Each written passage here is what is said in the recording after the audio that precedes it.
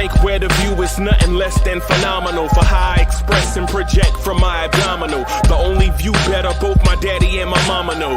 No living parents, my sons give me balance. My wife is my serenity, this mic is my identity. The world is foul enough, that's why I write without obscenities. Provoking danger with broken language and spoken anguish. Begging to get hurt, why would you ask to go through changes? Yes, Lord, life's a chessboard, master the angles. Control the tempo, be the one who holds the info. Acknowledge is just as deadly as machete swings. When spoken, the truth is as potent as that Medellin. While others swear the style is free, I just let it ring. Our time is undervalued, soldiers make us better kings. My fam's on my shoulder, reaching after better things. Today I take the shot, for them I'd rather set the screen. My mama told me follow my dreams. My daddy told me get it by any means. Stand tall, make him bow to a king. But I've evolved, you can see the resolve. Look in my eyes when you speaking to God. Life and for those who we caught up in using what I was scarred with the muse. I guess they call it proving I'm more than an artist. Penciling out my darkest while stenciling out a harvest. And storing what gets me from A to B just like garages. Instrumental with collages. Envision what I've been drawing. Broadway to give you rhythm like the great Lena Horne. So bent on, found comfort in the storm. Find peace and on when you see them others perform. Organized chaos, I'll cast it like hey ya.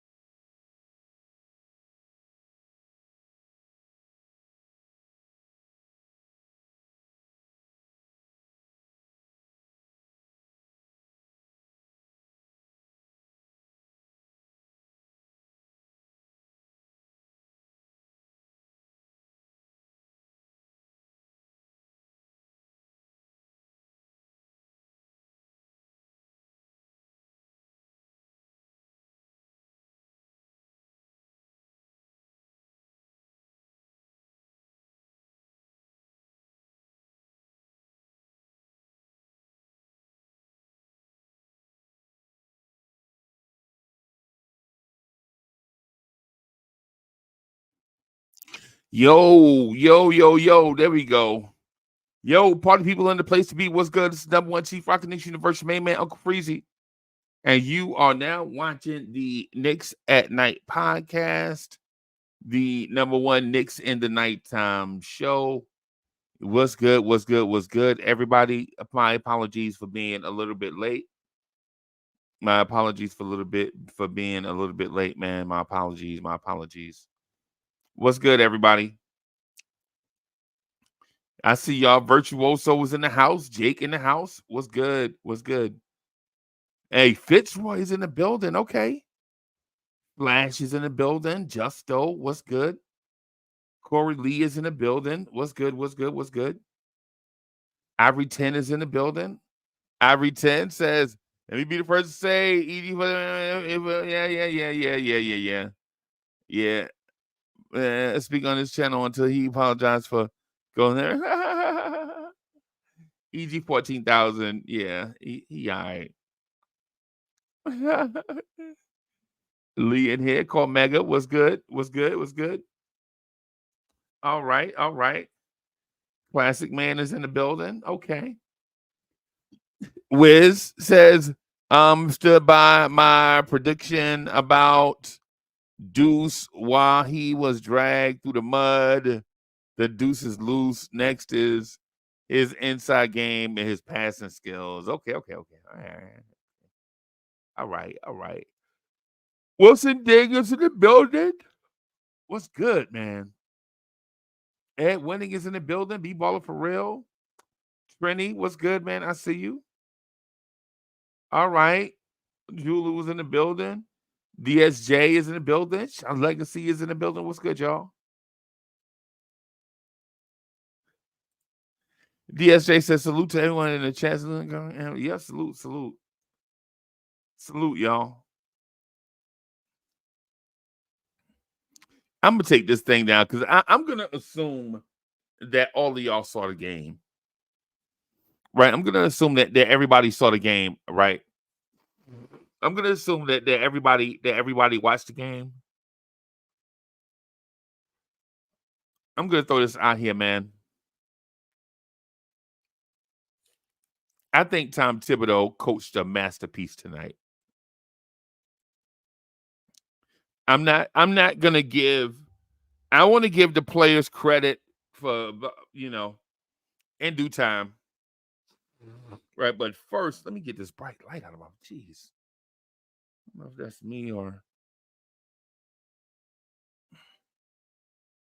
Let me get this thing right. I'm gonna say Tom Thibodeau coached a masterpiece tonight, right? And earlier today, or well, I guess it was yesterday morning, however you want to say it. Let's say 24 hours ago. Antonio, what's good, man? On the Knicks on the previous Knicks morning drive, I mentioned that this is just a January game.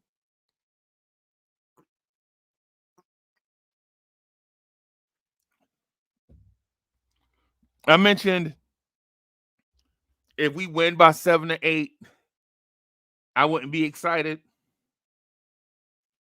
If we lost by 7 to 8, I wouldn't be excited. If we lost by 30, I wouldn't be disappointed. But then there is a certain outcome I didn't account for. And that outcome is a blowout win, right? With that said, I'm excited.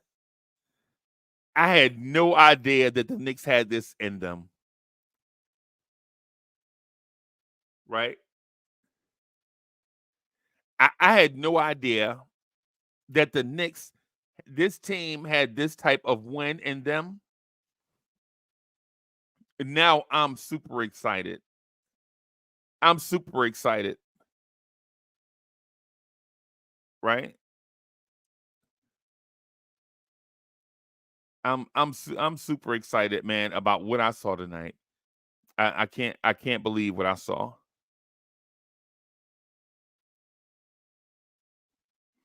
Classic Man says, "What's good? The Knicks laid the smackdown on Philly tonight." Yeah, man. From the outset. And from the outset. Hey, what's good, boss? Yo, what's good, Freezy? How you doing?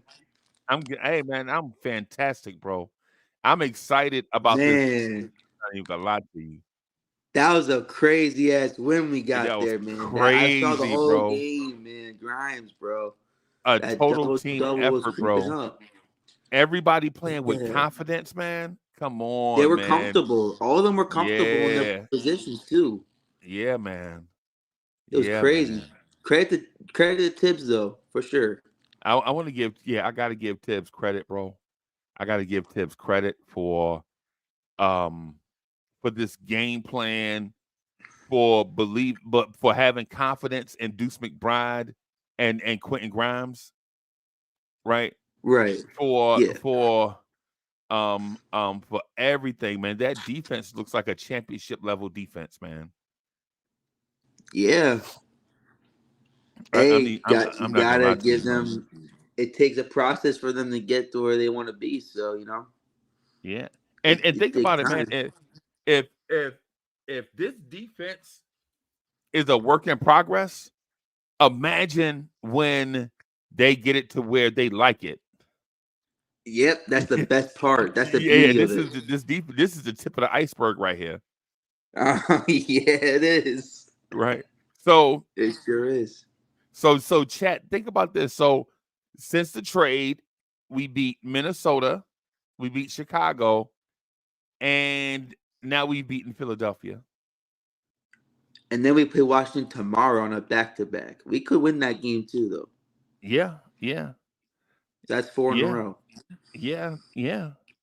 That means we could contend, and I don't want to overreact. I don't want to be super reactionary, right? I don't want to be the person that so I think I have a meme somewhere for it. Where is it? I think I have a meme for myself, right? Let me see. I don't want to be this guy.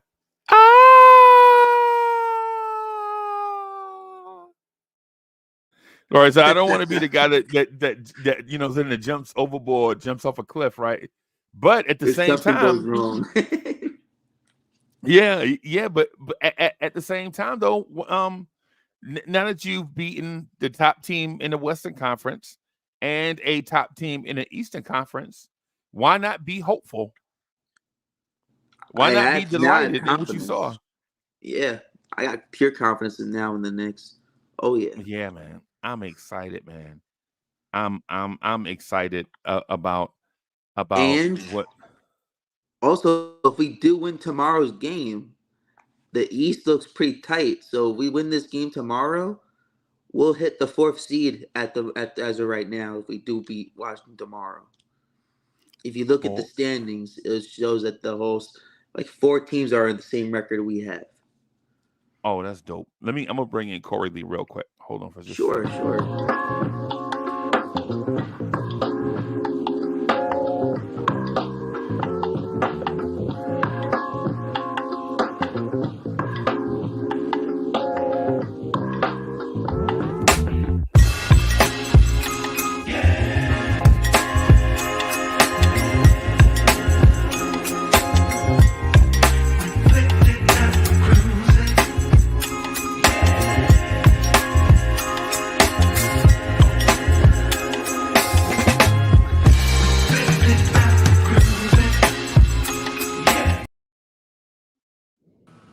Yo, Yo, what's up, everybody? what's good, fellas? Salute. Salute. Man, Ooh. Today was a day. Today was a day. that win. Mm-hmm. But it was so much fun watching ESPN be forced to give the Knicks credit. Ah, beautiful. Yeah. Beautiful. And they were then Stephen A was about talking smack about, you know what I'm saying? Like, he is all over the place with that. Yeah. I'm honestly glad he wasn't there. At least I can admit Kendrick Perkins does give us a lot of props, because the one thing he keeps saying is that people are like looking at Jalen Brunson and saying, "Oh, he's not a star. He's not a star." The way he played today is he played like a star. Yeah. Like, I understand Joe B had 30 and 10. I agree. But his 30 and 10 didn't feel like 30 and 10. No, it did not. He A lot of scored fouls, today. a lot of easy bucket. Yeah. He was the scoring machine today because Julius was kind of cold during that game. Yeah. But and So the when crazy Julius part, has a bad night, it's Brunson time. I Julius guess that had, alternates. Yeah. Julius had 8 points and we still won by 30. That's the crazy part to me. Yeah. I noticed that. That's incredible. I gotta, shots also, man. The guys on the bench really impressed me, because I was kind of nervous at first. When the bench comes in, I didn't know what to kind of expect. But McBride he was hot today. He was just hot today. Going 4 for 4, he was just hot. You couldn't do anything about it.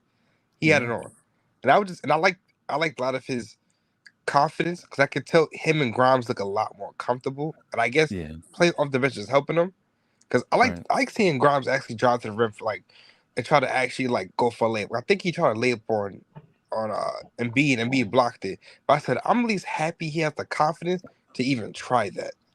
That dude almost had a double-double. If you look at the stat, he almost had a double-double, bro. Yeah. I was impressed. I was impressed by that. I'm just glad that it is. And the one thing I also I know Freezy, I know your thing is when that third quarter, when they come out and they start dragging, they were still dragging. They kind of dragged their feet, but at least they had that defensive intensity to at least not let the Sixers flip the game. The dreaded third quarter. Yeah. They controlled the whole game. They controlled it. I loved it. they were getting tired close to the third quarter, and then they regrouped, and then that's when they stepped up and got hotter again. So. Right. It was Man. good.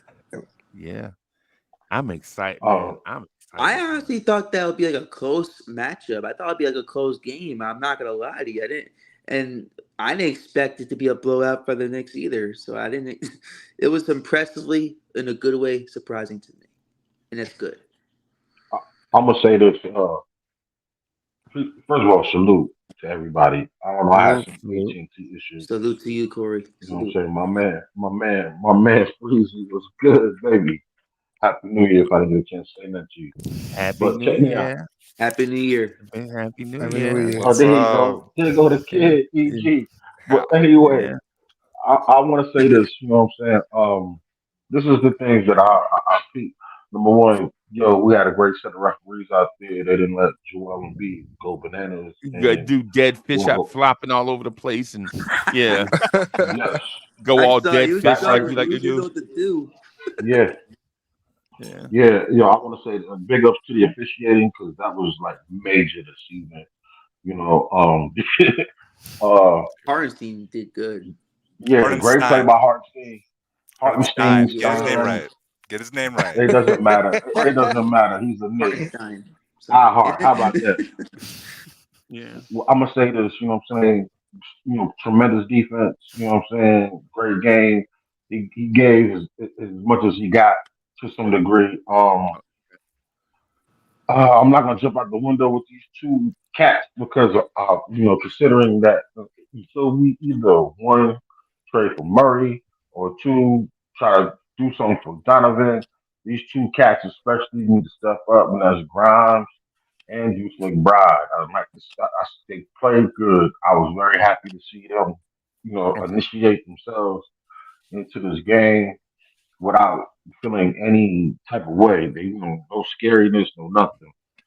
So I'm really proud to see that. Out of them considering and what a hell of a victory. You know what I'm saying? What a way considering Julius Randle was like MIA to some degree. Well, Jesus well, I mean, Christ. offensive. I mean, the shot wasn't going. Uh-huh. Yeah. Yeah, And yeah, the yeah, yeah, yeah, turnovers yeah, weren't going yeah. either. He was turning over the ball like crazy. Yeah. Yeah. Yeah, Yeah. but I mean, but he still found ways to try to affect the game to some degree. Yeah. You know what I'm So, saying? the Randall thing is not that Randall is a bad player. Just want to relax on that.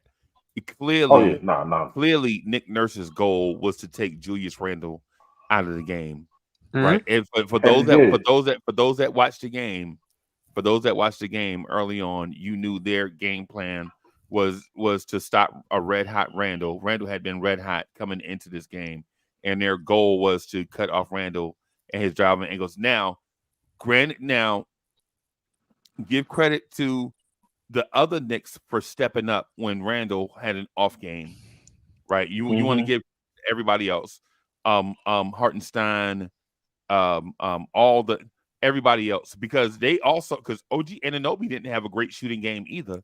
Mm-mm. He got two layups late to make his shot percentage look better. I think at one point he was 1 for 7. Yep. He was 1 for 7 at one point, The and only he three got was that Hail Mary three. The only shot he Yeah. made. yeah, and I think he got yeah. So neither of those guys really shot the ball well, but at the same time, we saw a total team effort from the Knicks. It was all hands on deck, and everybody else performed. And once Grimes got hot, you couldn't stop him. So you got a red hot Deuce McBride in the first half Mm. and a red hot Quentin Grimes in the second half. And You know Josh what I'm Hart. saying? Yeah. So Good job. and then Brunson was rock steady throughout. Mhm. So yeah, man, it was an amazing thing to watch. And the thing that I'm gonna let me do this right here just to put everybody. The thing that I really noticed is the Philadelphia 76ers to me are a champagne champion, right? And what I mean by champagne champion is they look really good until they get punched in the mouth, and they won't fight back. They won't fight back after that. I was talking behind the scenes with IKBM Dre, and they look like they look like your party guest that drinks cheap champagne with their pinky up, not knowing that the champagne is cheap. You know what I'm saying? That's what they look like tonight. Like Joel Embiid got the worst looking 30 and 10 that you've ever seen. Mhm. And Tyrese Maxey looks like a guy that can score in the open floor, but when you get them in a half court set, he's okay, not fantastic, right? Right. But either way, with all of that said, I still give credit to Philly for looking good, but no top seed is supposed to look like that against a lesser team on their own floor unless they're a paper champion. Mhm. Tiger, and I think that's what Philly looked like tonight. Are they that long term? Maybe not, but tonight they look like the people from. Hey, Corey Lee, you remember that commercial? When that man said, "Would you please pass the jelly?" So, yes, Where sir. everybody was putting Oh the yeah. Please. yeah, when everybody was putting the fruit spread on their crackers. Oh, Welch's commercial. No. The fruit spread commercial where they're in a mansion and everybody was like, "Would you please pass the such and such all fruit?" And they were spreading it on these crackers and all that stuff. And they get to the dude, and the dude was like, "Well, would you please pass the jelly?" I'm gonna send the commercial to you, Lee, so you can see what I'm talking about. That's I'm such a good. I'm That's a gonna I good know I'm, what you're analogy. talking about, though. I remember. yeah. That's what they look like tonight. That's a good analogy, though. I'm not gonna Yeah, lie. That was good. I'm gonna put the commercial in the chat so everybody can see what I'm talking about. But yeah, man, Edie. So what did you see? What did I see? Yeah, I don't know. I just saw a center outplay the MVP of the NBA without a doubt. Like that's what I saw. Like That was you can huge. look at the plus minus all you like the player that had the worst plus minus, one of the worst plus minus on the 76ers, Joel Embiid, -26. Yep. Hartenstein, +26. Because whenever Joel Embiid was in, Tiz made sure to make Hartenstein was also in. So Yep. they had the same plus minus numbers. And he just played him. I'm very proud of him for not fouling, just playing him straight up, forcing him to take that mid-range shot where he made a couple of them because he's a great player, but like that's a low percentage shot, and we saw it over time. You're going to hit that shot at 50%, right? That's just it. Goes in half the time, goes out half the time, and I think they just played very solid. Hartenstein finally got confidence in his scoring game again. He was taking Joel Embiid off the dribble, scoring, making his floater. And that's the thing that people don't understand about Hartenstein's game. He has a scoring game to him. He has this, something I've noticed throughout his career. The more shots Hartenstein takes, the more efficient he becomes. This has been consistent throughout his entire career. I don't entirely know why. I think it's like a confidence thing. It's something about his skill set where the more shots he takes, the more efficient he becomes. This has been true everywhere he's been. So when you're putting him in a Mitchell Robinson role where he barely takes shots, he's going to look super inefficient in that role. But as he gets more shots, as he gets more confidence, he gets more and more and more efficient. Today he only missed one shot, which is like a putback, but he made every other shot he took. And that was the one back iron, right? Yeah.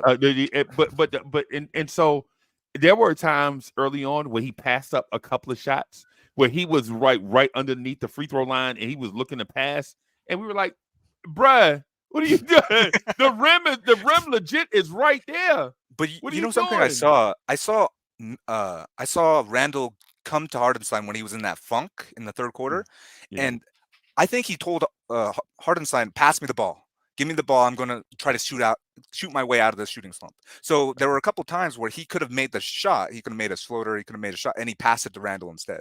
Okay. And you could kind of tell like he was trying to feed Randle to get him going in that middle in that third quarter, right? Right. What I think I thought I saw the opposite because I mentioned that was going to be a point that I brought up later. I saw now, and I'm not saying that both things can't be true because both things may be true. But what I saw was Randle go to Hartenstein, and I thought he was like, "Hey, bro, I don't have it," right? Because I saw Randle at 1 for 10 is what I saw that when I saw that happen. and Randle only took, and that was at some point in the third quarter, and Randle only took one shot the rest of the way. That's what I saw. Now I saw him like take a couple more shots after that. I remember because I saw that and it was strange, and then Hartenstein had the wing. He could have made a floater shot, and he passed it to Randle instead, and then Randle did what Randle does. But Randle's still a great player, and he's still a great player. He had a off game today, and it happens to a lot of players, bro. Right. I think Hartenstein. I think the word for Hartenstein is he likes to compete. Yeah. To the level he wants to be at.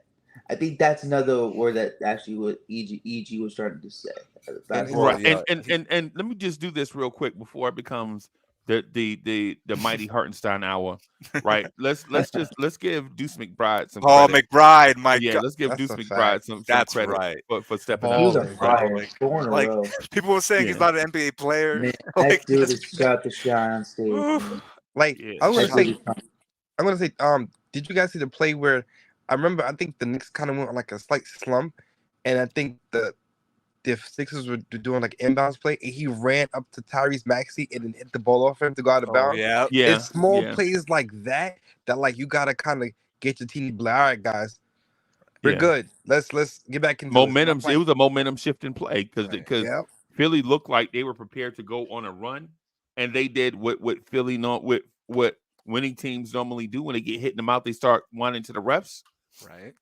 And so when they started whining, because if you remember, the play before that is a ball of OG Anunoby out of bounds. They start crying. They challenge the play. They get the play overturned. And then they go on this thing where they try to inbound all these different things. And the Knicks snatch the momentum right back from them. That's a Tiz move. Yeah. Like if McBride can become that knockdown 3-point shooter, I think he can replace what Quickly gave you off the bench. Like because he's an amazing defensive player. If he can hit, that's a big if. But he showed it in the G League that he's capable. If he can hit that 3-point shot consistently, because the thing he does stuff better than Quickly ever did. He cuts better. I think he's an equivalent passer. He's a very good passer. If he could just hit that 3 at a good level, I think he can replace what Quickly did. Like he's not going to finish games for you, but I think he can be very similar to a Quickly like player. And that's why I think they traded Quickly, because I think they saw something in Grimes. Because the moment they traded Quickly, they extended McBride, right? Immediately. So I think they really saw that in McBride. Where I think both were in the works. I think they probably, because they didn't. I don't think they traded Quickly and then ran to McBride and talked to him about extension. I think the extension was already on the table and all of that stuff, and they just announced it after they traded Quickly. You know what I'm saying? You think so? Because I mean, is it like the timing was like literally? Of course, yeah. Think about timing, bro. You can't negotiate a $1 million contract extension in 30 minutes. I mean, we got to relax. Right. You know what I'm saying? I mean, if it's me, it was already. They had wanted already to been in the works, but he wasn't getting any playing time in the rotation. So, I want to give my man Grimes a round of applause, man. It was one play I saw in that game that Grimes did that I was shocked to see was really good. I don't know if he did it, but I think he blocked Embiid's layup. Ooh. Yeah. If that's true, then that's pretty freaking impressive to me. Hartenstein blocked the rim also. No, he only blocked Hartenstein blocked a lot of stuff. That blew my mind when Grimes blocked Embiid and got that rebound like 8 times. Like, I think he grew taller, man. I'm not gonna lie to you. The confidence, man. The confidence. The confidence is everything in sports and for all this sports. Team today, I like how like their big thing was that the guys who are going to be the stars are going to be the stars. Like Embiid is going to get 30. He's gotten to a point where he's at a level where getting 30 is going to be like the natural thing. But the other guys, if he can cut everybody else off, they're not effective, because from this point on, everybody kind of just stands around. And they kind of like wait for the game to come to them. And then what the Knicks did was like, if we already have the pressure, just keep pushing it. And as soon as it started happening, it started pouring on. Even I love when like pressure. I think it was Achua hit a 3, and I'm like, I didn't know he even had that to his game. He did hit 3 like that. I don't even know if he had shot 3s in history. He had history shooting 3s with Toronto too. Don't forget. Oh, okay. He had history with that. He shot 3s in his career before. He shoots 27% this year. 31. If I he's- guess 31% for That's his why he's a like sleeper in the trade. That's why he everyone can- liked Chua. if he's wide open, he'll put him up. He'll Man, put him yeah, when he's wide open, he's got a good chance Or to, a or pump know, fake it a and decent drive to the chance to knock basket. it down. 60% free throw shooter though, so it's not, it's not yeah. it's not He can something you want shoot. to. It's something it's a We're cherry not on gonna. top. We don't want to live and die with that. You know. Yeah, we really don't want to it's a rare thing. It's not something that's going to happen. But Uh, I wouldn't be surprised if they keep it Chua making that habit. Like if he's open, he could shoot it. I won't be surprised if they consistently have him do that. That's what I'm trying to say. Yeah. And But we yeah, have Josh Hart to get the rebound. Josh Hart with 15 rebounds. Yeah. Dude, that dude's a monster. That Oh, dude is man. a steal. Did RJ Barrett ever get 15 rebounds in a game? Just wondering. Yeah. Yeah. He's got 15 rebounds. RJ. Yeah. Oh, Yeah. He's got 15 I rebounds. thought he got less than that, like around like maybe 10 or something. No, RJ Barrett grabbed 15 rebounds his rookie season. Oh, okay. Oh, Yeah, okay. yeah. That's right. Yeah. But I just appreciate the ball movement today. It was really, really nice to see a lot of the ball movement. Even though, like, I know Randall was trying to get into like his shot, I wasn't really too upset about it because I know how he gets. And like sometime in that third quarter, he's trying to like say like if I can kind of get into that groove, we can kind of just really start coasting. But even when he didn't get that, and they kind of cut the lead to like 12, we got the ball back and just move the ball and then open shooter or someone that cut easy layup. I just appreciate that. But but I know we give everybody props, but Brunson is a star. The way he gets these difficult buckets, that man is a star. Cause I'm looking at the plays he makes, and I'm like, you understand the difficulty of these shots that he gets off, and people are like, well, he's okay, but I don't really. I'm like, man, every time it comes to the big stage, he shows up. Right. I love the whole team. I love that game. That game was fire. Yeah. And you know what? It was against one of the best defensive teams in the league. That's right? the best And they team showed basketball. like you can't stop. Like if Brunson's going and they have to double him and they give it to Hartenstein on the roll, like that's a layup every single time with Hartenstein's passing ability. And Or they get to DiVincenzo too. Yeah, and or open shot. So, someone's going to be open. Right. Yeah, no doubt. So and when Brunson has it going like that, even Randle doesn't have a greatest game. It doesn't matter because you have so much talent in between. Yeah. Right? So it's really, really, really good. You have a balanced roster that you could actually be flexible with your whole roster too. Who could shoot, who can it's all around the whole team effort. But you know what? We haven't seen anything yet, man. We haven't seen you have not seen anything yet. I think I hate this. It's gonna start soon though. Once they start, chemistry happens. Yeah, and I hate to say this, man, but maybe. Oh, you're cutting off. Good thing. Cut off. Are you cut off? Oh, no. Yeah, maybe RJ Barrett, moving RJ Barrett was a good thing. I don't want to kick RJ Barrett in the back on the way out the door. But yeah. I think it was fair for both sides, honestly. Yeah, I think the Knicks look better without RJ. Yeah. And Toronto with RJ already. He had a good game in Sacramento tonight. So did he? Well, there. He was all right. Quickly didn't look fantastic tonight. Yeah, no. But since we're on the Knicks at Night podcast, I don't care if Toronto won or lost. I don't care if they went out. To be honest with you, I don't care if they went out and ate pizza, right? The point that I'm getting at is I think the ball moves exceptionally well without RJ. Yeah. Right? You saw elite ball movement tonight.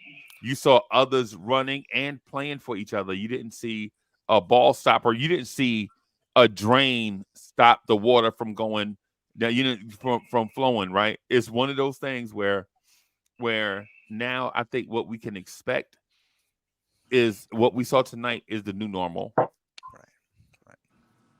Exactly. The defense looked elite. Right? The defense looked. I was telling IKBM Dre earlier that tonight, I'm not saying forever, but I'm just saying tonight and against Chicago and against Minnesota, this looks like a championship level defense. We don't know how long it's going to last, but I'm saying in this moment, with Hartenstein at center, with OG Anunoby, and with guys playing in better roles, this looks like a championship level defense. For right now, next week, we might, you know what I'm saying, we could come back to what the mean is. But during this 3-game stretch, it looks like a championship level defense. And this game against the 76ers was so important because the 76ers were leading the NBA in net rating. Yep. They were literally, like, obviously they were beating up on a bunch of, they had an easy schedule, being up on a bunch of. They were on a 3-game winning streak.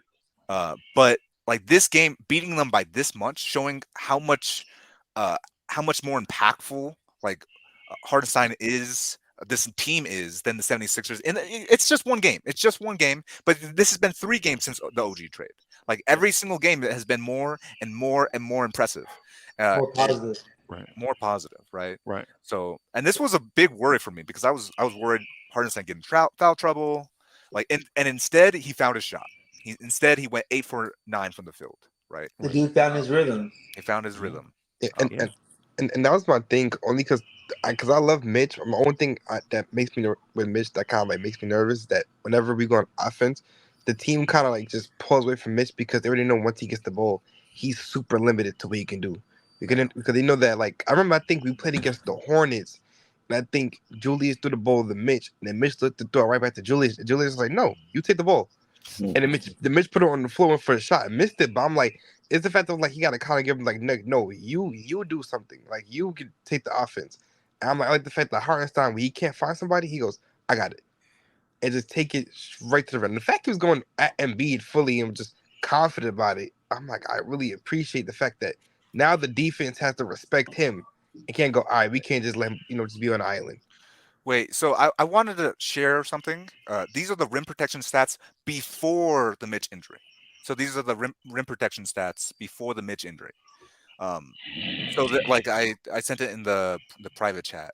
And I just want to show you like where Hartenstein was before the Mitch injury versus where Mitch was before. Okay. Because I want to make an argument here because this is something that really grinds, something that really triggers me. When I see, but hey, so EG14. Let me just say this though. Remember that you know what I'm saying. The show has a moderator. What you want to do is when I come in, I already have a flow to the show that I have. Now I don't mind, right? Yeah. Just remember that if we're talking about a certain thing, just to do the switch up though, throw. You know what I'm saying? Right. So are you saying? Just let me know what it is that you're. Well, I want to have that argument right now where. Right, but remember that you're stepping into a show like I already have a thing already planned out. Okay. Right. So but let me because what I wanted to do, right? And because I understand where you're going about the Hartenstein thing, right? I already had a thing though planned that I wanted to kind of move with a flow of, is this what Knicks fans should expect going forward, right? The championship level defense, the impact of the Philadelphia win, the step out of Deuce McBride. Is this a new Grimes thing? So I get what you're saying. I get what you want to do, right? But if you're gonna do this though, let's just make sure that this is not going to be hijacking of the show with all this Hartenstein shit. We just want to make sure that we talk about your future championship. We have to talk about the bench. Right. Well, you're right. The backup centers. Yeah. Trust. I think that is. Hey, hold on for a split second because EG 14,000 wanted to talk about a certain thing.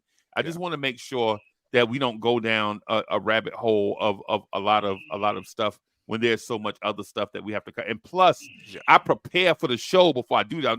I don't just hit a button and just come up here, right? Right. What I'm saying is I already had a thing laid out, and so if you want to do this thing, just be mindful that what I'm saying, even though it's a a open palette type thing that we do here, I will be that we just don't just go all in this one direction. But before we do that, like you on the beat.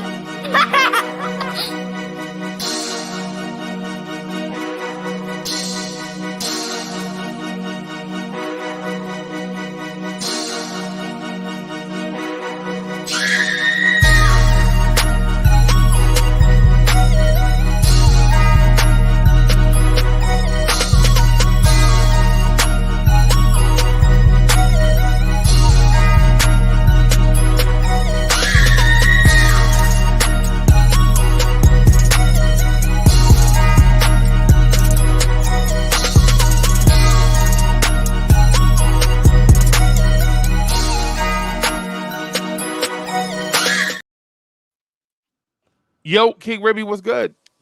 Hello. Salute, Hey, Freezy. welcome. So, Salute, Chat. EG, I have your thing right. I wanna see if I can. This is what you have in the private chat, right? Right. You All right, trash, man. all right, all right, all right. So go ahead and do what you gotta do today. If I had prepared better, man, what I would have took this info and put it on a slide or something so it could look better on the screen. What I'm gonna do is pull it up and so that we could see it on Twitter. See what? Hold on for a second, because EG 14,000 is about to read his Valentine's Day card about Hartenstein. I don't. Come on, man. Let me see. He's a Okay, backup for Mitch yeah. until All right, Mitch come back. there we go, boss. We gotta do like certain Let's things. stop We the just want to make. foolishness, man. Like, This is yo. hard to see. This is hard to see. Salute, Is it? salute, Oh, King Ribby. God. Salute. Is it? Yo, salute, man. Yeah. So Yo. this is what EG 14,000. What it is the reason why I was just talking to telling EG 14,000 this thing is because, you know what I'm saying, when content creators do shows, bro, we don't just hit the button and just show up and just start talking. We do show prep before we get here. Right. And so I had all these things planned out before, and then EG wanted to talk for 2 hours about Hartenstein being the GOAT. So Yeah. Well, I just wanted to so there's this major misconception in Knicks, Oh, my God. that Mitchell Robinson is a better rim protector than Hartenstein, or even that he's this elite rim protector. And this stat, it was before we got Mitchell Robinson, and as you can see, teams actually shot better at the rim when Mitch was in versus Hartenstein, who, as you can see on this graph, is actually right next to Rudy Gobert. Like, again, this is before the Mitchell. This is before Robinson's injury. What's your point, though? My point is, Hartenstein is a better rim protector than Mitch Robinson, and the reason why we see this incredible defense in the last 3 games is because Hartenstein is a better rim protector, because he's just more impactful of a defender. Not only offensively, he's also better defensively than Mitch, and that's the argument I want to make. Again, this is before these stats are before. Do you have the what about this? Because I understand what you're saying about Hartenstein. I don't think there's an argument there, right? But at the same time, are you taking into account the defense of RJ Barrett and Emmanuel Quickly, or are you saying this is? Well, that's why I wanted to point out that stat. That stat was just looking at individual rim protection defense. Okay. Right? Because I think Mitch Robinson is so athletic and he looks like this amazing rim protector that we just tend to forget about all the times he put his arms up and the guy just goes back like past him. Where Hartenstein, he moves his feet, he's very quick, and he contests a lot of those shots, and he forces a lot of those misses. Right? Instead of just jumping up and down and letting the guy go by him, he actually moves his feet, contests it, and makes it a hard shot. And then other players can get the rebound and then run. Right? And a lot of his block shots turn into fast breaks, like today. Like we saw it over and over. 2 times he blocked a shot. It was a layup on the other end, which is like an 8-point swing altogether, right? So that's part of it. So that's my take. I think Hartenstein is not only a better offensively, I think he's much better defensively than Mitch Robinson. Not just a little bit better. I think he's much better. And I think Mitch Robinson has been getting a lot of the credit for Hartenstein's impact this entire time. Right? That's my okay. Oh, okay. All right. It's the reason why Mitch was It's got to be more than I think you hiding something. 33 minutes a game. What else you got? It's got to be something more than that. It's nothing like other than we've already covered the defensive EPM stats, right? Where Hartenstein leads the entire NBA. Yeah, the imaginary analytic thing. Yeah. Yeah, right. But I think there's something. I think there's something else that you want to get to outside of the Mitch thing, right? What is it? And because he's been saying this like. I think my God. Isaiah Hartenstein's better than Joel Embiid. I think Oh he's my more, God. Okay. All right, now he's you better That's than like, Joel crazy. Embiid. yeah. I Whoa, think he's more impactful, and I think today, gotta relax. I think today, Let's not get too carried away with that, my man. first Yeah. first day, I think he's a more impactful center than Joel Embiid, and you're going to see over and over and over again because, and this is why these last two games are important. Like, obviously, defense, you need a team around you, like having RJ Barrett, having like Brunson, Randall, who are like mediocre defensive players. Just adding OG, I believe, unlocks Isaiah Hartenstein's defensive player of the year level defense, where now OG can stay with the guy, allowing Hartenstein to get a Shit. block, allowing But Hartenstein to put himself in position to make a plays. you Right? got Hartenstein for defensive player of the year? Yeah, I think so. I think he's right there right now. Oh Two no, steals, no. 2 blocks tonight. Oh Last my night he had God. 5 blocks. No, The night I before say, that, he had 3 blocks and 3 steals, I'll and it's say just getting better and better and better as the team chemistry improves. if Okay. I think the starter. Can I say something? Hartenstein could keep this up the whole entire He season, will. then if he honestly does, full right to say that. But you gotta also understand this is not like it's not like a huge sample size yet. Like you have to see Hartenstein as a starter for the entire season till the playoffs. Now, if he can maintain this, full Even right. if he can Maintain maintain this. this, He's it going to don't get matter. better. It's not. He's going to gonna get better happen. than this. Like, are Right you now, this is just serious? the beginning. He's going to be better than what he is right now. He's going to You become guys better are than saying this. defensive player of the year. I'm not saying You that. see what I I'm just mean? saying if he And see, What the maintains. like? What the? and so King Ruby in chat, and this is why I was saying before EG 14,000 started that if we're going to go down a rabbit hole, then you could because I already had stuff prepared, and you Like, see, yeah. and now it turned into Alice in Wonderland, right? You see what I mean? Just Yo, wait. it's him though. Like, I prefaced it, come right? on, man. But here's the thing.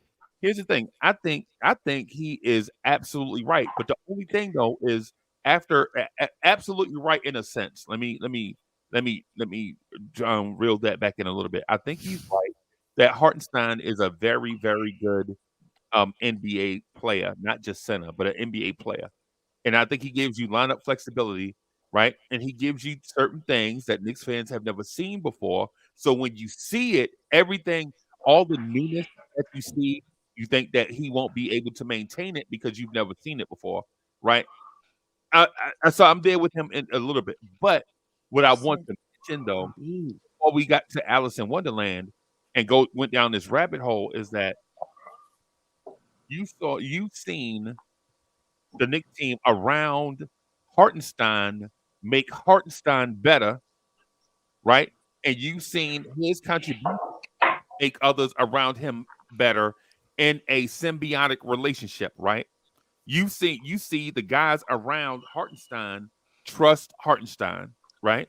And then at the same time, you've seen him trust his teammates, right? So it's the ebb and flow of young players learning from each other and getting better step by step. Now, are we going to wave a magic wand and put this dude on the all defensive team starting in January? I'm not going to say so because Heck no. in order to make those teams, you have to have a reputation for being that. And with that said, usually before you make an all defensive team, you have to be very good and barely make it the season before, and then you make it the next year. Just like Jalen Brunson in the All-Star team. The league had to see Jalen Brunson be an All-Star caliber player the first year, and now this year it's assumed that Jalen Brunson will be an All-Star this year. Yeah, get what I'm saying? Yeah. So we got to see Hartenstein do this in increments, get incrementally better for the rest of this season, and then next season, if Mitch is still here, I mean, or if Mitch is gone, or some type of thing where Hartenstein gets the lion's share of minutes, then you'll see the league recognize Hartenstein next season. But since he didn't start the season as a starter and has just become the starter in theory for the last 14 games or so, then he'll have to build that resume. So towards the end of the season, people will recognize his goodness. Now he's not going to be on an all defensive team. He's probably not. He may not even be the most improved player, This guy can't even even if he is even if he's the league's most improved player, right?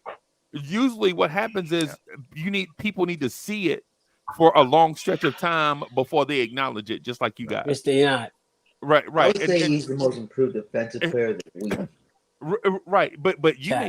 may feel that way, and EG 14,000 may feel that way. Knicks fans may feel that way, but the NBA as a whole is the people that vote on the award, right? And so they need to see a large enough sample size before, and that's the reason why I said I didn't want to go down the rabbit hole, because it's a bigger conversation on the other end than it would seem like it is up front, right? That's why I was like, oh geez, EG 14,000 want to do this right here, and it's and honestly, it's probably like a 6-hour conversation. Yeah. Right. It's like a 6-hour conversation. Would I want to? No.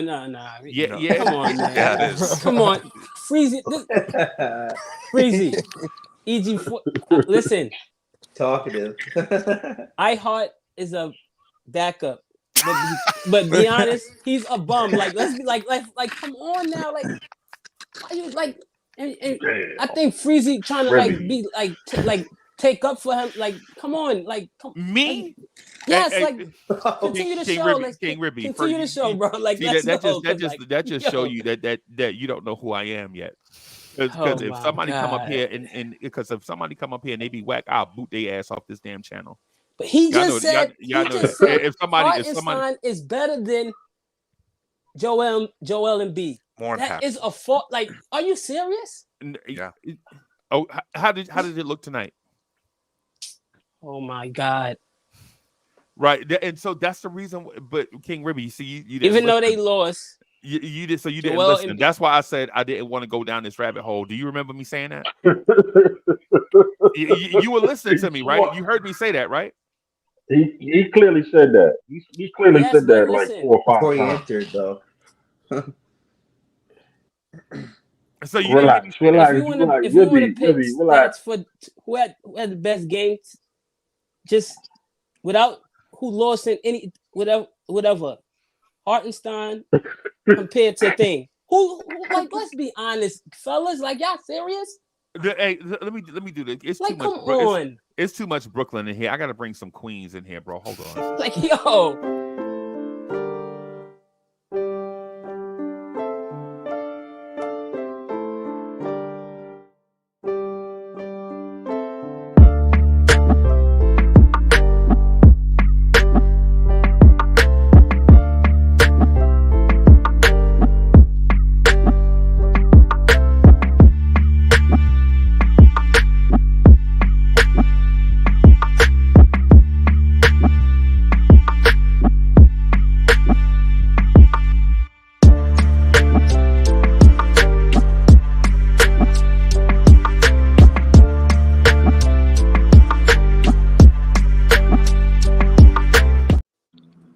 Yo.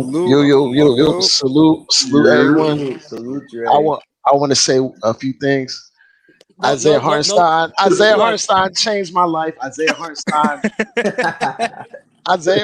is the name of my Wi-Fi. Isaiah Hartenstein is going to be the name of my firstborn. I have a tattoo of Isaiah Hartenstein on my back. And on my heart. And on my heart. Capping right now. Y'all is all capping right now. Like, for real. But here's the thing. This is the reason Embiid why I compared to Hartenstein. Like, come on, man. Here's the thing. Here's the thing, bro. The thing is, when EG 14,000 was saying, we even mentioned this, I already knew this was going to be an OD 6-hour conversation about Hartenstein, right? But because the thing is, we should talk about the game in complete. Yeah, see, exactly. That's okay. See, this is the backup. That's the reason why I gave the warning up front, and y'all thought I was being rude, right? What I'm saying is you can't have two open topics like this on the floor at the same time and have two different conversations. You know what I'm saying? When you do the live stream, you have to have a flow to it. You don't want to have people all over the place, right?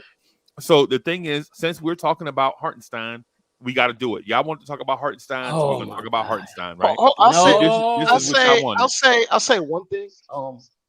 I think you got to separate. Like, I understand EG's approach. You got to separate reputation from data, and like his data is stating that he's very, very impactful. Now, before we crown him and give him these awards, I would honestly want him to put the body of work in for the entire year because Yep. when you say a guy is impactful, Resume. hold on. Before you say a guy is impactful, like you don't know if he gets injured for the rest of the year, Yeah. and then you have a what if, Yeah. and I don't want to leave a what if about that. I want to give him his credit because he definitely put the work in. Hey, Dre, your microphone switching up on you. Dre, your microphone is just switching up Oh, on you. my bad, my bad. Am I good now? Am I good now? Am I Say that good? again? Am Yeah, I yeah, good yeah. now? We good. Yeah, Yeah, yeah. you good. Yep. Okay, my fault. I was gonna say I want to give him his credit because he's been in multiple situations where he hasn't been, I guess, utilized or prioritized, and he's clearly putting in the work, and it's coming to fruition on the court right now. And I want to give Tom Thibodeau credit, and I want to give the front office credit for I putting would two give Tom guys Thibodeau around him that help. credit, Hold on. Let him finish. Let him finish. but Yeah. like, he started Sims over him. And No. I'm not. Yeah, I can completely acknowledge that Sims' Yeah, move well, is yeah. completely ridiculous, yeah, right? go ahead. Yeah. But he's still part. He still has a scheme that Hart benefits from, even though Hart may do it in your mind better than Mitch, right? So I think that you have to give coaching some credit, even though he Yeah. did start Sims. I can acknowledge that. Everybody knew that was a For like mistake. 10 though. minutes a game. Yeah, I don't. Right, but even in those 10 minutes though, we all knew that was a mistake. Jericho Sims is No, not an NBA center. exactly. Jericho Sims is not even a college center. Jericho Sims, to me, and Dre, have I not been telling you this since whenever that Jericho Sims is a off the bench wing big that needs to focus on defending jumbo threes and fours, like waste your fouls on Jason Tatum and Giannis. Right. Had I not been saying that, bro? Yeah, and for you to have that type of center on the court, you need to have or big. You need to have a spacing center, like a guy that can legitimately shoot. Otherwise, you're at a complete negative with him on the court because he's Offensively. not very. He's not spacing for you. He barely sets decent screens. Like he's Right. not passing for you. Just an He's- athlete. That's yeah, all. He's just yeah. a big athlete. And That's he's it. lost. He's not very lost half the creative. time. He's not very I think I- Power creative. forward and Yeah. athleticism. Can I But- ask you a But, tech? but I didn't want it to devolve Yeah. into straight Hartenstein conversation. Like there was a lot of good things. Hey, we saw in the there's a court lot of besides- good here, bro. We here, bro. We here already. I got like already. All right, so since we I got a page of notes. I may as well you just give it to my dog and let him eat it. I may as well let the dog. I may as well let the We dog ain't eat doing the that. part now because King Ribby want We to ain't talk doing about that. Hartenstein being better. no. Than I just Jabbar.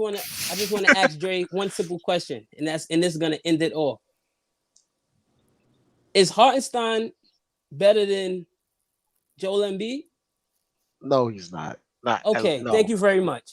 Because He was somebody on the he was panel more saying impact. that. He was more Like, come on, impactful than man. him tonight. He was Right. more impactful than him tonight. But to say someone is better than someone, It takes the body of work. yeah, which he will. absolutely. But the thing is, about I've been season. following Hartenstein for 3 years, and I've known he has Oh, he's boy. has Here we- had this body of Oh work boy. Here we go. every step of the way. Every time he's been given playing time, he's played like this. Bro, we already Every know single you've been. time. Bro, we already know you're a Hartenstein fanboy, bro. No, What are you so talking about this no, summer? it's so you can say he doesn't have the body of work, but I could say he does because I've seen it at every single time he's been No, given you can't minutes. say that, bro. No, He's been No. performing at this level. He's been EG 14,000. consistently No, performing at a Have you been in the more games live impactful every level. day? bro, come on, bro. Let's relax, bro, with the body of work thing because you're comparing him to a league MVP. They do not have Exactly. Hartenstein does not have the league MVP body of work. It's not like you're comparing Carl Yeah, he Anthony doesn't have it At Towns all. to Joel Embiid. You're comparing the king of the small sample size to the league MVP. Right? Is that not accurate? The The king king of of the the small tiny sample sample size. size to the league MVP, extrapolating what this man could do if he got the league MVP's Oh, minutes my and role, God. right? Is that what we're doing? That's exactly what and we're now doing, Yes. right? But now he's been Yeah. every single game he gets closer and closer to that player. We're Right, seeing but it every single game. Oh It's, Jesus. it's right, you're seeing it every single game. you're mixing two things though. You're saying that he could be this if he got those type of opportunities right? That's what you're saying. If Hartenstein got this type of opportunity, he would look more and more impressive. At the same time, you're comparing him to a guy that is getting these opportunities, right? That's what I'm saying, King Ribby. That's why I was saying if we go down this rabbit hole, it's going to be a 6-hour conversation about what could be, right? What could be if that man got 30 minutes a game and 20 shots a game? What's about to happen? What if? I think he's basing his logic on numbers that exist, but you also have to have a little bit of nuance with it. Like I think partially the reason why he's so confident is because the Jokic thing did happen. And we can't like skip over that. Like he basically called out that Jokic was going to be like a high impactful superstar, megastar type player based off a smallish sample size of analytics. Dre, y'all gonna give me credit for calling. Dre, when are y'all gonna give me credit for calling Julius Randle a multiple-time All-Star? Bro, legit. When we signed Randle, I said Julius Randle is gonna be a multiple-time All-Star in New York. Nobody gave me credit. I didn't know that. I didn't know you then. I didn't know you 5 years ago. They legit laughed at me. People told me that Julius Randle was not going to be better than Marcus Morris. Oh, right. When I said it, they said this is Marcus Morris's team. That's rough. Right. That's what. But Dre, you know what I do though? I don't brag about it and talk about it for 4 hours on every show. That's the difference. No slight on EG 14,000 because I think he's bro. Listen, I think he's right to an extent. What I'm saying though is, oh my God, nobody is gonna believe what he says until Hartenstein gets the opportunity to do it, and he finally has the opportunity. Right. But what I'm saying to EG 14,000, and this is just to him. What I'm saying is, bro, even if you talk about it every time you get the opportunity to talk about it, even if you talk about every time you get the opportunity, people are still not going to believe it until they see it, and they're going to see it, right? And that's the thing. You saw it tonight. You saw the impact tonight, and tonight's just. He didn't play like an MVP level caliber player tonight. He was more impactful than Embiid tonight. He was more impactful than Embiid tonight. Yeah, bro. I'm gonna ask a quick question because I kind of noticed something early that I seen the Sixers tried like a couple of times because they kept trying to throw Kelly Oubre. Well, I know DiVincenzo was guarding Oubre. They kept throwing Oubre to the post, and they kept trying to have him just like outsize DiVincenzo, and like I noticed like a lot of his like defense kind of really kept that from establishing, but like the size thing is. Like it's obvious because like you don't have a lot of like tall wings outside of like OG, obviously. So like, do you guys have like a wing in mind that we should get, or do you feel like this roster currently? Oh, you want to change the subject from Hartenstein? Oh, I would love to. I would love to. Scoring max Thank you. Entire game, so right. Wait. You can spin it like, EG. What kind of wing would you want protecting the perimeter for Hartenstein? OG is perfect. OG is perfect for that. But I'm saying you need more than one wing. You can with Hartenstein so good, you only need one. And the problem is the Knicks only didn't have one. They didn't have a good, a solid wing. They were trying to use RJ Barrett as a 3. He's not a 3. He's a 2. They tried to use Josh Hart as a 4. Like Hartenstein was out there by himself. Mitch was out there by himself too. And Mitch is a good defensive player in some ways, but it's like okay. I'll phrase it like this: hypothetically speaking, if OG gets 2 fouls in the first quarter in the first 3 minutes, what type of player would you want to bring off the bench to replace OG? Like if you could like pick anybody in the NBA, like type of thing. Anybody that's I don't know. That might be a hard ask for you on the spot. That might be like realistic to target. That might be. Wait a minute. In a game that we saw Jalen Brunson completely obliterate the Sixers. We talking about Isaiah Hartenstein. Second leading scorer in the game. Second leading scorer in the game. Outscored. No. Grimes had more points. Grimes had more points. Grimes had more points. He scored like 18 in the fourth. In a game where we saw Quentin On the Grimes have a starters. breakout game, we're talking about Exactly. Isaiah Hartenstein.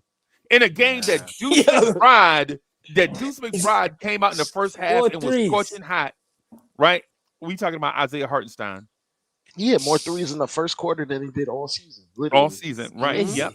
Back And to we're back. talking about Isaiah Hartenstein. You see Yeah, what I mean? because that's the story. That's the story that's going to long term. Isaiah, there's going to be movies written about this. There's going to be movies, God. right? He's Like, going- how did a player this good Maybe. come out of nowhere and then be like and lead the Knicks to a championship? Like there's going to be movies written about this. What subject Well, did well, you wait, have? hold on. They said that when Linsanity happened. What happened? And there were movies written about that.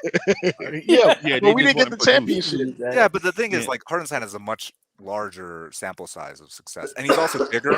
Like he plays a more impactful position. Center is one of the most impactful positions on the floor. Well, if you have a good center, that is. Yes. A Yeah, good Yeah, and center. so chat, this was the thing. I was telling y'all this 30 minutes ago that this is where the conversation would go with Hartenstein if we went down I'm good the talking and- about some other stuff. Like I'm good. It's not me. It's just I I'm think just saying. people get overwhelmed. As soon as I With came the- on the with panel, crazy you talk, start yo. just Hartenstein. Well, you're the one saying he's my a bad. backup. You're My freaking bad. delusional. Oh my god, a backup outplays Joel Embiid plus 26 against Joel Embiid. Oh, show me the backups that can do that. Come on. and wait a minute. So Yeah. wait a minute. So Joel He's Embiid a starting didn't get, caliber player. yeah, Joel Embiid didn't get 30 and 10 tonight. That was the most. That was the most. And Joel Embiid wasn't guarded by Isaiah Hartenstein. That was the most lame. He was tripping Hartenstein. He Oh. like he was. Come on. He was I'll say it was just this. nonsense. This was probably one of the least efficient 30-point games that Embiid has had all year. Like I think Joel shot like 44% tonight. He's never shot that poorly from the field in like a month and some change. So basically, what you're saying, Dre, is you giving praise to. I'm giving Him. Isaiah Hartenstein. Oh, come credit. on, man. I'm not jumping out the window saying he's gonna win MVP. I'm just saying he did what he was supposed to tonight at a high level, and he played very, very well. And you know what? And what I'm gonna say is, it was a random January game, right? Exactly. I think it's a schedule. I think it's a schedule loss for Philly, right? And Exactly. I think the Knicks caught Philly at the right time. I think Philly came in just like that thing where I said the show. Put the link in the chat. Could you please pass the jelly? That's what I thought. That's where I think Philly was at. Right? They thought they were at a certain place where they could just throw their jerseys on the floor, and Hartenstein played to another level against Embiid. Right? Grimes played to another level against their backups. Deuce played to another level against some of their backups, some of their starters, right? Jalen Brunson was a model of consistency, right? The Knicks got out and ran, which we know now is the Sixers' Achilles heel because their best player is a center that can't get up and down the floor and run. And for that, I think we should give Tom Thibodeau some credit, right? How you beat Joel Embiid is not by trying to defend him in a half court, make a 280-pound man run up and down the floor for 35 minutes. So you can only run if you get stops, right? Right. Well, I agree. I agree with you. That's how you get to the running part is I agree with you.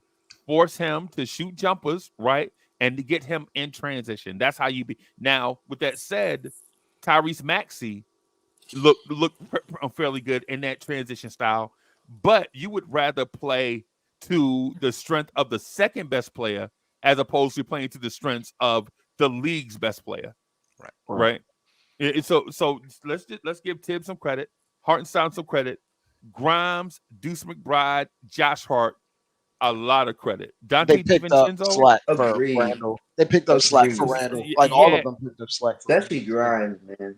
Yeah, But I will say this: if Hart keeps this up, I will be selecting him in the racial draft. He is going to be. Yeah, I will. Yeah, I don't care if he's like 1/8 black. we gotta lock that down. We gotta give We him got to, yeah, a we got max to contract to this max rookie contract, draft. right? No paperwork either. He don't even. We're gonna give him a lifetime max. No paperwork needed, bro. We just gonna spit on our. We gonna spit in the palm of our hands and shake hands. That's all we need. They're No trying to paperwork. save their jobs. Yeah, yeah. It's a but with that said, that's the reason why that chat earlier again. This is why I'm saying if you want to give credit to one player, you always go down the rabbit hole. That's why I called Wiz before we came on the show because I knew Wiz wanted to do the same thing with Deuce With McBride, Deuce, right? To come on and go down Deuce. this Deuce McBride is CP3. He talked to me about it on the phone. Deuce Deuce set the McBride is the tone. new CP3. Yeah, Deuce set the tone when he hit those threes and Yeah. made us yeah. come back from down 10. Yeah, and analytics. We're going to talk Deuce McBride analytics for a 3-minute sample size. Did you see how he looked in those 3 minutes, though, Uncle Freezy? Man, Oh, boy. that cut and then he passed back. Oh, that was so Deuce. But do Yeah. y'all So think sweet. that Deuce can continue that throughout the season? Do you think he's going to continue that? He's probably going to be up and down, or as all young players are, right? Yeah, yeah. You got to give Especially him. young guards. I Especially was young just curious to ask that. What I wanted to. So I'm not going to let the dog eat my homework. I got some notes that I did want to Please. guys about. Exactly. Indulge us, Freezy, please. Right. So Go the for it, Free. thing that I wanted to point out is that if you notice the teams in the conference, they're winning, but they don't look as impressive or unbeatable as we thought they looked early on. And so with the first team I want to point to, and I know this is an Achilles heel for this team, but I don't know if the Bucks and the Celtics are as unbeatable as they looked when we had RJ Barrett. I think with the addition of OG Anunoby and with the confidence of the young players like Hartenstein, Deuce McBride, Quentin Grimes, and others, I think the matchup looks different. I'm not going to say we have a better chance. I don't know because Boston dominated us, Milwaukee dominated us, and I don't know if the cutting the heavy. But I don't know if getting rid of the albatross, which was RJ Barrett, right, and adding an average NBA small forward right now, right, and OG Anunoby. I think OG Anunoby right now is an average NBA small forward, right? That's I like think by the end of the season, with us, I think he'll be playing at that level of below NBA All-Star level. We just got to give him time to do that, right? But moving RJ Barrett and allowing the offense and defense to be more fluid gives me the vibes that I think we could beat Boston or Milwaukee in a 7-game series if everything goes optimally, right? Now, if everything goes to just plays out to what we think is the standard level, Boston is better than us, then I don't think we can beat them. But if things go our way in a series, I think we could probably clip Boston. I think we can definitely clip Milwaukee. And the reason why I know that is because I saw Minnesota dial up their playoff defense against us, and we held them off and still won. Right. And I saw Nick Nurse, a championship level coach, dial up his championship level defense in the third quarter tonight against us. And you saw the Knicks sputter for what was more than a moment. We sputtered for more than a moment against that championship level dial up energy, right? And we wound up beating that team by more than 30. And we our choking third quarter moment that we all know happens, right? Y'all know what the third quarter thing that the Knicks do all the time. Tibbs goes in, makes adjustments, and the adjustments are absolutely outdated. Like Tibbs legit pulls out the black chalkboard and is writing on the chalkboard with all this old school stuff like Hoosiers. And we come out and try it, it don't work. And then the player's like, enough of what he said. Let's just go out here and do what we do. Hey, Freezy, I wanted to chime in on that. Like, our offense sputtered terribly in that third quarter. We finished with 17 points. Yep. But if it was our normal defense, we would have gotten outscored by 20 in that Yep. quarter. But we held them to 20 points, I believe. Yep. right. Like, Yep. so in that token, you have to give credit to Hartenstein because I think he played the whole quarter. Right. And I want to give credit to Randall because he has, as of the last few weeks, even before the RJ trade, he's been giving consistent effort. He hasn't given lazy effort. He's actually attempting to close out more. And I think I think he's had like a renewed commitment to defense. At least it's been a lot better with OG, but there's a lot less weight that you have to carry when OG's on the court. To be absolutely honest, Right. The reason why, and not to hijack Dre's point, the reason why I say that is Randall looked lazy on closeouts and stuff, because might have he been was out of shape too. and because I think it's due to him being vexed, right? Rand, if you're a big and you see that you don't have a rim protector on the floor and you're the second big, you're constantly thinking, do I go out there to contest a 3-point shot and leave Jalen Brunson back here to protect the rim? Or do I stay here and let the perimeter rotate to that guy? Right. But now when you have a Hartenstein and an OG, for those that don't know, OG Anunoby is like 6'7", 240, right? Whereas RJ Barrett was 6'6", 220, trying to protect the rim. There's a difference between having a 6'7", 240 guy that could rotate behind you than a 6'7", 240-pound athlete that rotates in behind you. Basically, it's like Julius Peppers, you know what I'm saying, or somebody like that. Whereas RJ Barrett is a 220-pound 6'6" guy that can't run and jump and things of that sort. He's a And different the type wingspan of is shorter Come too. on. The yeah, wingspan is yeah. shorter. So in my opinion, it's about a level of trust, and not to kick RJ Barrett in the back while he gone. You've been But kicking that long. huh? Like let's be honest. Like, yo. Oh God. Here. Yeah. Hey, Miguel P, thank you for the generous contribution. He says, I heart defensive player of the year next year. Bam. That's not Or happening. That's or not 2 happening. years. He's 2 winning years. Defensive Player of the Year and MVP next year. Both of them. Nah, not Damn. MVP, bro. And MVP. I wouldn't say Yep. that. And Miguel P, But it might not also, be on the and Knicks. he says, Might not be on the Knicks. We don't EG know what team EG he's going to be on. 14,000. Are you considering how much Mitch was pulled away from the rim to cover for RJ and Randall? That was the other one, and we just spoke to that too, by the way. You know what I'm saying? We were just speaking to that. But here's the thing that I just want to say to the thing about Randall. It's all in my opinion, right? In my opinion, I think it's all about these guys looking to figure out how each other plays, right? Because I think OG Anunoby is not blowing us away with his play just yet. Yeah. I just think we look different. But when OG Anunoby gets into his bag, I think you guys are. I'm all listen. OG Anunoby right now is my favorite Knick. If Randall's my favorite, OG Anunoby is my second favorite Knick right now. Right, So already, and no he hadn't Brunson? even done anything. Yep, he hadn't even done anything, bro. Right, that's me. Right, that's just how I feel.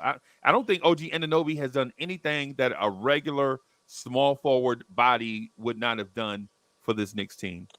I think he's doing. Kelly Oubre would be doing the same thing for us right now, right? In my opinion, right now, I'm not saying that OG Anunoby is an average NBA player. I think OG Anunoby is going to be elite, but I just think we, in due time, like what EG 14,000 says about Hartenstein, like giving him time to play with this team and develop over time. It took a year for Hartenstein to even because he was so inconsistent. It's Hartenstein's early, second year now. Yeah, it took him an entire year. It just takes longer for guys to acclimate to new teams, right? And it's just 2 years. I know. He's still 25 though. He's not old. Talking about Hartenstein? Yeah. No. I was just saying in general. Like it just takes time. It took a year for Hartenstein. It'll take time for OG too. Right. Yeah. And you got to take into account who Tibbs is. Unless you coming out the gate, gangbusters. Tibbs, and even if you do come out the gate, gangbusters, Tibbs is not budging unless you show him a body of work of you being overwhelmingly impactful. Okay. Like not even just impactful, you have to be overwhelming to impress Tom. But Dre, to that point, then why did he have so much trust in RJ Barrett? Because he was the number 3 overall pick. Okay, that's why the organization made him do it. Yeah. Yeah. Okay. And then when they hired Rosa, I think that's when Like when they hired Rosa as a vice president of basketball operations, that's when I think the writing was on the wall that they were going to trade RJ. I think that's when they gave Rosa actual power in the organization. I think that's when they decided, okay, it's time to move on. You have to maintain some sort of modicum of like value for him because he's on a long term contract. Right. You can't just straight up bench him. Whereas if it's someone like Evan Fournier, it's like you already know who he is. He's 30 years old. There isn't going to be any change. And to be absolutely honest, another team knows who he is and will pick him up and he'll just shoot. That's it. Whereas with RJ, there's a bit more nuance to it. There's more Potential. there's more potential and there's layers. Yeah. So you RJ have Barrett to was a acknowledge negative that. 19 tonight in a 4-point loss, by the way. I was watching that game, Yeah, me too. not to dump on RJ, but he got benched in the second half twice Yeah, because he couldn't play defense. yeah. So Maybe yeah. like he was a worse defender than we thought. Like maybe I think he King Ribby, RJ Barrett.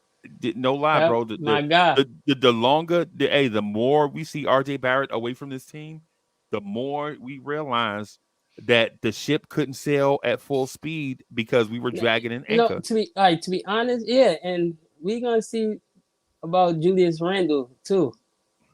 Your Well, I main mean, what? honcho. Julius oh, Randle's Wait. Are you all deflecting off NBA. the RJ What? Barrett thing? Julius Randle's awesome. What are you talking about? Okay. I'll say this. We gotta tonight. I'll take with a grain of salt. Randall, he didn't play particularly well. He I'm did not give talking about effort. that. Hold on, Ribby. I guess. Wait, let me finish. I'll take it with a grain of salt tonight. He didn't play particularly well. He did give effort on defense the Yeah. entire time he was out there on the court. And I'll put this out there right now. Nick Nurse is a terrorist when it comes to taking away guys that like to play in the post and isolate. He will send body after body. He will send waves. Wave after wave. There's a reason why they started the game in a zone to initially take away Randall's post touches. Like Right. he will completely sink the entire team to take away the number one option. And tonight he viewed Randall as the number one guy we should take out. There's a reason why he ran a boxing one against the Warriors in the finals.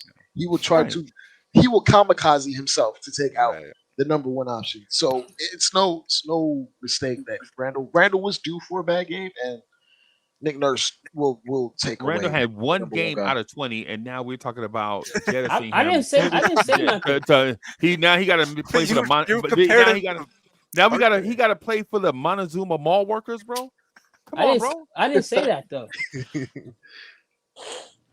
Okay. It's like y'all putting words in my mouth now. No, No, we finish. won't do Go that. ahead, No, go we ahead, won't do Ribby. that. Go ahead, Ribby. Go No, ahead. go ahead. Ribby. Yeah. Yeah. Like, yo, I said we'll see sooner or later. That's all. But that Ooh, leaves it so open ended that I have to put words in your mouth because that's passive aggressive, bro. That's mafia. it leaves Oh my God. Yeah. We'll see. I'm telling y'all. Okay, we'll see. Okay. Rumor has it. Rumor has it. Sounds like you're And telling me that Drill's going to be traded soon. That's what it sounds yes. like. There's Yep. no Julius Randle's not getting traded. They're just Okay. going to pick up a back. They're going to pick up a 6 man of the year candidate, and they're just going to win the championship. That's what's going to happen. Okay. that I'm not gonna lie, Ribby. That sounded like Tommy DeVito from Goodfellas. You left it super open ended, and it's like Yeah. it's I like was gonna say it sounded like we King of will New see. York. I thought I was watching King of New York just now. And look, and that's real close to saying go get your shine box for Randall, and I don't know where that's going. You gonna knock out Randall and stomp him out or something? Like I don't know, but I'm not.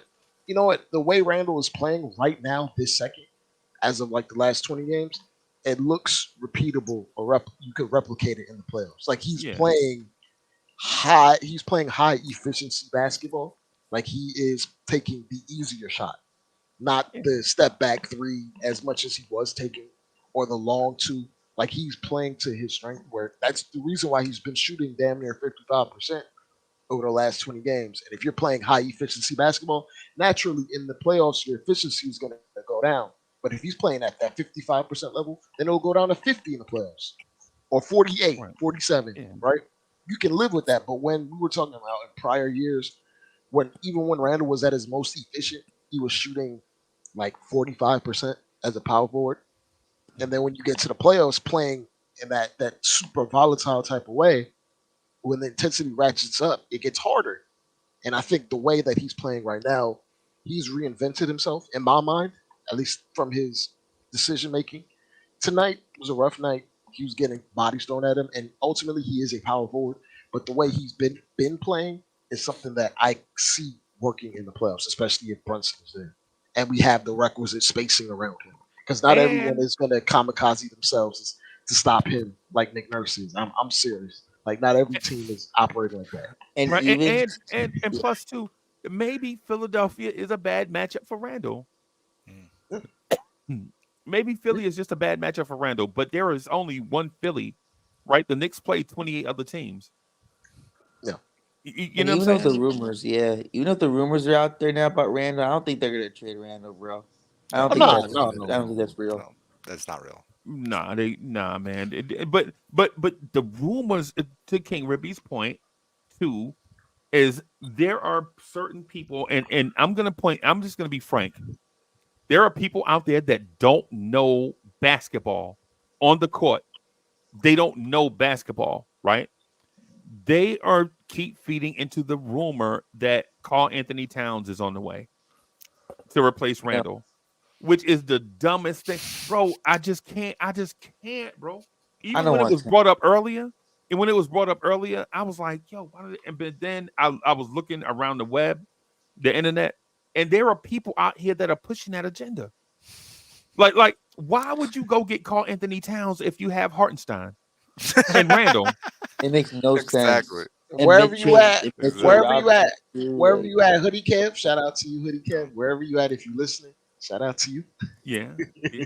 Yeah. And There were Walter White, thank you for the generous contribution. He says, watch Randall's post game. He sounds different. Randall sounds like a winner, bro. Like he wants to win. he's been saying that the whole Wait, I time haven't of his seen any of the post career. games yet. I haven't seen any of the post games yet. What do I? Okay. He's been saying on the podcast with Paul George. He's been Mm. saying on a lot of podcasts that say he's trying to challenge himself to win championships for the Knicks. He's been saying that his whole career. Yeah. Yeah. You know, there were actually games Hartenstein outplayed Karl Anthony Towns with the Clippers. Oh my god. No, he did. He legitimately outplayed him. He held him to like under like 10 points or something, and I think he had like 14 and 10 or something like that. But Everything just got to go back no, to he seriously. Hartenstein. There was games. So I was just saying, I'm, Cat is not the answer. Like it's yeah, not. like He's not. a wing Really or a working towards guard his game. or a self creator is more the answer for this team. Yeah. Like we need a guy that can create something for himself and others. Another guy Yeah, I besides seen Randall and Brunson. I seen Right. And you have Malcolm that guy. Brogdon. You saw it today. He was taking Embiid off the dribble and he finishing the shot. Right. But I mean, not besides him. I'm saying from the perimeter. No, You need more skilled guards. I don't think you in need my another opinion. guy from a perimeter. You don't think Malcolm Brogdon? Maybe Dante is fine. I I honestly like just have a Brogdon. spot up I shooter. like Have Brogdon. I don't think so. 40% shooter. Just I think it's perfect. No. But that's not what he's saying. I'm And, saying and you we're, need we're more than saying, just one guy from the perimeter on a team. yeah, and creating your own shot is one thing. Dante DiVincenzo doesn't create his own shot. Dante No. DiVincenzo eats off of getting shots created for him. Right. Right. And we're talking about a guy that can create his own shot and create for others. Right. Because you hadn't even seen the best of Jalen Brunson because Jalen Brunson is mostly scoring on ball. Can you imagine what happens when we get a creator that creates shots for Brunson and Randall, where Randall and Brunson get three or four easy looks per game, where they don't have to create? Where, like for instance, I'm gonna ask King Ruby. I'm gonna ask you this: when is the last time you saw a guard break down the defense and throw a lob to Randall, where all he has to do is just catch it and dunk it?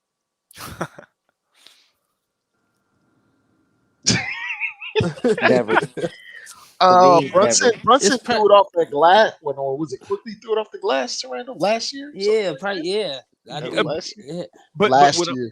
But what I'm saying to you, guys is what if we get a second playmaker, creator, self-creator, playmaker for others that gets Randall 2 of those looks per game, like Giannis Malcolm gets. Brogdon. Like Giannis I don't know if guy, y'all yeah. noticed this or not, but Giannis every game every game, Giannis, Embiid, Jokic, all the guys that are at a certain type level, Jason Tatum, right? They Yeah. get at least 3 or 4. Jason Tatum gets at least 4 easy buckets a game, bro. And I watch this, so you're not gonna tell me any different, bro.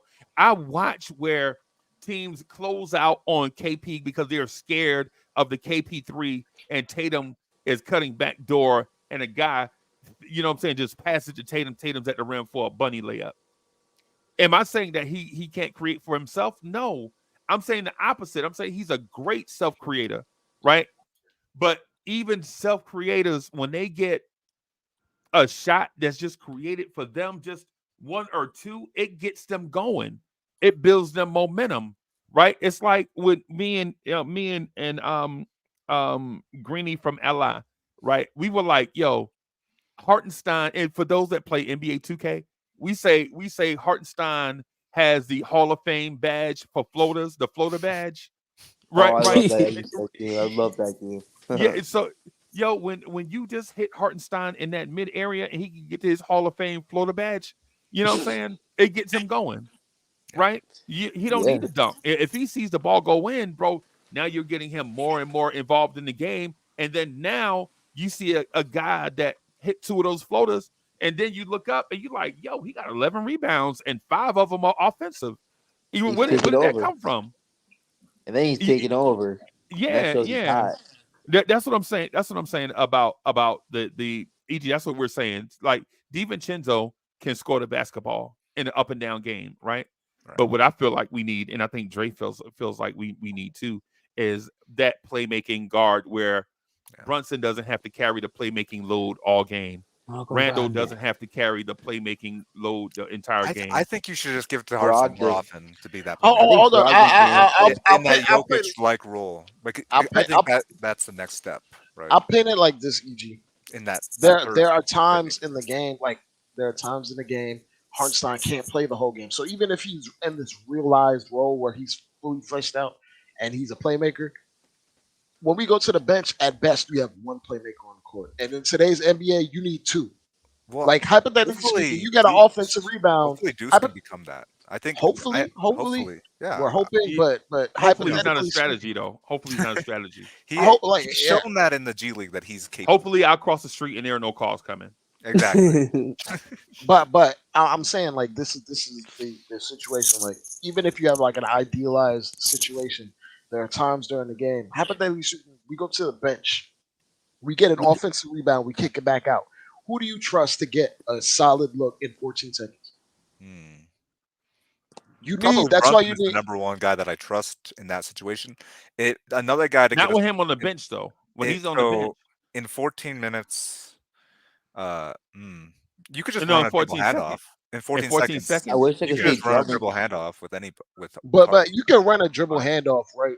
But who are you giving the handoff to? And when you do the handoff, is that guy creative enough to hit Hartenstein if he's rolling? Is that guy creative enough to utilize that screen in the most effective way? And that's not accurate either because we saw it tonight with Josh Hart and Precious Achua. We were initiating with Josh Hart. Is that what you want, bro? With 14 seconds? Remember the Knicks? It was in the third quarter with Brunson. Brunson was on the bench. Brunson Randle on the bench, and Deuce McBride was the point guard, right? The Knicks get the offensive rebound and kick it out. Deuce goes to spot up for 3, and Josh Hart gets the dribble handoff with Precious Achua. We were doing Precious Achua and Josh Hart pick and rolls. Like just nah, bro. You don't want these guys with the ball in their hands. Like that's what I'm saying. You need at least 2 playmakers on the court at all times, especially if you're going against teams in this iteration of the NBA. You can't. You can survive with 1. If you want to thrive, you need at least 2. And sometimes when you go to the bench, you only have 1 on the court, and it's very hard to live with because guys will blitz that 1. Ideally, in a perfect scenario, you want 3. Last game. In a perfect, in an ideal scenario, you want 3, and it'll take some time for it to flesh itself out. Like you would love for it to be Paul George, James Harden, and Kawhi Leonard, right? Right. That's the ideal situation, right. But at the same time, you at least need 2 of them. You at least need Kawhi Leonard and James Harden, right? And so that's the point that we're getting at. It's not that you know what I'm saying Knicks fans are saying they want an embarrassment of riches, but you'd like to have at least 3 because it's a long season, bro. Like we have like 40 plus games left or whatever. Would And you trade guys, Grimes for that guy? no, we got to relax, bro. You know, Grimes is a shooter. We hoped he would develop into that. Grimes but is a shooter, bro. Grimes he's not when that. you've seen Grimes for 3+ seasons, you've never seen Grimes make off the dribble and make off the dribble and create shots for others. He'll right? do it That's every not once his in a that's while. not his skill set. You hadn't seen that in a large sample size. It's not him. Right? So to me, the ideal situation is going out and getting a guy that can fill that spot that has everybody else play their natural roles. Well, what are you giving up? Just picks? Maybe Fournier? Filler, Fournier. I don't think, to be absolutely honest, I don't think a guy like Brogdon would cost more than matching salary and draft compensation. And one draft pick. Yeah. You can get Brogdon. Yeah. But at the same time, you have to understand who Brogdon is. Brogdon is a half-court facilitator. Yeah. If this team wants to get out and run, Brogdon's not your guy. Right? Brogdon is the big old school guy that's gonna facilitate on half the court. He's not gonna be whipping half-court passes to the other side of the floor. And then he's gonna be elite. He's an elite short passer, short distance passer, right? Manipulator, right? But he's not the guy that's gonna suck in the defense and kick out to a shooter that's 25 feet away. That's not Brogdon. Someone in the chat said Cam Thomas. Oh my god. No. Cam Thomas is probably one of the most overrated players in the NBA. I was on Big Fan Breezy. I called him. I said he's not a star, and they damn near booted me out of their chat. I mean, he's going to be in China. He's going to be in China. I'm telling you, he's going to be in China. Cam Thomas from the Nets. Cam Thomas is Jordan Crawford with nice PR. That's the whole way. Jordan Crawford's way better, bro. Way better because Jordan Crawford has a little bit of shake to his game. Like Cam Thomas is. You're talking about the idealized, perfect scenario, Jordan Crawford. Majority of Jordan Crawford's years, he was not that good. I mean, but he was, he's still a 6th man of the year type guy.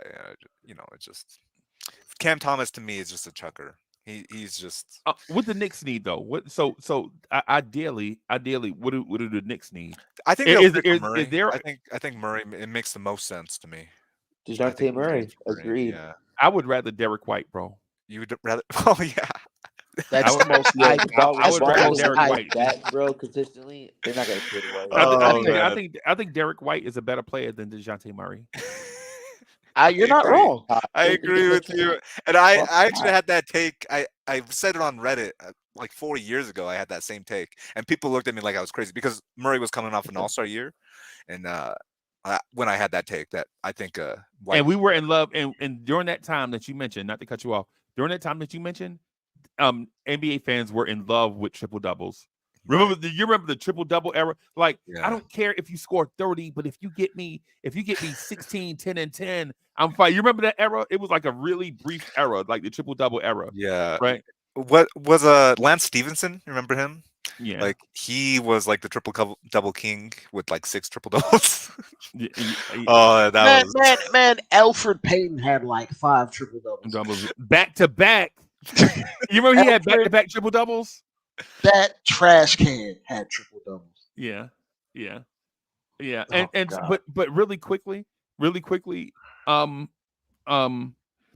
excuse me, if we're talking about cheap options, I think the cheapest of all those options that you could go get and have him be a part of a rotation, but not the main guy. And I know this is going to make some people mad, right? But just bear with me when don't say Burks, Freezy. Well, I was going to get to Alec Burks next, right? but right now, because I think you have to have a Swiss Army knife on your roster if you want to be a champion. You have to have a guy that helps you not in the playoffs, but help you make it through the regular season. A guy that could play 2 or 3 positions, start at 2 or 3 positions off your bench. Where if Brunson goes down, you can have a guy slide there, and your Swiss Army knife can backfill. Yeah. It's like the utility player in baseball. And I I know have Josh, hope Josh in Richardson is playing McBride. like trash. But the name I was gonna say, I think the cheapest player that we can get that'll be the 6'5" guard that plays off the ball from with Brunson and can be the facilitator when Brunson goes to the bench or has to miss a game is D'Angelo Russell. Ooh, D'Angelo Russell, interesting. And so I don't think that's cheap though. The Lakers, I don't think that's they cheap. paid him $17 million for 3 years or something like that. I don't think. No. It's he's got this year and a team option for next year. Is what I thought I heard. I thought I heard that. I mean, I may be wrong. I'm like, I would, honest to God, I wouldn't be against it, Freezy. I wouldn't at all. But the thing is, like, the Lakers want. Well, I'm speaking from the context of the Lakers. The Lakers think they can move him don't want for an draft. upgrade. No, the Lakers think they can move him for an upgrade in player for them right now. Like, That's the if they were to do a Zach LaVine trade, he would be in it. That's how they view him. Like, they're not. But I don't think we have anything like that for him. But here's the thing. Just assume that when I mention these things, I'm talking about the transaction. I'm not talking about just a fit. I'm not talking about how it's transacted because they could get Zach. The Knicks, Lakers, and Bulls can do a 3-way trade, and the Lakers could get Zach LaVine, and we get D'Angelo Russell, and Chicago would get the assets that we have that fits Chicago more than it would fit the Lakers. Okay, right? I get that. You know what I'm saying? So he's like just a worse version of. I don't know, man. I saw the playoffs. I watched every single game with the Nuggets and the Lakers. Man, D'Angelo Russell just disappears when you need him most. But he just listen, does. But listen to what I'm saying. I'm not saying you get him to be your star in the playoffs. What I'm saying is you get him to help improve your record during the regular season, get you a higher seed. When you get to the playoffs, you don't forget about Brunson and Randle and Hartenstein and Grimes and all those guys that get you here. Yeah, all them guys playing 40 minutes anyway. Yeah. You don't forget about them. Mitch before he got hurt. Right, before it's because the thing is before you win in the playoffs, you got to make it. Yeah. Right. So you get D'Angelo Russell not to be your star in the playoffs. You get him to help you make it through the regular season healthy because our Pandora's box or our Achilles heel or our whatever type Greek tragedy thing you want to make is we don't ever make it to the playoffs healthy. Right. So getting to the playoffs healthy is the thing that you want to do as opposed to, exploring options that may not work and then the trade deadline pass and now you don't have a plan B. What you want to do is just backfill the roster. Because think about it. If you don't go to get D'Angelo Russell, right? If you don't go get a D'Angelo Russell, right? He is not a Brunson, but he's clearly an upgrade over Dante DiVincenzo offensively in terms of playmaking. Right. He's not the best shooter, right? But on nights, there'll be certain nights where D'Angelo Russell might be your best player, right? Your best offensive player. And we know that. We know twice a month he's gonna have games where he's the best player. Ice in his veins. Yeah. So and then he'll be cheap. You don't have to give up any. You wouldn't have to think about it. If you want to get D'Angelo Russell right now, what do you give up for D'Angelo Russell? You don't give up draft picks for him, right? You probably have to give up Grimes. No. You don't think so, Grimes? You have to give up matching salary, and a draft pick would probably go to like the Bulls because they need compensation in some fashion. If it's going to be a 3-way deal, Freezy, we got to give them something. Like Zach LaVine goes to the Lakers. Lakers give them a pick or two, and we give them. I believe in McBride though. Like I saw something tonight. Like if he could just get that shot right, I think he has it. I think he could be that extra playmaker. But like, this is where I'm hesitant on that because like the jump shot, I don't know if that's like replicatable when you're talking about like every single night, but like breaking your man down drawing help, creating from that. That's something that you can see every night, and he doesn't do that. I At think least he not yet. can. I think he has the But, skill set to but do even it. if you believe in it, though, even if you believe in it, right? Instead of microwaving it, go get D'Angelo Russell and then let Deuce McBride bring it along and along, right? I want to see it happen. I want to see McBride actually we all take do, the and we want to reins. see the same thing with Grimes, bro. But the thing is, the reason why they can do that is because in small sample sizes, they can do that, right? At the same time, every time we have given both of them the opportunity to do it in a major sample size, they can't do it consistently. So instead of forcing it, bring it along and along, let them grow, let them gain confidence by the end of the season, then you'll see where they are with it. It's the same reason why I say that the Knicks need to get another center in here, right? I kind of like Precious, just a little. Just He had a For three sure. tonight. he's okay. He's okay. He hit a 3. Like Precious Achua is the worst shooting big man you ever. Precious Achua is a shrunken down version of James Wiseman, bro. Yeah. You know Oh, what he's I'm not saying? that bad. Don't go that far, man. He's not that. Bro, He's not that bad. and I like Precious. I love Bro. Precious. I love his energy, bro. I like Precious, bro. I do. Energy. I do, but you got to call a spade, bro. We can't be out here faking jacks like Precious Achua is Nas Reed. No, he is not. Right? He is not Nas Reed, bro. You know what I'm saying? We can't be out here faking jacks like you know what I'm saying? We about to steal Dayton's He off was of a a plus green 10 Mustang today. in a drive-through. He was a You plus can't 10 be out. today. You So. can't be out here faking Hartenstein then. Oh. Like, come on. Like, let's be spade to spade. Are you saying Hartenstein is fake? Come on, man. Yes. Oh, you're saying Hartenstein's fake? Okay. He a cubic zirconia? Yes, man. You said that man is rapper jewelry. Is what you Yes, said. like yes. Wow. Like, come on, man. So Oh strange my how a fake God. player was able to outplay Embiid tonight. It's- So strange. Just a guy. Can I ask you one question, Outplayed please? Embiid. I don't know if he outplayed Embiid, bro. I just He think was more impactful than Embiid tonight. He was. When Mitch is fully recovered, like fully back, you think he's gonna start? I think If you think Hartenstein's so, never you coming off the bugging. bench again. After this stretch of opportunity, this is his opportunity. He's never coming off the bench again. so NBA Hartenstein. Yeah. NBA Hartenstein. Never bench again. Never bench So again. Mitch getting traded then. Yo, Mitch gotta Hart- get traded. Most Mitch gotta likely. get traded. Mitch is getting traded most likely, right? Yo, As salary filler. NBA Hartenstein. Never bench again, Hartenstein. Oh my God, bro. Come on, bro. Oh my God. Oh my goodness. Okay. Man had 10, 20, and 5 blocks that he's not good. He's a paper tiger, guys. 5 blocks. No. Really I should be think six. I think Philly is a paper tiger. Yeah. Philadelphia definitely, bro, is a paper tiger, bro. Yeah. Call that man DH Gate Hartenstein. Yeah. That's crazy. NBA Hartenstein. Oh Never my bench again. God. Wow. I think Hartenstein is a very, very real individual. Personally, I just want him to have more opportunity and for him to keep up the consistency. Really, the To stay question is, healthy. will the shooting continue? Right? Because he shot 8 for 9 tonight. I think it will. I think He didn't like I shoot said- from the perimeter, so I can't. No, really, But he took Embiid off the dribble multiple times. Yeah, And he was I- able to finish on Embiid multiple times. And Embiid is one of the best defensive players in the entire league. Eight- He's eight- not and going eight- against backups anymore. And 8 of 9 against the third-ranked defense. I think that's pretty impressive. That floater went in. Now, I again, a small sample size. It's not like he went 24 for, you know what I'm saying, 24 out of 29. You know what I'm saying? Yeah. like Jokic is like shooting like 39 out of 43 or something. Something Yeah. ridiculous. Yeah, crazy numbers. But we haven't seen Hartenstein on a high usage before.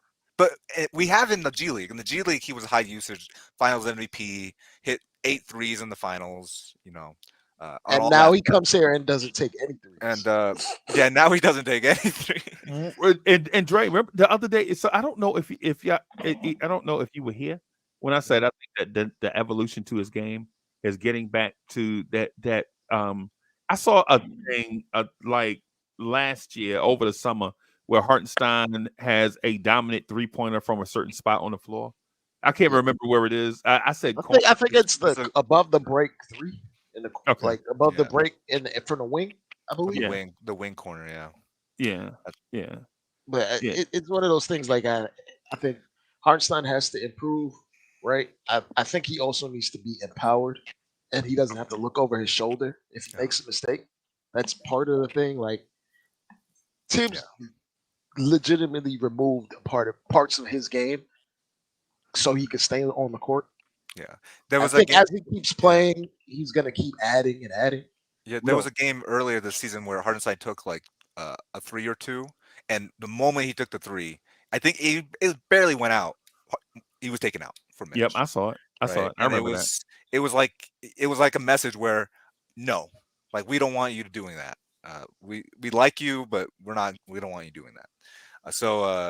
And He has to be empowered. this is where when I talk about Tibbs and I say he raises your floor, but he caps your ceiling. Those are the types of things that I'm speaking about, and that's not just the Hartenstein thing. That is historically who he's been.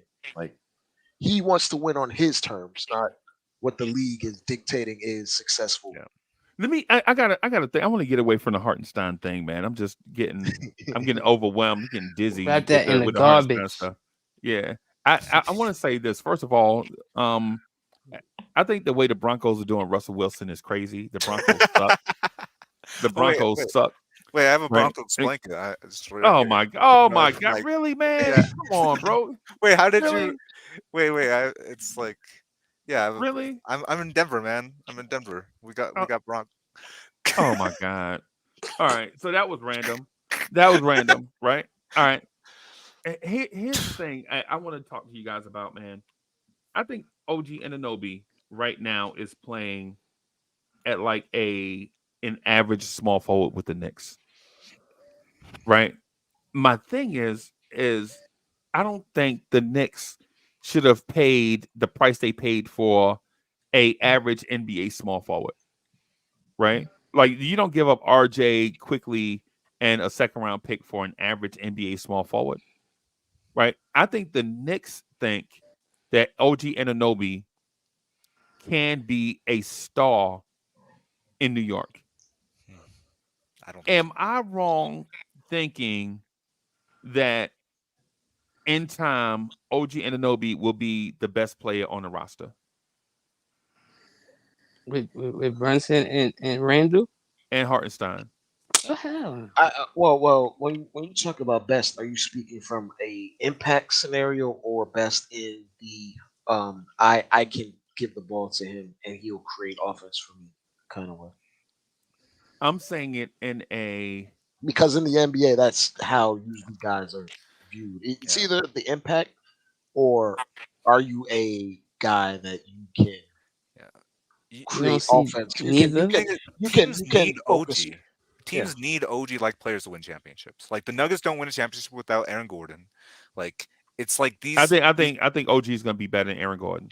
I think so too. He's He's not right now though. Oh yeah, of course. Right now he's not. But Right? He's not better than I think right now he's not even as impactful for the Knicks.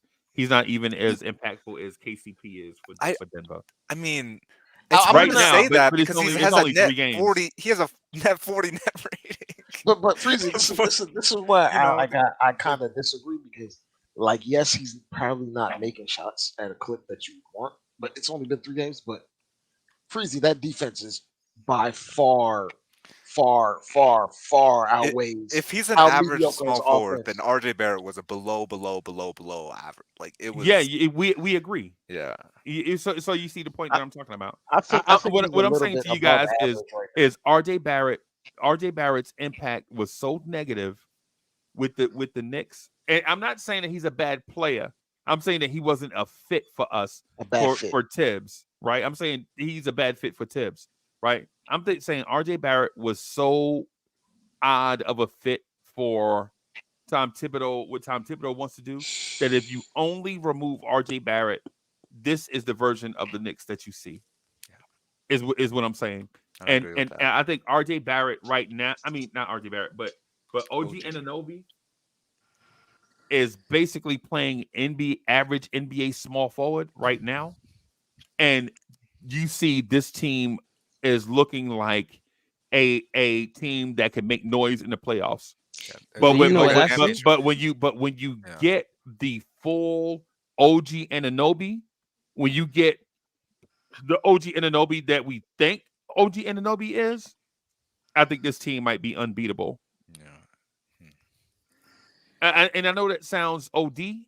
I know that sounds OD, right? But what I'm saying is when basically athletes out in the open floor change the game. Man, listen, speed kills in every Speed. sport. Speed kills in every sport, bro. It don't matter if it's soccer. You get a fast forward in soccer, bro. It don't matter what your defense is, bro, because teams are not going to attack you. Like for instance, the Minnesota Vikings with Randy Moss, bro. When people say you got to run the football to win a championship, bro, with Randy Moss, they were like, "Yo, why am I going to give it to Robert Smith for 4 yards when I could throw it up to Randy Moss one time and score 7 points?" Right? Like any hockey fans in here? Any hockey fans in here that remember what the Rangers looked like before they got Mike Gardner and Mark Messier? Mark Messier was a winner, but until they got Mike Gardner back, bro, when they added that speed, bro, you know what I'm saying? Like anybody in here remember Yaromir Yager, the Russian Rocket? You know what I'm saying? Speed adds an element to your team that, for instance, any Jets fans in here, like when you look at Oh God. the Jets offense, bro, it's horrific, bro. The Jets need a guy. If the Jets can find a guy to take the top off of a defense, bro, it makes everything else that they have on offense look better. Like you're not gonna complain about your line blocking like that if you could throw a 6-yard pass to Marvin Harrison Jr. and he breaks it for 80 yards and a touchdown. I mean, you could Yeah, go speed right to the kills. Dolphins. You can go right to the Dolphins with that Oh, logic. where- don't mention the Dolphins, man. Oh, And- my bad. 70 my bad. But they have a terrible Speed. offensive line, but they speed kills. But the thing is I'm not saying that OG Anunoby is the fastest player in the NBA, right? What I'm saying is what adding more speed to a team that is traditionally slow is. Yeah. You because think about it. Think about the speed and athleticism difference between RJ Barrett and OG Anunoby is what I'm saying. Yeah. Yeah. It's night and day. It really is. Yeah. And I was also impressed with Grimes' speed, like especially on that, like when Hartenstein blocked Embiid and then went down to Grimes just went past every single Sixer for the and one. Like Yeah. it was like the Sixers were If moving you in slow but motion. this is the thing. If you don't take away Grimes' right hand, that's what he'll do to you. That's what he'll do. Yeah. But His thing is handles, bro. the thing is, like, he doesn't have a left hand. If you notice, he's a verse. Like when he went for the layup, he should have just went with a left hand layup, but he went right back to his right hand and make the layup harder in the first place. Like he's not as skilled as you would think. Like he does these in But the he's gym fast. drill. He's pretty Yeah, he fast. does these in the gym drill moves. But if you make him pick his dribble up or use his offhand, that nullifies all the speed that you can get. Right. Like the fastest guys in the league can dribble with both hands at a high speed. Right. Except Dennis Smith Jr. And that's the reason why. And that's why he's not good. That's I was just gonna say that. That's the reason why he's not an elite NBA player, because he can't change direction. He can't go opposite. You know what I'm saying? But my point is if you add another speed athlete in the open floor, all of a sudden it makes Hart and DiVincenzo and a lot of others look that much faster, right? Because we didn't have this Grimes looks explosive conversation until OG Anunoby got here. Yeah. Right. And so I know it sounds as if I'm wanting to put OG Anunoby on a pedestal, and maybe I do. You know, it's early. It's like you know, we like playing with our new toys, right? You get a new toy, you want to play with it, right? A honeymoon phase for you. Yeah, it really is the honeymoon phase. Yeah. So if I'm putting OG Anunoby on a pedestal because he's new, listen, man, I'm human, right? But my thing is I think the OG Anunoby thing is just the tip of the iceberg, bro. If we could get this, have it build momentum towards the end of the year, then I think we can compete with anybody. And Randall said it today with Malik Andrews. He was like, "Yo, we feel like we can compete with anybody." He said it on ESPN, right? My thing is though, I think we need to get another person in here to be that guy. Now, D'Angelo Russell is not that guy because he's athletically he's probably the same as Quentin Grimes, except he's more skilled than Grimes, right? But if you go out and get you another run jump athlete, I'd like to see us do it at the 2. I'd love for it to be Donovan Mitchell, right? Really? But Donovan Mitchell? Yeah, I and not because I think he's a okay. All right, so I let don't. me. You know what, Freezy? I was gonna say this. If Randall can play defense the way he's been playing, then a Donovan Mitchell deal doesn't hurt or feel as bad because then you have I OG. don't think the Knicks with- believe in Donovan. I No, don't they think they don't. do. I don't Yeah, think they do. I don't think they do either. To be But absolutely but honest. at the same time, this organization has never won a championship. They're about to.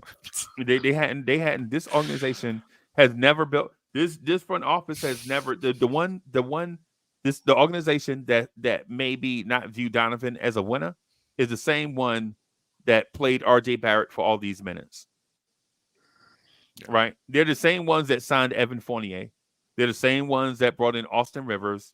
They're the same ones that traded for Terrence Ferguson, Denzel Valentine, Terrence and Ferguson. Poirier. It's the same organization that brought Those in are Noah some names. Bell.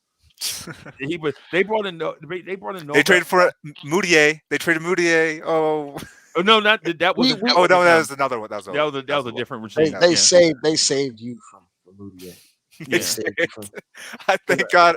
You know how Nuggets Your fans were coach so was mad at me. benching him. I Your was coach I was benching him. yelling at the Nuggets fans to trade Moutier as a second-year player because I knew that he just wasn't improving fast enough to become an NBA level player, and they were yelling at me. One of the Nuggets fans were like, "I don't get why you wouldn't want to be a Jokic fan and a Moutier fan. They're both on the same team, guy." I'm like, because one is the worst player in our franchise history. Like, okay,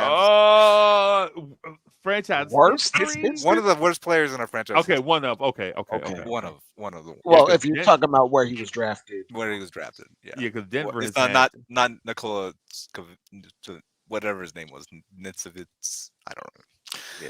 Can't remember his name. but yeah, he was. We had David Fisdale talking about I'm gonna get Mud right, Moutier. Remember that, Freezy? He yeah. kept saying I'm gonna get him right. That man Yeah. was trash. Yeah, he was trash. He was trash. But the thing is I think there is a formula, a championship formula, right? Every team does it. Every team wins a championship differently, Right. right?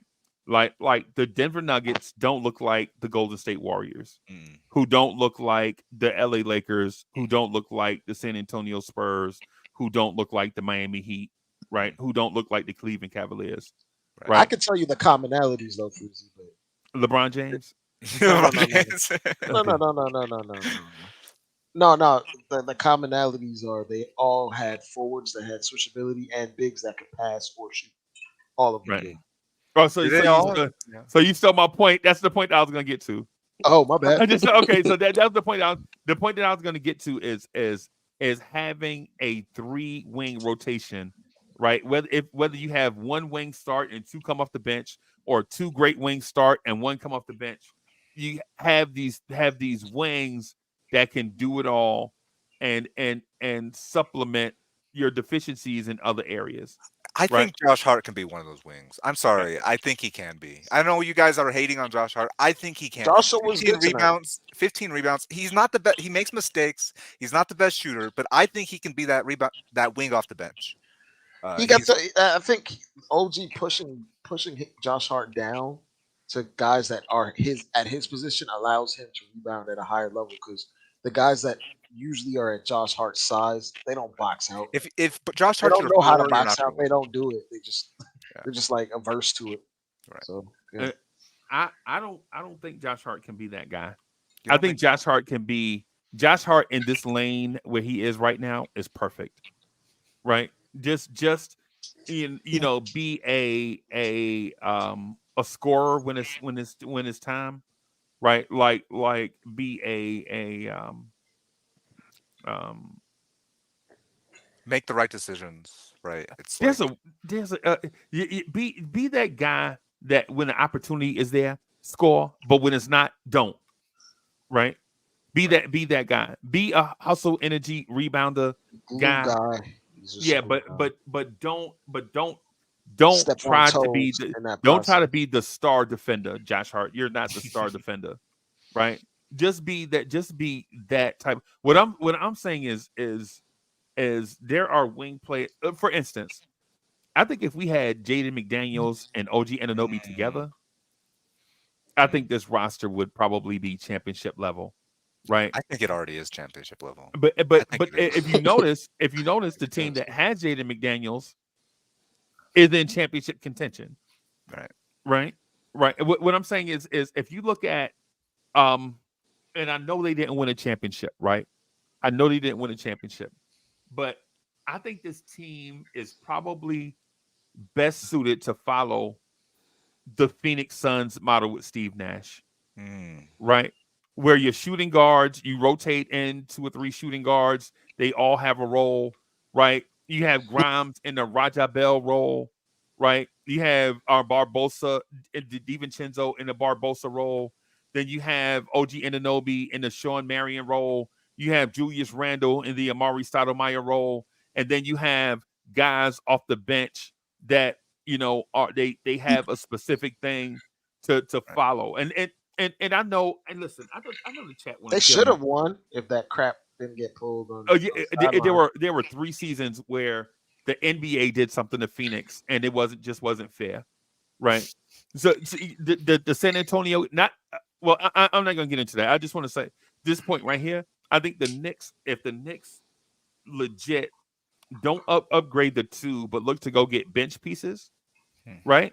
If they get bench pieces, what I'm saying is have go get impactful bench pieces, right? Like I think you need a jack of all trades guy, right? If Brunson misses a game, then you don't have to start Deuce at the point. You could start the jack of all trades at point. I think we should have this conversation after we lose a game. Let's wait till we lose a game. It let's wait till the Knicks lose a game before we have Nah, that conversation. N- Like n- I honestly, because right you think now the Knicks are going to go undefeated the rest of the way? I think they might go on a very, very long winning streak. Maybe a winning streak that matches the Heat winning streak. I think they're going to go on a very long winning streak here. Yeah, Um, I was with you until you said Heat because I think with, like with a Washington like with Washington tomorrow. So you got you. I I could that see a was one. He's 15. talking about. I He's can talking I could about like see a the 15 winning streak coming up. Maybe more, depending, right, Yeah, on I'm not. injury and all that stuff. I think I can see a very long. Let's have this conversation about adding another guy until they lose. Like, okay, when they lose a game, okay, we'll think about adding. But they're winning. They won every single game since the OG trade. Let's wait till they lose a game until okay, now we figure out what we need. Right, but right now Yeah, everything looks good. Everything hold looks on, hold really on, good. They but just blew hold on, up hold the on, number EG. one net rating team in the NBA. Hold on, EG. But this is the thing. Like it's an ongoing arms race. Like the Celtics are gonna win 60 something games, and you think right. they're not having their feelers or their antennas on improving their You roster think they right didn't now? see this game tonight? You don't think they saw the Knicks beat Philly after they made a trade? I think we got to. I think we. They're I think they're I they're think ED they're gonna. is in a bunker mentality where it's the Mighty Ducks. It's yeah, bro. If we just Take him stick out of it. together, yeah, Stay, nah, stay bro, together. yeah, No, but nah, I think it's good to build chemistry, build camaraderie. But we're Don't talking about immediately bench try to pieces. We're not talking about trade someone that's everybody. gonna and upheave the Right. starting Like lineup. you can have targets, but let's not really. yeah, but the You thing, know. I think you're not realizing what we're saying is if you do the trade early enough, then you could develop chemistry sooner Mhm. than waiting and then finding out February 7th that you have a hole and then trying to make the team trade. Then now you have a bunch of competitors all competing for the same player. Then you wind up moving some of the guys that you have chemistry with in that trade for that guy, right?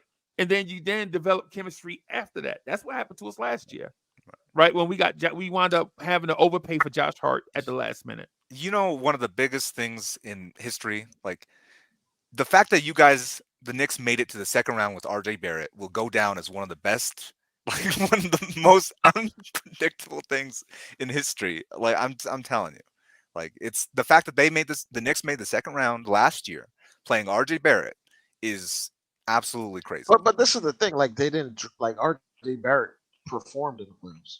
Yeah, Like and he wasn't it being just comes. I dragged. just He think performed you in should the be more playoffs. positive. I know we're looking at everybody, but like you just blew out the best team in the NBA by net rating by 30 points, and like okay, now what guy should we go get? Like no, like let's see what we have. Let's see if Deuce is actually this good. You're missing the point though. I get the point. It's the point. The point is we've been having this conversation for months.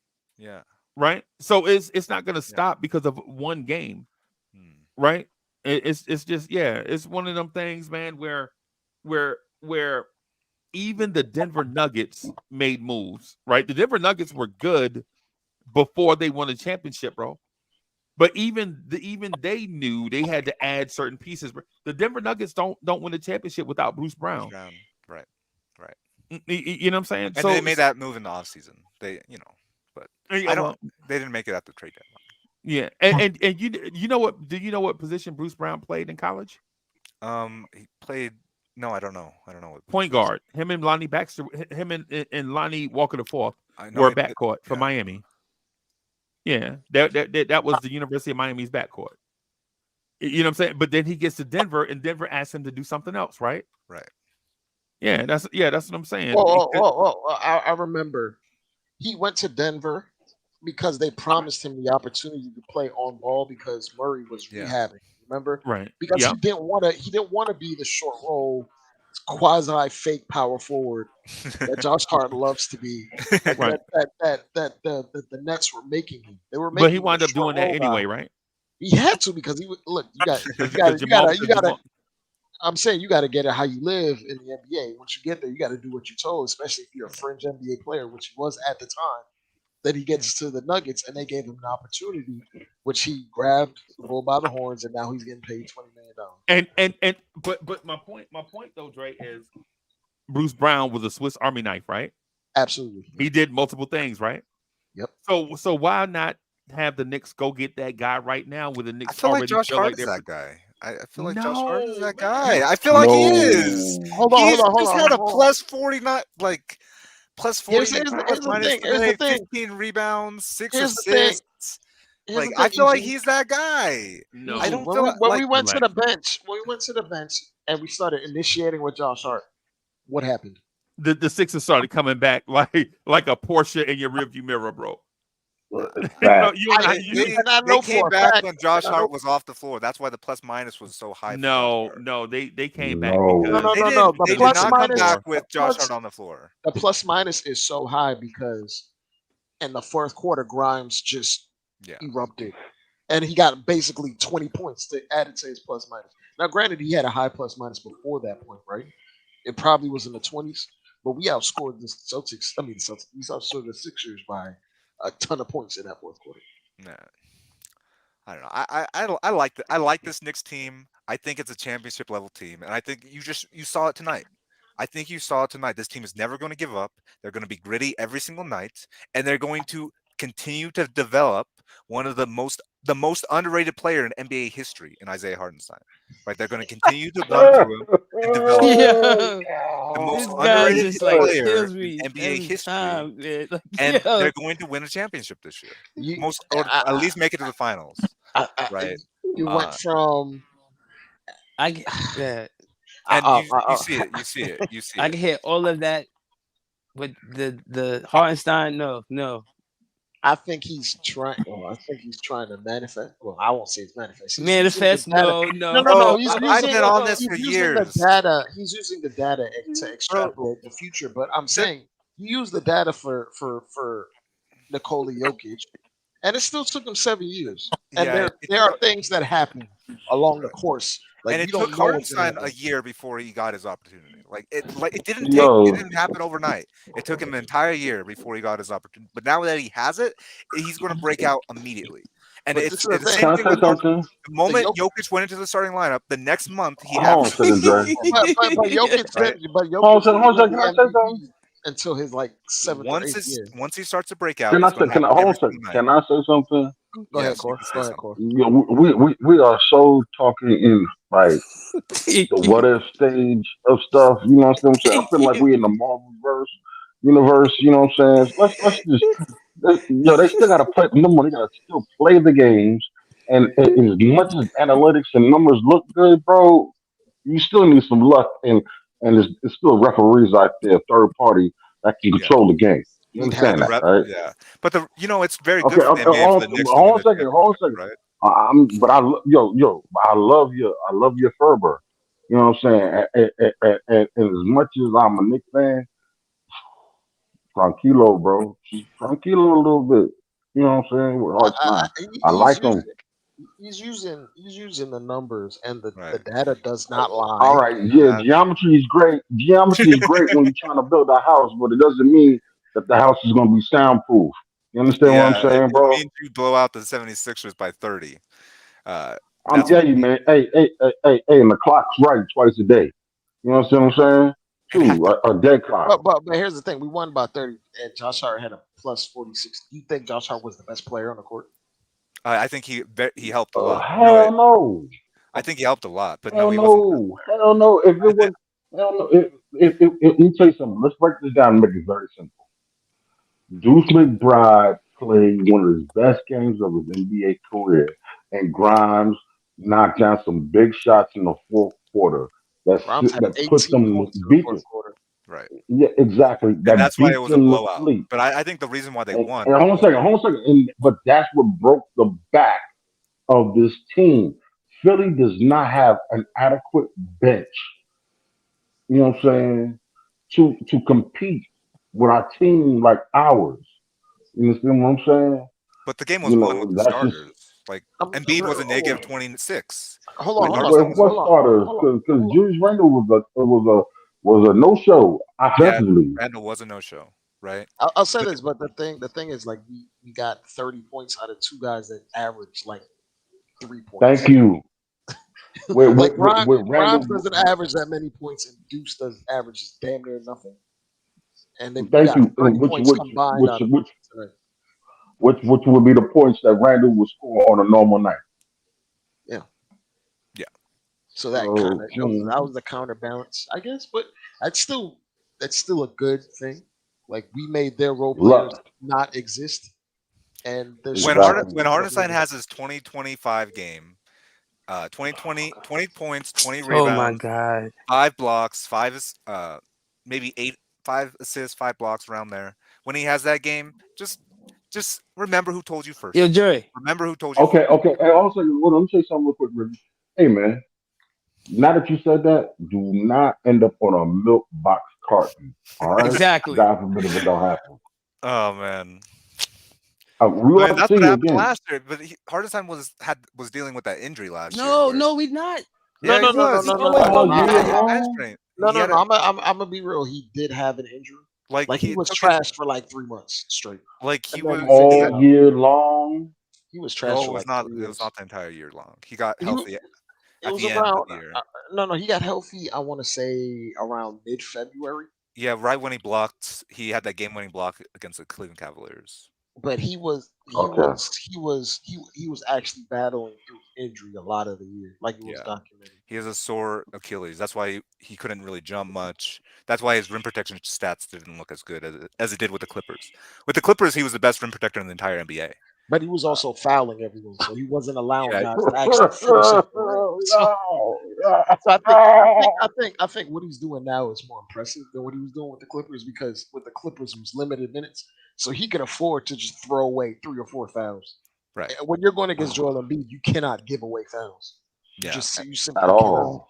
and that was the most important, impressive part of this game. He didn't foul much. Like he had Like, like a couple of fouls. he picked his spots, because if you were watching the game, he knew The when refs not let him to. play.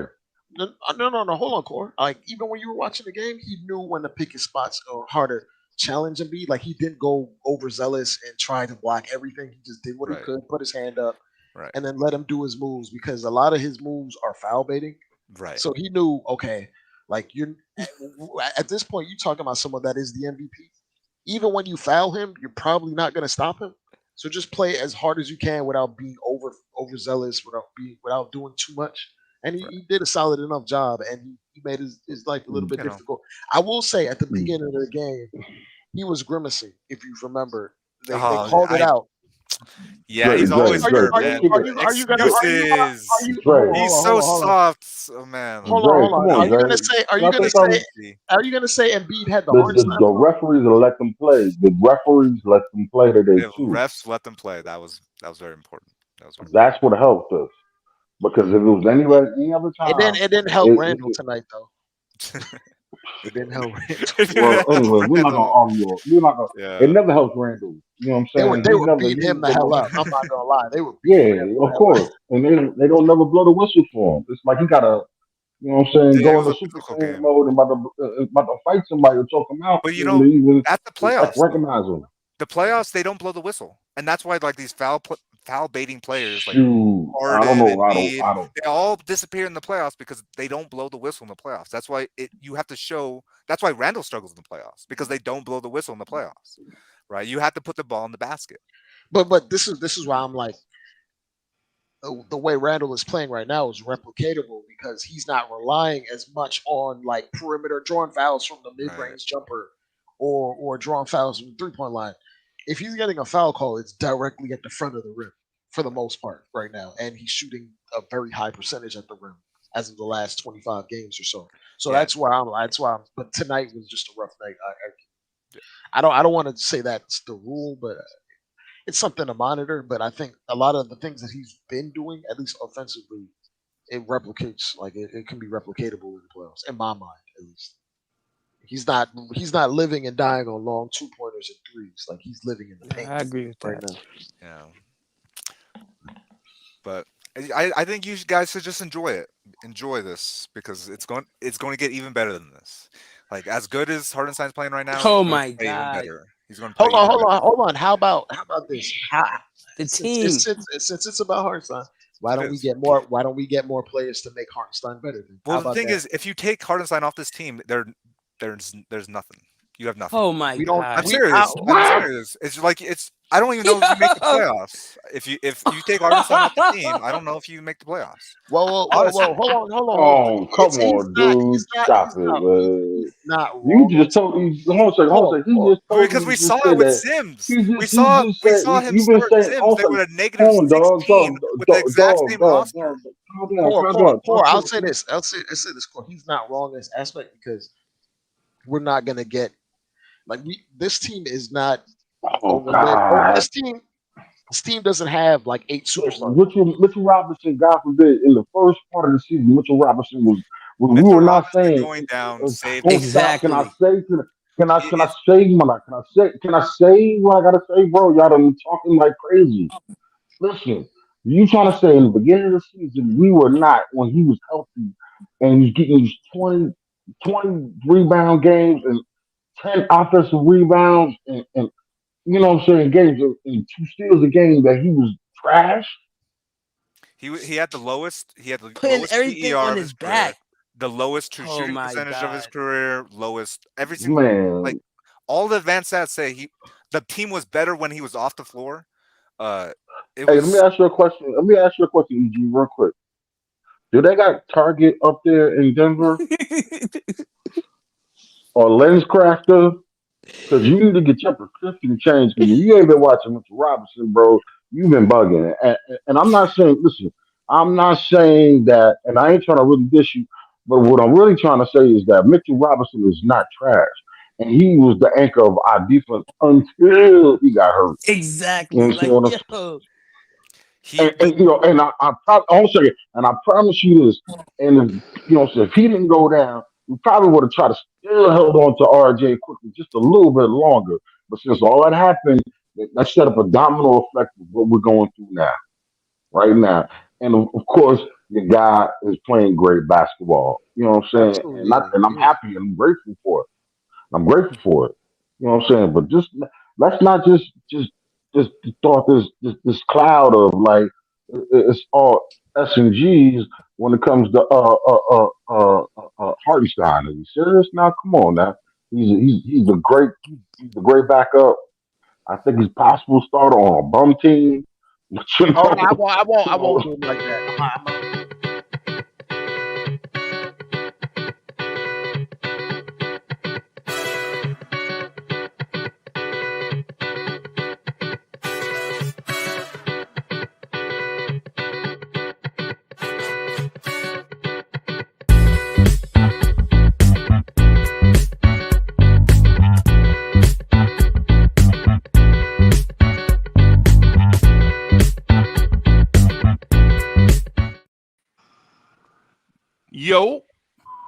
Hey, What's what's good, boss? happening? What's going down? Yeah, I'm gonna do the super My chat real man. quick. And Dre, I didn't mean to cut you off, but Soulfinger was Good. waiting You back good, on man. the joint.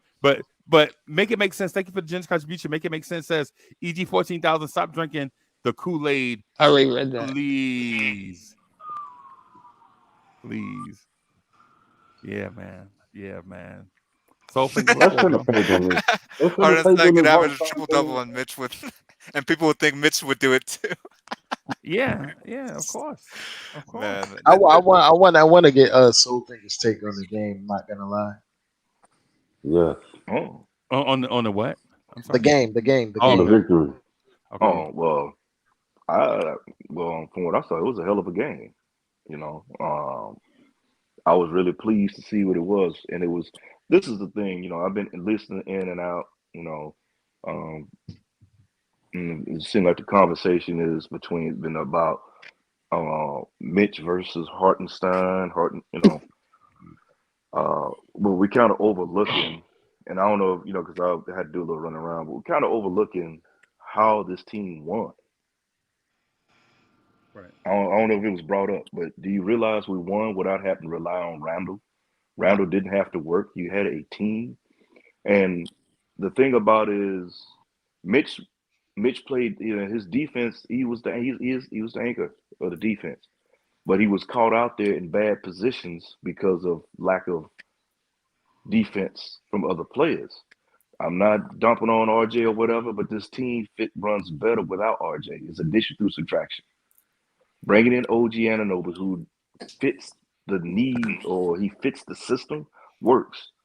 That's one reason. And I watched Hartenstein when he was playing out here with the Clippers because I actually watched Clipper games, and he's you know he can shoot the rock if he gets an opportunity. It's no, you know, I'm not putting one against the other because they have their strengths. Mitch is the more known for defense and everything. Hartenstein, he can do a little bit of everything, but the one thing that he's really benefiting from and that the team is benefiting from is having OG on this team now. He opens the floor. You got to take into account Deuce coming off the bench, and you know, hey, the sun will shine on a dog ass every now and again, and that dog ass sunburn. The way Deuce was letting it go, you know what I'm saying? Yeah. And Grimes went from being a ham and cheese sandwich to a Reuben. You know, he played a hell of a game. So you got to look at how the team played. I don't even know why we even debating who's better out of our centers. It's the fact that we still rolling. Hell, Precious. A lot of people don't want to call that man by his first name. Precious Achua, you know. Hey, he shot a three. Ravioli. He had a three in I the game. He like played Precious the ball. too. And the thing is, he from Brooklyn, right? Ain't Precious from Brooklyn? He's from the Nah, Bronx. he's Mount Vernon. He from Mount Mount Bronx. Vernon. Well, he Mount close, Vernon is the close same enough thing. to the Bronx. So I'm Yeah, it's the same Yeah. thing. Mount Vernon, the Bronx. I always thought it was the same thing, bro. But No yeah, disrespect to Mount Vernon. No disrespect to Mount Vernon, but I always yeah. thought it was the same. I mean, and it's just, I mean, the thing is the man. You know, people are getting upset about him, but you got a 6'8" power forward playing center against these 7-footers, and he's not that. You know, he's long, but he's not that big. If you look at Toronto, if I'm not mistaken, a lot of the players in Toronto were playing out of position. Yeah. They were playing a position up. Mhm. So you got to take that into account. That's why they were looking the way they were looking. Precious Achua fits the need, and now we have balance. Remember, I said that before. The team didn't have balance before. Hey man, Precious Achua is the dude shooting that Harlem Nights gun, bro. He cannot shoot, bro. Stop Yeah. it. Precious Achua cannot shoot. He That's can't. Hey, cold. Lee, bro. Look at his career shooting numbers, bro. For I got you. a big shouldn't be shooting. A big that's not a jump shooter shouldn't have numbers like that, bro. He's slightly better than Mitch from the free throw line. Yeah, slightly, bro. I was, Like I'm just saying. 4 percentage points for his career? The fact All that he I know, took that three with confidence is yeah, I mean, he strange. did. He shot that. Hey, he lined up. He let that joker go. What Bro, I'm saying but is, when have you ever seen a dude from uptown in that area, just somewhere in that area? When have you ever seen a dude from Manhattan, Harlem, the Bronx, Mount Vernon not have confidence, bro? I'm just saying. If he was Colin Quinn had that confidence. if he was from Queens, I'd have been like, okay, You know what I'm saying? Okay, shot. Touche. but I mean, but overall, man, you got Shots to look at fired. it I now. took that hit. Hey, overall though, we're getting wins that you can talk about. We're not beating subpar teams. Teams are just kind of floating around. We beat the team who had the best record, was number one was the second best defended team in the Timberwolves. First best. No, Okay, and he's then talking about the Timberwolves, not Yeah, the Timberwolves. Timberwolves were the first best team. The first best. So I'm defense. saying, And then then Philly is what? second best. The second best. So we didn't just beat them. We whooped their ass, man. We mollywopped them boys. I mean, the Knicks actually went in there with Tate Fist and was giving everybody kidney shots. I mean, basically they were running around like Ric Flair chopping everybody, man.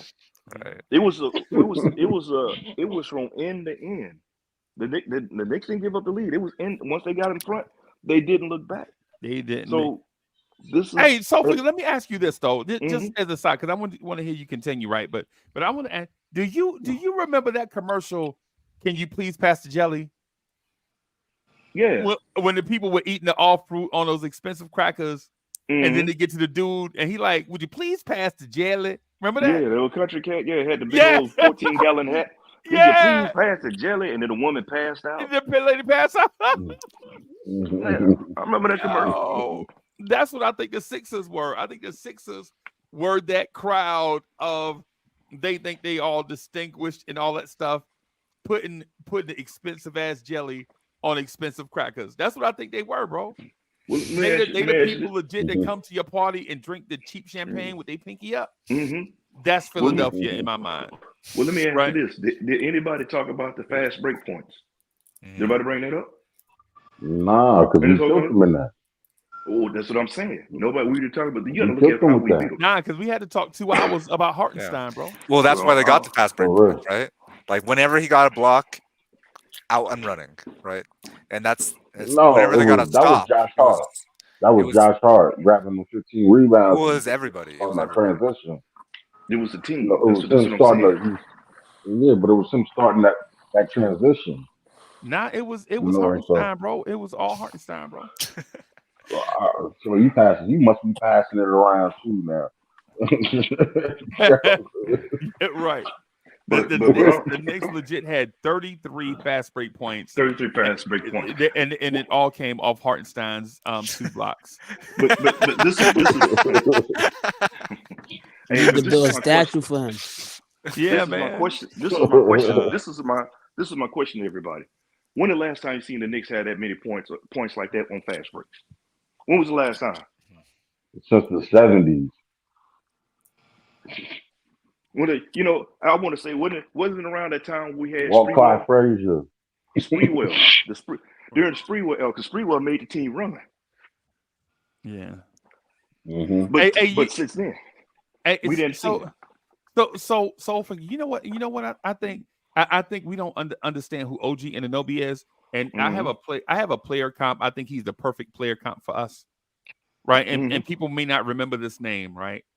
But to me, in this system, OG Anunoby is going to be our Sean Elliott. You know what? Yeah, that's a good. He's going to be our. Wow. He is such a perfect small forward, like all the small forward, like not a shooting guard, but can do some shooting guard stuff. Not a power forward, but can do some power forward stuff. Yeah. But thrives as a small forward, right? But you know what else is wild about it, Freeze? Well, you know what else is wild about it? The man can guard 1 through 5. Yeah. 1 through and that's what I'm saying. Our heart is benefiting from having an OG on the squad. Right. The whole team, the whole starting lineup is benefiting from this man. Because now you got to respect. Okay, look, you put RJ in that corner, he was self-check. Just go like it is. He said, "There's no slight on him. We know RJ could hit an elephant in the ass with an iron board at times. This shot was hit. Yo, y'all gotta stop doing because King Ribby get upset when y'all talk about RJ, bro. You know, Oh, but what I'm saying. See, but I'm not stating that that's not obvious. We've seen that for 5 years. So basically, you saying is he was like 0% from the 3-point line? No, I said he was inconsistent because at times he couldn't hit an elephant in the ass with an iron board. Come on, Ribby, I know that's your boy, but let's be real. Let's keep it a buck. How many times he gone 1 to 10 or 2 or something else? Then he'll come on and he go hot. He go white hot, and then he fall off the cliff, and then he come back. That's inconsistency. And the whole time, he like, yo, pass the ball. Pass me the ball, bro. I'm open. The thing is, RJ, the system, that it just didn't fit. RJ did. It's not against RJ. It didn't fit the way we're using them. Toronto, I think it's going to work out better for them because now that's because they're going through a whole rebuilding stage and it's less that he has to deal with. There's nothing on him because you know what? I was one of those. I was like, you know what? I like OG, but I'm concerned about his injuries. But the way people were talking, go get OG and wanted to give up like the left nut and the right kidney to get him and all like that. I was like, man, that's too much for that cat. You know what I'm saying? The way they work, but he fits better. You know, and he's getting a bigger role. So not to dump on RJ or whatever, give him time. So now he's in Toronto, he can build and do his thing, do his thing the way he needs to do it to get to where he's going to get to. They benched that man tonight in Toronto, by the way. Well, but you just had to throw the monkey wrench again. Oh. But see, I'm just saying they did. I mean, I'm saying they did, but you know what, Dre? I don't care what he's doing over there. He ain't wearing the blue on orange. Yeah, right. Thank you. Like how people. I don't know why we keep bringing this up. Wait, what happened to once a Nick, always a Nick? You know what? Well, that's a buzz phrase. Nah, that's a buzz phrase. That just sells t-shirts, bro. Hey, look, man. I use the deneuralizer for Alfred Payton. Yeah. And I still remember him. So. I used it twice. I was gonna say I used it twice and still remember Alfred Payton. You know why? How you use that? You use that when they retired and no longer playing in the league and they play on the team and they coming back to get a job. Once a Nick, always a Nick. But when you still in the system, you still in the league and you on another team, I can give a damn about you, bro. Right. I'm gonna bust your head to the white meat. That's the way you got to look at it. You know what? I appreciate your service while you was here. Peace be with you. I'd say that, but they had Charles Smith at the Knicks game against the Bulls. I don't know if you knew that. Charles Smith was in the. Why are you even bringing on there, right? But Charles Smith was a man. I ain't gonna lie, but Charles Smith was a great Knick. He just had that one moment that people won't let him live down. Bro. He had more than just that one moment, bro. Yeah, Corey got let it go. Yeah, man. He had that one. But now I'm feeling like Ridley. You got to. So for one, you got to think about Charles Smith. What actually happened? Charles Smith was a 250-pound center for the LA Clippers. The Knicks trade for him and tell him to lose 25 pounds so you could play small forward. Right? They told him to do that in season. Freezy, you know what's funny, bro? Freezy, you know what's funny? The last person to put up Hartenstein numbers tonight was Charles Smith for the Knicks. There you go. 17, 6, 5, and 2 steals and 2 blocks. 2 blocks, yeah. And on like 8 of 9. The last player to ever do that for the Knicks was Charles Smith. Who was that against, Dre? I don't know who he did it against, but he did it for the Knicks. So let's give Hartenstein the Charles Smith Award. Probably the Washington Wizards. Yeah. Let's give Hartenstein the Charles Smith Award then. But Charles Smith had talent. He was just miscast. Yeah, he was I'm sorry, not a 250. He was like a 240-pound center, and the Knicks wanted to get him down to 220 and play small forward. Right, you can't get somebody to do that in season. That's ridiculous. No. Yeah, they had that man on that keto diet in the middle of the season. In the middle of the season, bro, and wondering why he not strong. The worst decision on the earth. But I mean, you gotta. Hey, the thing is I can just say this here. Just look at the team to go. Everything can only get better from here. Yeah. Once they started to gel, we're gonna see even more. And like I said, somebody say gel? Did somebody say gel? Mm-hmm. Jelly. Would you please pass the jelly? Pass the jelly? Yeah. Hey, but and look at it like this, man. I mean, because the way things going, our Hart gonna probably wind up doing the same thing Nerlens Noel did. He gonna get paid off this season. because Nerlens of Mitch. Noel. Ugh. Don't even say that Nerlens Noel in the same sentence as Hartenstein, bro. Don't even. Hey, but tell I'll me say he this. didn't get paid. No, listen, hold Nerlens on, Noel got a hold bigger on. sample size. Yeah, He he got a bigger got sample size. Nerlens Noel got paid a bag of money and then he dropped it when they passed it to him. Did Mhm. Nerlens Noel ever shoot 8 of 9 shooting in his entire But career? but I, you're Well, not. first of But all, each. But hold on. Before hold on. I got. no, no, Let go me ahead. get it. okay, Let me okay. See, before you start making about everything I heart, hear what I'm saying. Thank you. I like all heart, but what I'm saying is, listen to what I'm saying. Our heart's gonna get paid like Nerlens Noel because Nerlens Noel had that season once Mitch went down and Nerlens Noel played the way he did. He got the bag. Guess what? Our heart this last season of his contract, the way he's playing, and he continued to play this way the rest of the season. We get to the playoffs and make a run in the playoffs. You get to the ECF with our heart running it at center. Our heart's gonna get a bag and he's gonna be gone. Exactly. Let's keep it like that's where it is. You know, it can happen like that. Somebody's gonna get that man. They're gonna roll up a few bricks There's trucks no and way pay the that man. Knicks get rid of him. I If think they're more we go likely that to far, trade Josh Hart. And Would you consider trading What? Hartenstein at his highest value right now for Ivan Zubats, who's already under contract? no. I mean, Mm-mm. because he's under contract right now for like a little bit of money in multiple years. That Mhm. way, because what's going to happen is this offseason, bro, you're going to have to He extend might play Grimes. himself off the Knicks if he's playing that. But this is the thing, like to be absolutely honest, if you go that far with the Knicks are not gonna let him go for absolutely nothing. No, You I know what? I wouldn't want to see him do it. They don't I have a would see him choice because do he'll it. be an unrestricted free agent. he's Yeah. yeah, he'd be an unrestricted. unrestricted free agent. They'll reach the But second. here's the thing with They'll Hartenstein. reach He the is second eight completely frame. loyal. He is one of the most loyal people I've ever met. Like he Because was he's willing to take a CAA. pay cut to stay with the Clippers. He said it publicly. He was willing to take a pay cut to stay with the Clippers, but the Clippers said no. We want John Wall instead. That's what they said. They So gave their MLE to No, John Wall. yeah, Mhm. that's not what the Clippers said. The coaches and the players said they wanted Hartenstein back, right? The front office decided to go in a different direction. It was two entities in the same entity on a different page, right? When you Mhm. talk when you hear Teron, was it Teron Lue? Was it Teron? Who was the coach of the Clippers when he was there? Was it Teron Lue? Toronto Yeah. Lue. Teron Lue. Yeah, Yeah, Teron Lue and other guys, they loved Hartenstein, bro. They didn't want him to They leave. didn't want him to leave. Lou did Right. not love Hartenstein. There was Yeah, assistant coaches that bro, loved Hartenstein. bro. I Not saw Lou. the man say it out of his own mouth, bro. I saw He him said say it out of his they own didn't want mouth. him. I know they didn't want him to leave. I was surprised we got our heart as a Now, backup. and so to EG, listen, man, it might be PR what he said about Hartenstein. You know how coaches and players always talk good about each other and never. I saw him say that he was the one that we regret letting go or not keeping. I heard him say that out of his own mouth, right? So if it was one thing, he treated him a certain way while he was there, and maybe he was being cordial after the fact. But I heard Teron Lue say positive things about Hartenstein, bro. Right. And it was this season, by the way, too.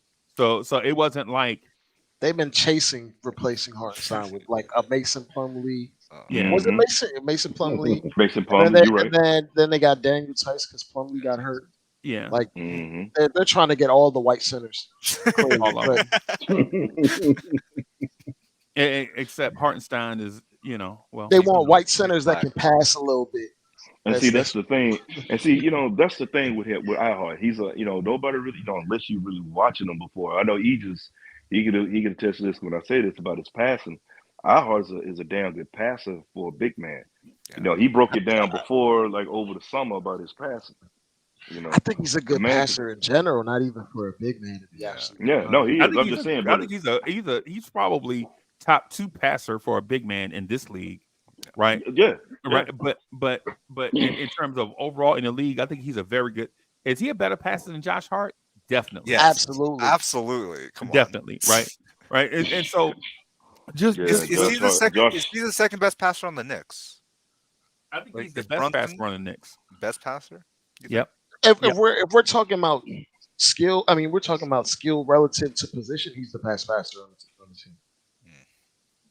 Skill relative to position, because like Jalen Brunson is not a great passer compared to his contemporary, even though he's been getting assists. How many assists he got tonight? Not that many, Two. I don't believe. Two. Yeah. Exactly. Yeah. So relative to position, if we're like doing it that way, then Hartenstein is probably the best passer on the Knicks. Huh. At least consistently. So Okay. But see, like I said, just and like I said, I came on just not to, trying to pitch Randall's how pretty hard good too. My against. fault. Yeah, Yeah, I'm Randall. not Yeah, I trying. forgot about Randall's Randall. good. Randall's Yeah, good. so he may But not be better than Randall. But Oh, no, you good I've point, seen good point. Randall throw fastballs into the front row, and Hartenstein has some bad, but he doesn't ever do that. Like, Hartenstein's I mean, bad passes are based off of like anticipation, yeah, whereas Randall's is just inaccurate. Right, Yeah. and to keep it a stack too. To keep it a stack, it's not like Hartenstein is making long passes around the court. Hartenstein is an excellent short pass. He's the Yes. Chad Pennington of short passing. Yeah, You, and he you can know, hit well, you with a he can long make ball. a He can long hit you. pass He too. hit He the does. long He's ball. got the best I'm not outlet. saying. I'm not saying. The best I'm not outlet saying on he. his team for sure. Yeah. The best Yeah, outlet. I'm not saying that he's a bad passer. What I'm saying is that if we're talking about historically, Randall is a better passer. The numbers show that Randall. He's more high volume right now. Yeah, well, for a reason. For a reason, they won't let you do it if you can't do it. I mean, Facts. you know, and it's And sad Hartenstein's gonna because they build should himself allow to that. Hartenstein to do it more. They just don't. It's coming. It's coming. Yeah. Yeah, but we look, man. Right now, it's the time to be happy and celebrate that the Knicks are on getting a winning streak, especially with bringing in the new addition and just trying to figure out the rest of the team. Because will there, is all the in Breezy, you said this earlier, and you're right. I agree with you about this whole thing with Cat. It makes no damn sense. No. It makes no damn sense. Why would you try to? Why the media keep talking about the Knicks bringing in Cat? Man, they talk about that. Look, the whoever came up, he started that room up again, crazier than a shithouse rat. It don't make no sense, man. It's like you want to get Randall's production, but for $20 more million, or Yeah. $30 more million. It's like, It makes no okay. damn sense, Yeah. man. It makes no sense at all. So my thing is keep that pushing and look at other options. Like I like, if you talking about, we got to see how is Malachi Flynn And you're not or getting, but you're not getting Cat for Randall straight up. You got to give him exactly. You Randall had to and give maybe him OG Anunoby and some draft picks for Cat. Oh hell no! exactly. Yeah, and Hell is no. that worth it? It ain't Or worth it, man. Randall Grimes, maybe DiVincenzo and draft picks for Carl Anthony Towns. And see, the Not for that thing big is soft 7-footer. so my thing is, do you think that the Knicks will actually try to make a move at Brogdon? I've been seeing his name pop up, but it's Man, no. are they gonna go with I'd rather go? I'd Go rather ahead, spend draft. I'd rather spend draft capital and try to pry Terry Rozier from the, Charlotte. from Charlotte, or do anything I can to sweet talk Murray up out of Atlanta before I do that. Malcolm Brogdon, no, I'm good on him too. But is he? I'm not the biggest Murray guy personally. I'm not gonna lie. Yeah, to you. I want to. I'm not either, but still. But let me. I want to ask you guys this because I think you guys, everybody is making points on two separate plateaus. I put it that way, right? Let me ask y'all this question: since you're talking about making a trade, are you guys in the boat of let this team develop organically through chemistry, or are you in the boat of going all in for a guy right now, making the push for a championship? Are you on team let it develop, We might let as it well play jump out, out the window. or go all in? I'll answer this question. I think it's a cop out, but I want to get like a high end guy that's coming off the bench because going by this net rating and the starting lineup looks formidable, very, very, very formidable. The starting lineup itself right now, like I don't even want to touch it. I just want to get someone off the bench that I can rely on to create for 18 to 23 minutes off the bench, and that can that can play with specific guys off the starting lineup, and then when we go down the stretch the last 6-7 minutes, I want to go back to that starting lineup because that starting lineup, as of these last 3 games, have been pummeling teams legitimately. Like it's been so the starting lineup has been so good, even when our bench is terrible, it's dragging us out of these deficits repeatedly and piling on the points and slowing down teams. So like I don't even want to touch the starting lineup if you ask me. I would leave the starting lineup alone. I like the starting lineup myself. I'm with you on that, Drake. Because the starting lineup been punching. Go ahead. That's why I'm saying. But that's why I'm pushing for like Terry Rozier, where you could take him who used to be a starter and put him into this backup role where he really doesn't have to. There's not that much pressure on him. I got it's not messing with the flow up. What about someone like Jordan Clarkson? Hypothetically possible. I mean, yeah, but Jordan, he can't. I don't see him. I'm saying he's used to just being the bench scorer or bench creator. Whereas a guy like Terry Rozier, he elevated to starter, and you don't know if he's just like, I don't want to be a bench player. I'm a starter. This, that, and the third. You know how does he want to win? Hold on a second. Does he want to win? Some guys would rather start just so they can make sure they keep that profile, so they get paid more the next time. There's a reason why Terry Rozier winning gets you paid, but a role also gets you paid more. So, like, if you're talking about, we just had that, but we just had that conversation about old dude from Denver, how he didn't want to be the backup power forward for Brooklyn. But he came over to Bruce Brown. But that was only temporary. Like he came there because remember. Jamal Murray was coming off that ACL, and they were working him in. Like they had to use him. When Jamal Murray came back to 100%, he went right to the bench. He was their sixth man. And some guys aren't comfortable going from sixth man to starting back to sixth man. Yeah. I'm going to say I'm on team development. I think we should just keep the team as it is and see how it develops. I want to see McBride. I want to see how he develops because he showed so much in the G League, so much skill set. He shot 40% from 3 in the G League, right? And he was extremely and it was self-creation. It was self-creation. I want to see, like, obviously we haven't seen that at the NBA level yet, but I want to see if it develops. I want to see if he gets more confidence in himself. I want to see if that like translates. Because if he can develop, he can be that guy that we all want. McBride could be that guy that we all want if he develops. That's a big if, but I think he could be. I think and that's why they extended him the moment they traded. They traded quickly. They made him extremely controlled. Again, they didn't. You don't get an extension done in 30 minutes, bro. You gotta come on. No, but I think that's part of the reason why they felt comfortable trading. Part of the reason why they felt comfortable trading quickly was they had the extension. They also had they had the deadline that they had to hit. There was a deadline, and that's why they probably did the trade in the first place. But they knew, and it's probably another case. But here's the thing: they could have gave him the extension without the trade because the extension doesn't kick in until next season anyway. Yeah, I think Freezy, if that trade fell through, they probably wouldn't have extended. If they didn't believe if they didn't believe in McBride, I don't think they trade quickly. I don't think that was the whole question. Trade. Like that's not the question. We know they believe in McBride, right? We watched the Deuce McBride interviews. Deuce McBride tells us over and over and over again that the Knicks, the powers that be, keep telling him to be patient. His time is coming. We know that already. Right. We know that they feel comfortable with McBride. What I'm speaking to is the instant of the contract extension. Right. That you don't trade somebody in the morning and then have an extension done by lunch. Right. You have the parameters for it already. So both sides probably had already agreed, and they just announced it after that. Is what I'm saying to you. It's like like for instance, if say EG 14,000 came to me and say offered me a position and a pay raise and tried to get me to sign something in 30 minutes, I'm suspect. Right? He signed you the Hartenstein Inc., man.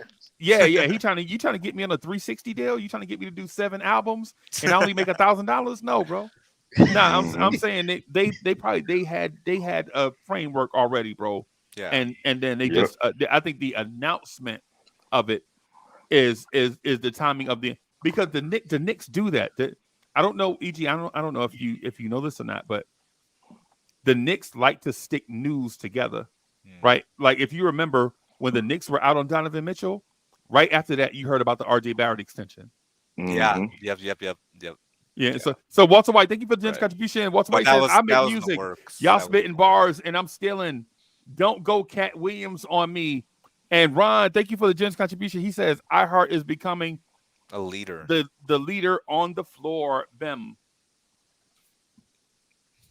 Slowly but surely. But I think my point basically is I want to see McBride develop, and I believe in McBride.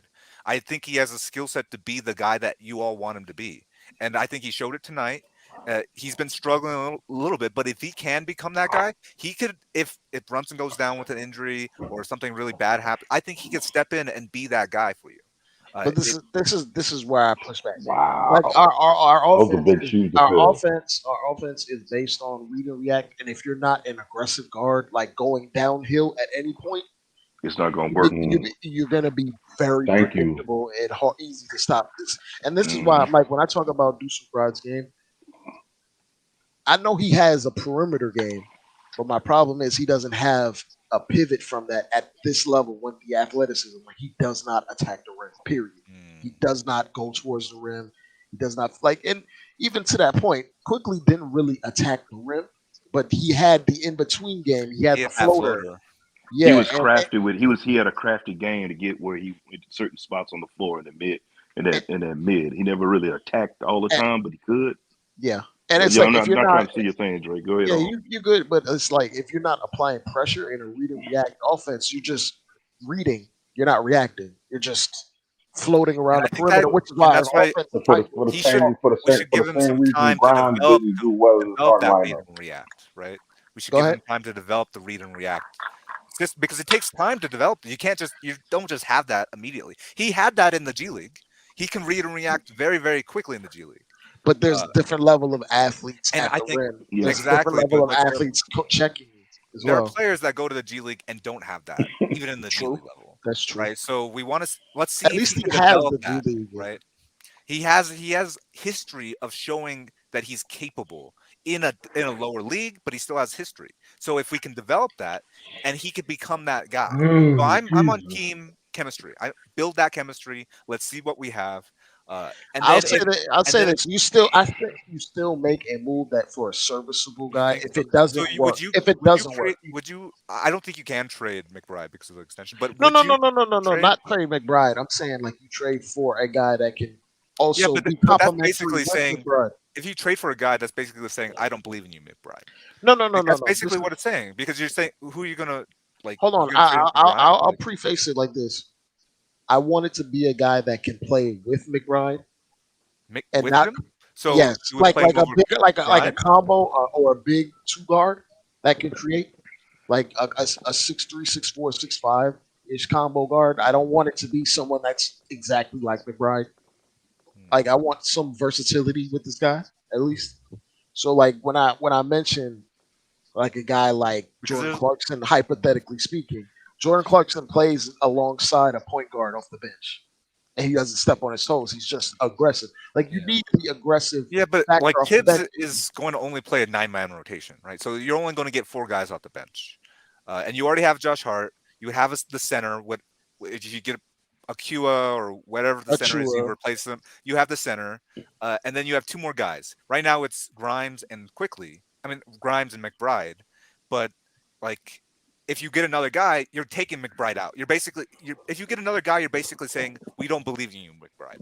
Like This that's is basically but this what is you're me saying. having to rely on Tibbs having sensible rotations. I don't. Right, but he's not. He's going to play a 9-man rotation. That's just what he's going to do. He's going to play a 9-man rotation, but we saw tonight. We started the fourth quarter without Brunson or Randle on the court. Yeah. So and it actually worked. It was a plus 10 because McBride. it started out. I don't know. McBride didn't hit anything in the fourth. It was Grimes going crazy. Grimes hit. McBride hit in the first. Grimes hit in the second. Yeah. And that's why I'm team development. I want to see what these guys Grimes have. in the fourth. In the fourth, Grimes in the fourth, McBride Yeah. in the first. Yeah. First half.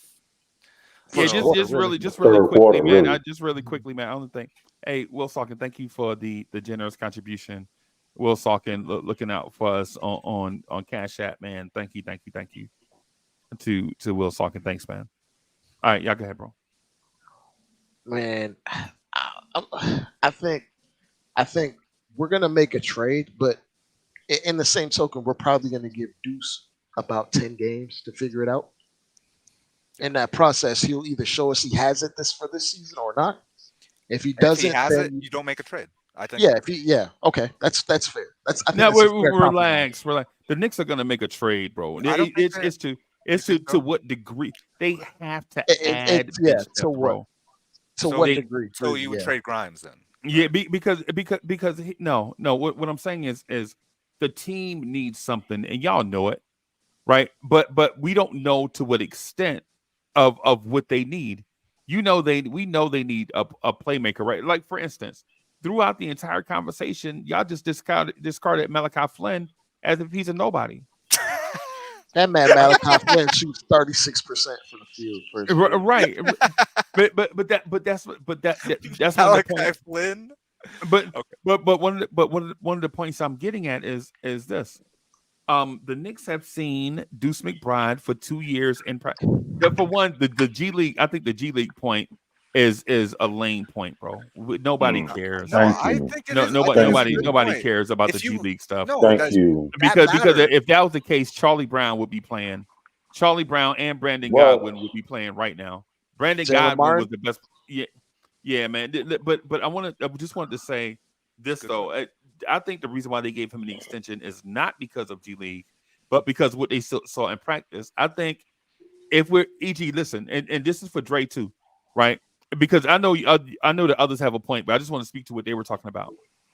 I think the reason why they made the move like this on Deuce is because of the OKC scenario. Y'all remember when the rumor in OKC was Kevin Durant was mad at Scotty Brooks because he was starting Russell Westbrook at point when Reggie Jackson was busting his behind in practice.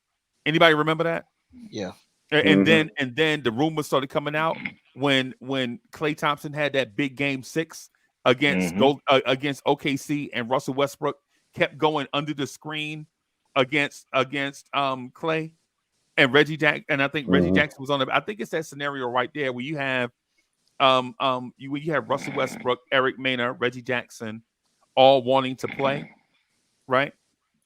But then you give him Westbrook the lion's share. Now Russell Westbrook is a Hall of Famer, right? Is a Hall of Fame type player, right? But if they would have kept Harden and traded Westbrook, OKC may have looked different with Reggie Jackson, Harden, and KD in the starting lineup, right?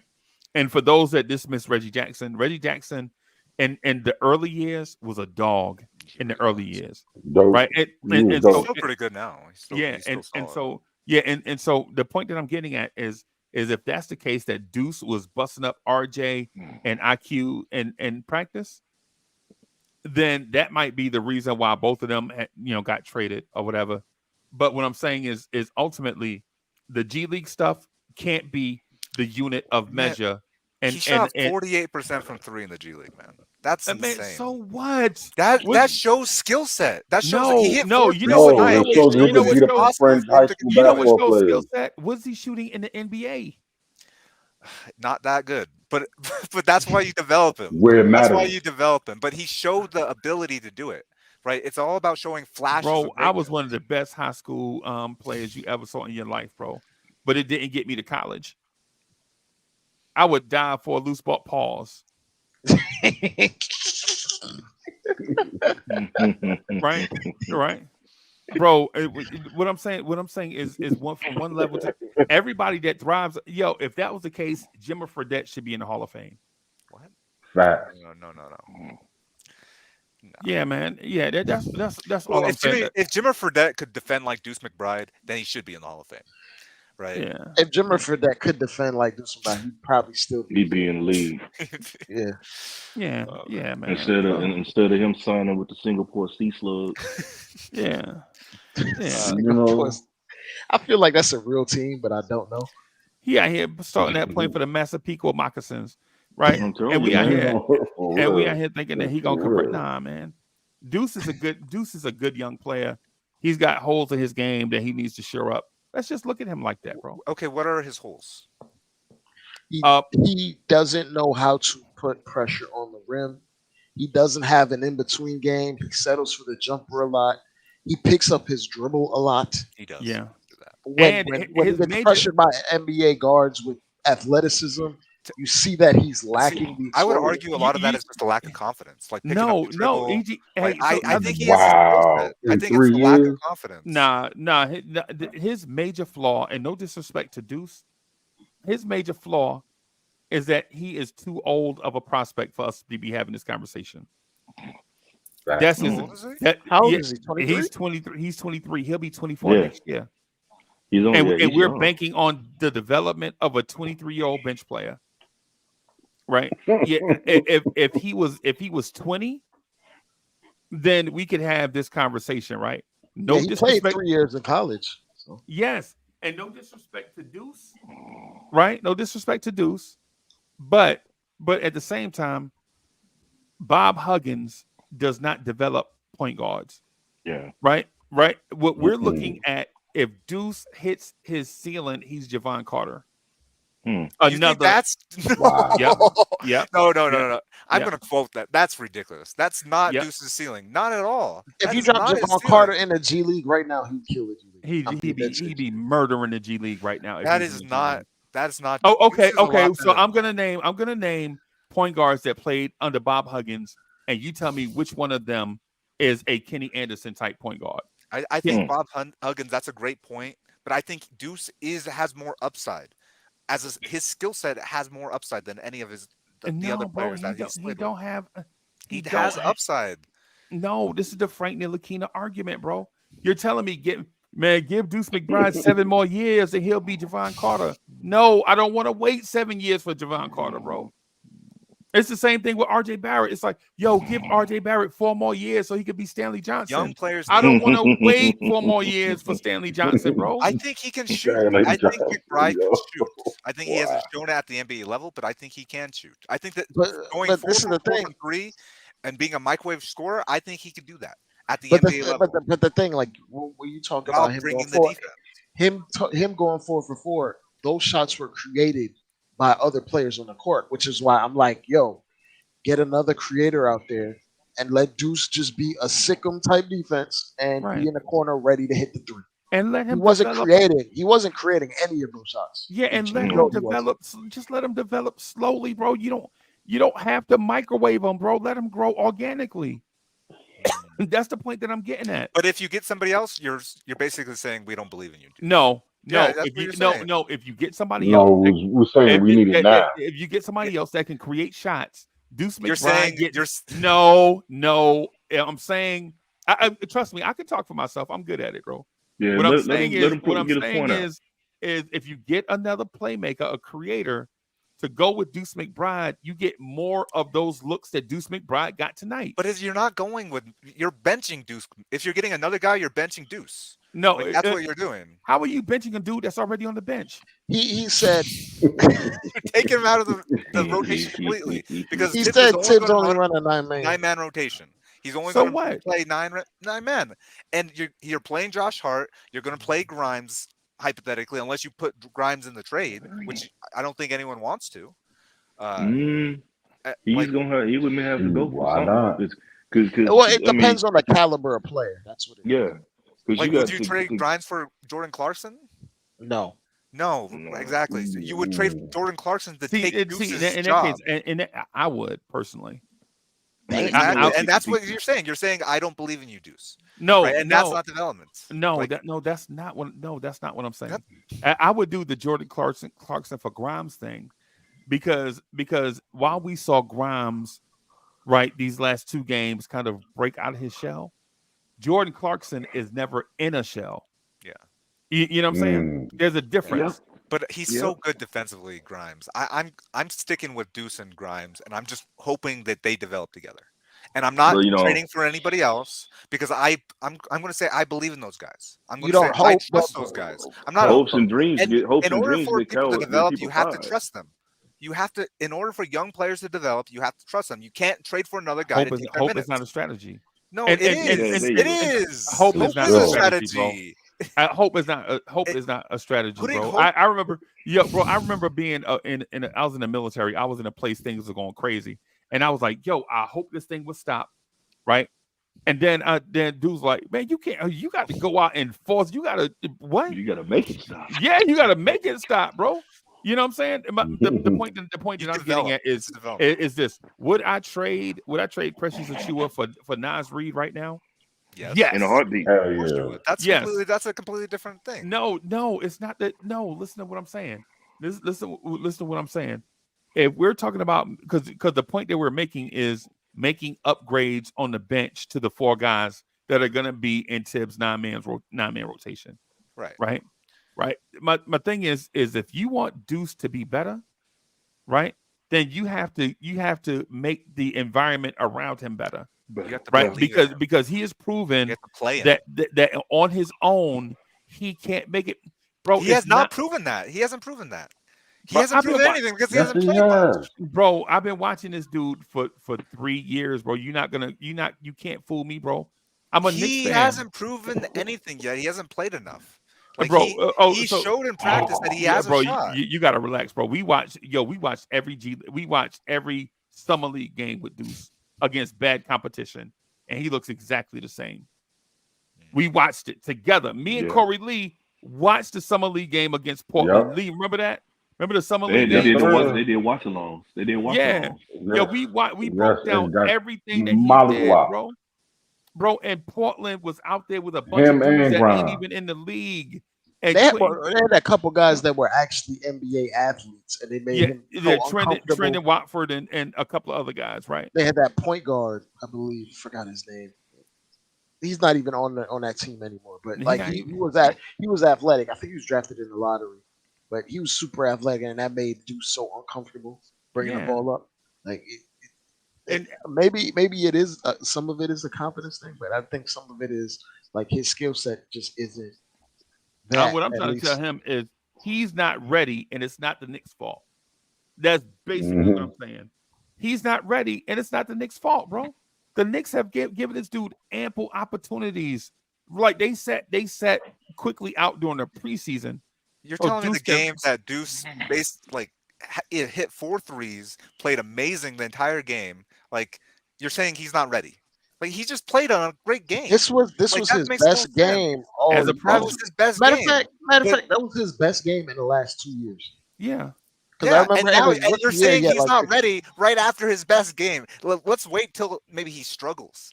Like Or Can we get 5 of them? Can we get 20 of them like that? and bro, and you know what? So you're trying to hit me with the lottery theory. Let right? me get 3 or 4 more games like that. lottery in a row. theory. The lottery theory 5. is one person gets rich in one day, and they speak as if they built their wealth from the ground up. Right? They hit the lottery, bro. That's why they rich. Yo, you didn't build your wealth from the ground up. You didn't go out here and invent something. And sure, you are rich, but you didn't build this thing. We watched Deuce McBride for years. And what I'm telling you, and really, honestly, I don't even know why I even worry Would about you have given that speaking to Deuce the extension? Would you have given Deuce the extension? No. The only reason he got it because it's basically vet minimal, like the contract. And here's the thing. I like Deuce McBride, right? Y'all know that. Y'all know I like Deuce, right? But here's the thing, and it's not a Deuce issue with the extension, right? For people that hear me that think I don't like Deuce, it's not that. It's that this regime has a poor track record of re-signing and extending guys, right? Like if you remember, we also re-signed Alec Burks. We also re-signed Nerlens Noel, right? You know, we signed Evan Fournier. You know what I'm saying? We gave RJ Barrett the extension. Sure right? did. Yeah, and so if you're asking me, is it because of Deuce or the extension? What I would say is it's because of the extension, not because of Deuce. We like Deuce, right? It's not that we dislike Deuce. We like Deuce.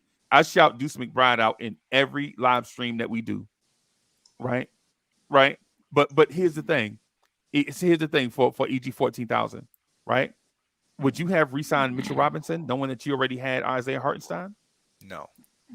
Right. So now you see my point, right? Now you see now you see the point that I'm getting. I would have at. traded Mitchell Robinson. Right. And just like the Knicks traded quickly. For a bag of funds, right?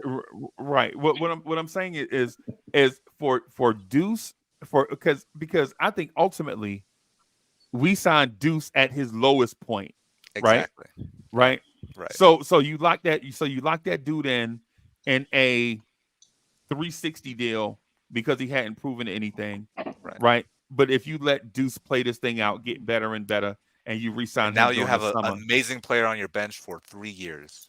right? And for no money, 3 years, $13 million. Right. Right. And that's why I think you should develop him. I think you should believe in him and say, "Hey, we believe." I never said I didn't believe in Deuce. Yeah. Well, you want to trade for a guy to replace Deuce. No, I never said. If you trade for a guy, you're replacing Deuce. No, that's that Denver weed talk, bro. I never said any of that. Well, if you trade for a guy, you're replacing him. No, I never said that, bro. You gotta listen. I said trade for a guy that helps Deuce get better. That's what I said. But benching Deuce does not help. You can't bench a guy that's already on the bench. Playing Deuce makes him better. Like trading for a guy that takes Deuce's minutes does not make him better. Right. Why would you? But why would? Okay. Right. So I think you're doing Johnny Cochran on us. I don't like, but there is some value in making Deuce an off-ball guard that can play at times with the ball in his hands. There's you don't have to just rein him and let him be the entire bench unit. Like Quickly actually played well when he played with an on-ball guard, and he developed in that way as well. The Quickly you see today would probably not exist if he didn't play with Derrick Rose. Right. Yeah, that's true. That's true. And Alec Burks. Yeah, like the Quickly you see today would not be the same Quickly without those two guys. What I'm saying to you is that you need to pick a direction. Are you contending for a championship this year? And if you are, make your roster or build your roster accordingly. If you're developing for the future, then leave it like it is. I think you can contend but Deuce McBride is your backup point guard, is in my opinion is not the guy that's going to help you win a championship. He's such a good defensive player, though. He's such a good defensive player. I need some more insurance. And in the playoffs, you're going to be playing the starters a lot anyway, and you just need that guy that plays great defense. Hold on, easy. I'll give you this. We were in the playoffs, Game 6 last year. We went up 14 points in the first quarter, literally. Yep. We subbed in Deuce McBride. We lost the lead in like 3 minutes. Legitimately. 3 minutes, we lost the lead, bro. Matter of seconds. Yeah, I saw that game. Yeah, and it's just like, yo, I get that you see the talent. He's a young player. It takes time. And he wouldn't have been in that position if Quickly wasn't hurt. Right. Which is why you need more insurance. You need more assurances. You can't just be like, yo, I'm going to give it to this guy and not think about it until we get into a situation where we have to think about it. Like you gotta have a pivot unless it's one of your top guys. Then what do you want to see from McBride to not want to replace him? He's got to play at a Reggie Jackson type level. Reggie Jackson's type level. Yep. I think at least. I think he could do that. And he's got to do that starting. He's got to do that pronto. I think he did that. I think he did that last game. Okay. Right. One time. Yeah. One time, but in one quarter. Sometimes all it takes is one time, and then you get your confidence back. You start hitting everything. Like it really is crazy. It really is crazy. But to me, it's more than just make good, miss bad. Like it's more than that. It's getting us organized. It's getting us into our sets. It's not defaulting. Like when he's in the game and he sees Julius Randle, he passes him the ball immediately. Yeah, immediately. And then Julius Randle gets doubled. You have to have higher IQ if you're trying to be a point guard, and not all of that is on coaching. Not all of that is. Some of that is within you. And some of that is you reading the game and reacting core. Like there are ways. There are things that Deuce can do that I has believe nothing to he do with has it. putting the ball in the hole. There are I things that believe he he can has do that it. have nothing to do with putting the ball in the hole offensively. I believe in Deuce. I believe he'll develop into your perfect backup 6-man like player, um, both defensively and offensively. I believe he has it in him. So, and I think the Knicks believe So in you him too. believe that Deuce McBride is the backup point guard on a championship team? I believe so. Yeah, Right. I think And so. I believe you are absolutely out of your mind. I believe the Knicks think I'm right. No, and That's why they and gave him the extension. The Knicks are That's why they agreed. hoping. that's They're why hoping. That's why they. Oh, I'm sorry. That's why they gave him 3 years, $13 million because he's the future. Come on, bro. You got to relax.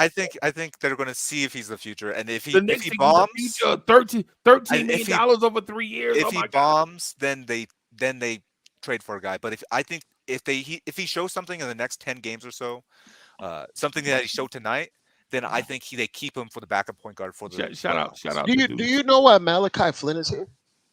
Because the Raptors thought of him like that. Then they made him Yeah. a throw-in in the trade. Malachi Flynn is terrible. Hey, he's Deuce. No, he's not. He's not Yeah, Deuce. yes. Deuce Yes, is he so is. much better than Malachi. I'm telling No. you, I'm telling you No. what Raptors fans thought of Malachi before they realized who he truly was. They thought, oh, okay, he's going to be the backup to Van Vliet, like how Van Vliet was the backup for Kyle Lowry. Right. And then they realized, oh my God, he's never going to be the starting point And you guard. know what they both have in common? They're What, they're- older guys out of college that had certain flaws in their game that if they worked on it, they could be better, but the better never came. The Right? better never You're came. right, right. They legit better's thought coming from Malachi McBride. Flynn was going to be Peyton Pritchard. Oh, Right? Oh yeah. Right. I think Deuce could be better than Peyton Pritchard. I think he can too. But what I'm saying to you is not this year, bro. You can't hedge your bets on that for your season. Right. Yo, he's shooting 40% from 3 this year.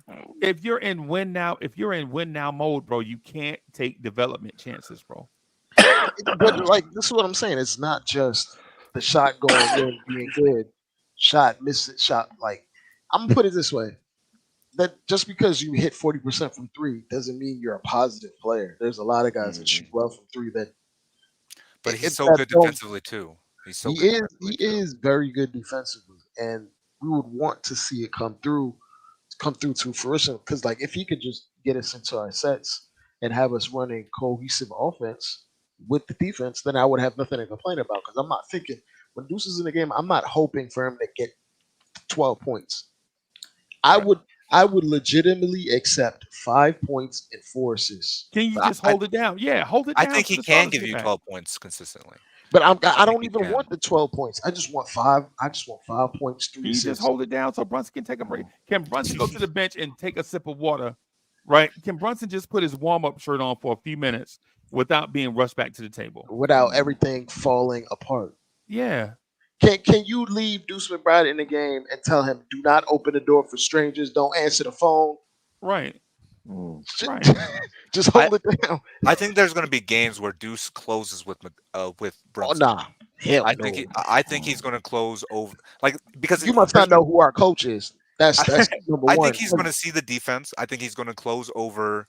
You must not know how much our coach values size. I think he's going to close over Dante. He's just basically the same. Well, how no. tall? First off, he closes with Josh Hart over Dante because he values size.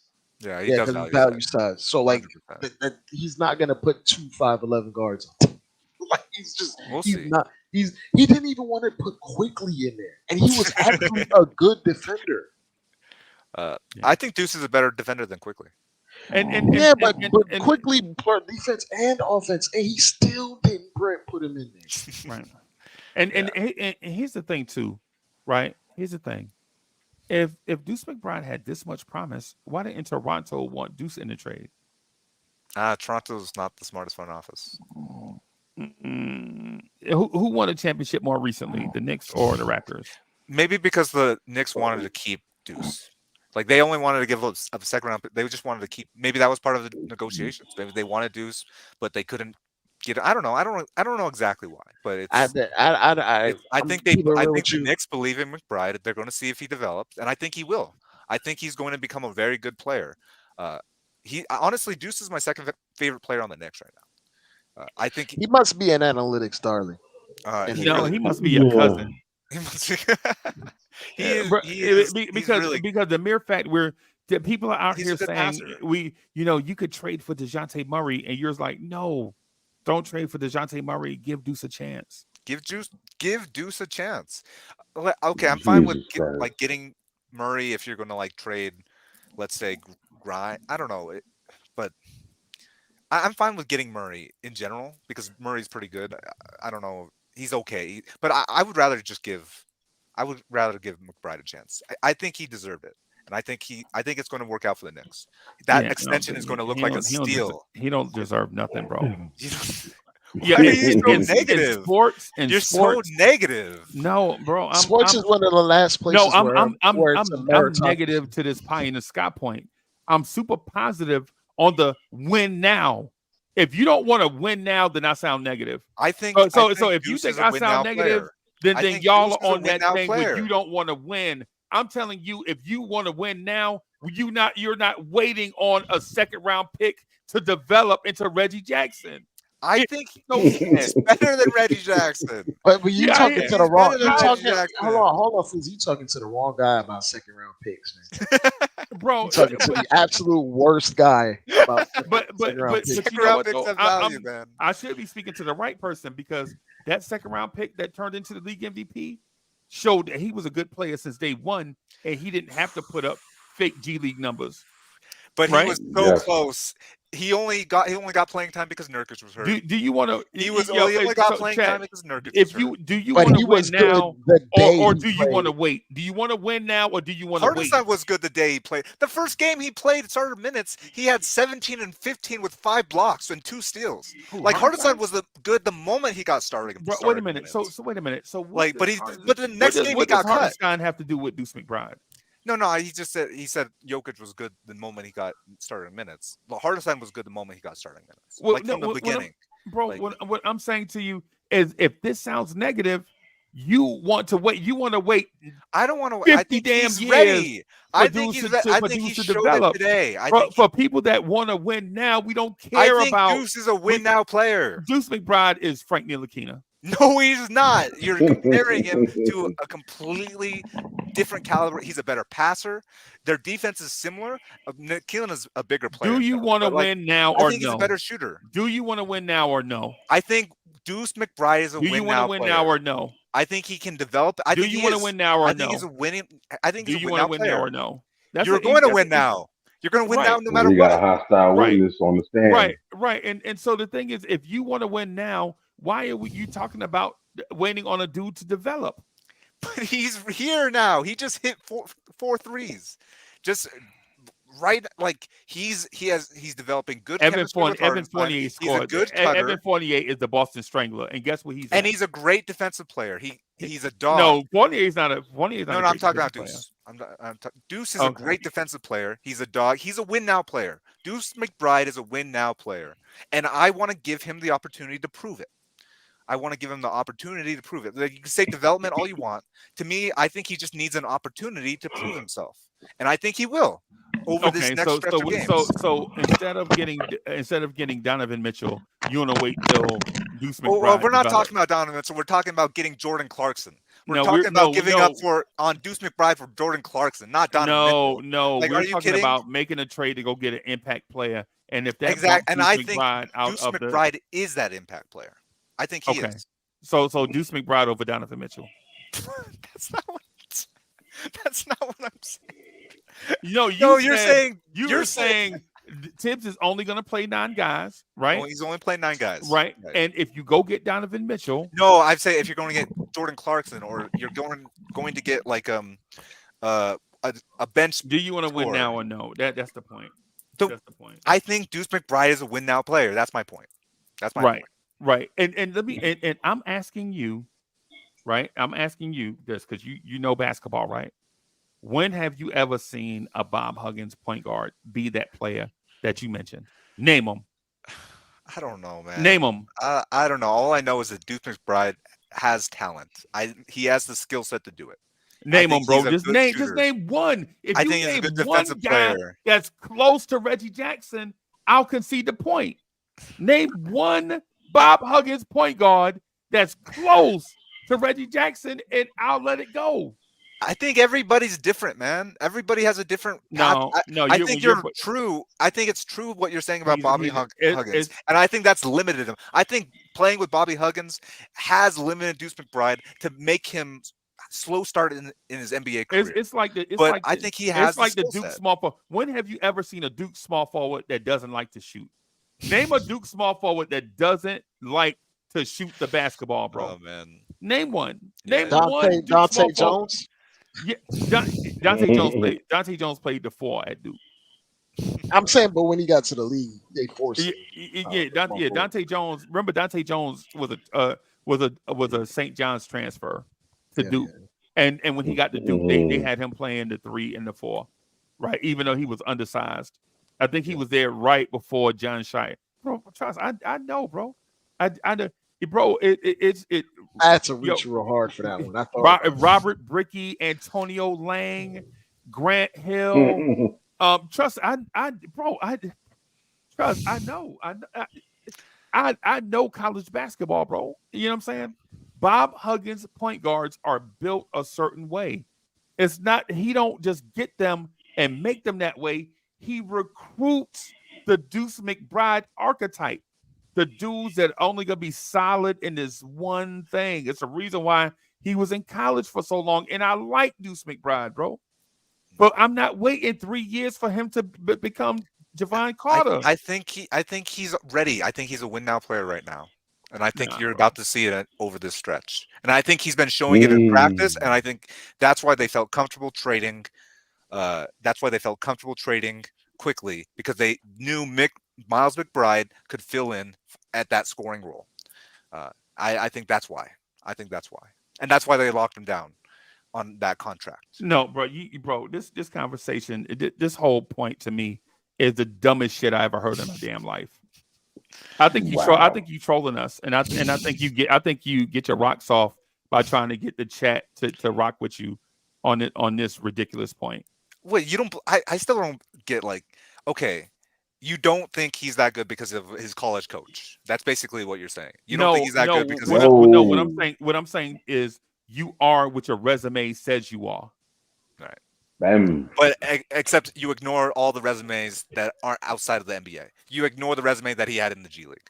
You just ignore that. Bro, you're just ignoring that. You're ignoring the skill set that he showed, where he averaged almost 10 assists. You just ignore that. You're ignoring when he shot over 40% from 3. You're just ignoring all this skill set that he has. I'm sorry. You're ignoring you're ignoring so much about his resume. You're only looking about what he's doing in the NBA so far. Because it should be ignored, right? Bro. I think that's not trolling me. You but I don't troll you, bro. Every aspect from his college, you got to come harder with the trolling, bro. To his NBA, you look at every aspect of a player to see how good he is. I don't troll easy, bro. You got to step your troll game up. Let Core say something. Yeah, hold on. I got my fault. I got. My thing is EG 14,000. I love EG 14,000 being up here, bro. It I think he's good at some of the analytic stuff, bro. But the trolling of me, you got to work harder, bro. You got to put some time in the gym. You got to step your game up, bro. Get your weight up. You're not going to sit up here and tell me that the Knicks shouldn't upgrade and the Knicks are in a win now mode, and then they're going to develop a backup point guard that is proven nothing in the NBA. Bro, it don't make sense. But he has. I think he's a win now player. That's what I think. I think he's a win now player. I think he has good chemistry. He keeps the ball moving on offense. He plays amazing defense, all NBA level defense, and I think he continues to get better every single game. And if he can get that shot right at the NBA level, which he showed that he has that shot at the G League level, if he can get that at the NBA level, then he is a knockdown player for the Knicks, a knockdown win now player. But hold on, when we talk about this shot, we're not talking about self creation. We're just talking about because the shots he hit tonight were not self creation. Yeah, And if That's what but I'm once and saying. if What and, are you and if talking and about? if and I'm gonna keep it real with you, EG. Even if he hits the shot and he has the All NBA defense, I have no qualms keeping him as a backup point guard or at the one if I bring in someone that can help create for him. Right. I don't like the idea of bringing someone else because if you bring someone else in, you're basically saying we don't believe in you. Just like yeah, There that's would be a basically what you're That's not a saying. fact. That's You're speculation. not saying we want you to be better. You're saying we're going to bring in a person that's better than you to play because we don't think you're a win now player. That Like doesn't mean better that's than what you're you. saying. No. We're bringing in someone that complements what you do already at this level. That's a fancy way to say you're going to the bench, bro. We're bringing someone to compliment you. No, that's The, not what we're you're going to saying. the bench unless you're trading Grimes in that process. Do you want to trade Grimes for uh, whoever you're going to get? I don't even know. Like, It depends on the caliber of would player, you but I would don't. you trade Grimes for the guy for the Portland right now? You Brogdon. gotta, Would you you trade gotta Grimes for Brogdon right now? hold on. You gotta also Nope. remember. No, I wouldn't. I Hold on, wouldn't. EG. You gotta also remember. It is an 82 game season. God forbid Brunson misses time, and our only I point think it'll guard be on the fun. roster. Or I think it'll be fun. If you Brunson think misses time, you you just think put McBride in and you just run who's the backup? the cut Who's the with backup? Who's the Hartenstein. backup? You just Who's the run the back? cut with Hartenstein, Jesus and Christ. it's a score every single time. I'm telling you right now. You just run the cut with Hartenstein and McBride, score every single time. These guys are not robots. They're human beings. They can't play 48 minutes cutting 48 minutes in a row. Like you need to have This is substitution. a 2K And then attitude. you also have You obviously have we Randall to have take a lot we of it have too. no we have But no backup This is a point two. guard, This is a 2K guard. conversation. Randall Bro, cannot guard other point guards. yeah, come on, bro. Come on, man. What are we Like you listen, need to have this actual is yeah. able-bodied players at that point. Like Yeah, we, man. Y'all making me think, man, that I got to be careful about who I bring on a live stream now. it's No like lie, bro. That's what I feel like right now, bro. I feel like, bro, Deuce now I McBride's got when not I to, turn gonna. out when I turn out to be right about Deuce McBride because he bro. You listen? If you're right about Deuce McBride, I'll admit it. I'm not a person that'll say that I'm always right about everything. But you, sir, have to understand that you are not right about everything. Also, none of us that's are true. always I'm right. not right about Right. like everything. Right. Absolutely. I thought Wiseman was going to be good. Right. Jeez. And the point that I'm getting at is there is a thing, right, where if you're a Knicks fan, see, I'm a diehard Knicks fan. You can't tell me to wait, bro. This is not You don't have to wait. Just yeah, look at the next game. And right. that's what I told you last time. What did I tell you last time about Hartenstein? Oh, just look at the next game against Embiid. And then what happens? They blew him out by No, 30. you didn't know. Just wait the next game. You revised what you said. You Just wait for the said next game. no, you didn't. It's You said no, you didn't. You said let's wait and see what Hartenstein does about Embiid, and if he has a bad game, then we can have that conversation. But if he has a good game, we can have a different conversation. Remember, I was there when you said it. Trust me. and the conversation is the Knicks are a championship team right now. And Right. if they beat I'm speaking about what you said the other day. Just about what you said the other day, just to clarify. You said, let's wait and see on Hartenstein. You did not guarantee this result. I mean, I didn't guarantee. I said you didn't guarantee this result I against basically Embiid. said if he stays out of foul trouble, then I think You he would said outplay him. let's But it was wait still and see. we don't know if he was going to stay out of foul trouble or not. Like let's be real. It was Right. very it was, And so it I was just want to very give you credit for roll- what you said. You said let's wait and see. 10 and 20 against the Bulls, 10, 20 and 5 against the Bulls is one thing. When I brought up the fact that he was playing against backup centers and all of that stuff, and you said, well, let's wait and see because these numbers may not. The conversation, you didn't say this, but the conversation was these numbers may or may not be sustainable within a reasonable range. Let's see what he does Friday night against Joel Embiid. Right. That's what you were saying, right? And when you said that at the time, I thought it was reasonable. I was like, okay, let's do that. Let's see how he looks against Embiid. And he completely outplayed Embiid. Yeah, Impact wise. Okay, impact. Scoring on him, blocking him, playing him great one-on-one defense, forcing him into mid-range shots, like just forcing him into help where he was just getting blocked by everybody. Like he just really took it to Embiid, both defensively and offensively. So we'll see. We'll see what happens after now. And now, to me, this confirms something to me. The Knicks are going to make the finals. I think they're going to make the finals. This confirms that Hartenstein is real. I already knew that, but like Hartenstein, his impact is real, and this Knicks team is real, and they're coming for the NBA. And that's what this 76ers game tonight confirmed to me. It also confirmed, and this was more of a shocker to me, like McBride has a game to him. McBride has a shot. He's a good shooter. He's a good shooter, and he's already a good defensive player. Like maybe he's not the best creator yet, but if he just gets that confidence to become that good creator, I think he can. And he's shown the ability to create at the G League level. Let's see if he can get that confidence to do it at the NBA level. Right. And I believe this game showed everything we need to know about this Knicks team, is that they're title contenders. And that's what I truly believe you work for the Boston Celtics, bro. The Boston Celtics. I think. Man, look at all the red, man. There's no green. There's no green in my home. I don't have any. I don't have any green anywhere. Chat, bro. Like what? I don't have any got green. Some green and brownies, bro. I'm joking with him about that, bro. But yeah, man. The McBride thing is I think what you're missing in this Linsanity type of rant is that I don't have a lack of faith in Deuce McBride. Right? What I'm saying is Deuce McBride needs time. I don't right? think so. Right? I think I know you said that already. I already know you said that like 17 times. What I'm saying is Deuce McBride needs time, and I don't want to microwave Deuce McBride.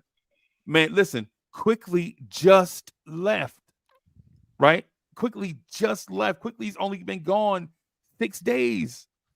We got to relax, bro. Can we give this won dude every time? single game since then.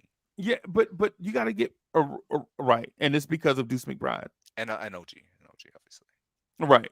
Well, Deuce McBride helped the blowout tonight, right? It wouldn't have been a blowout without him.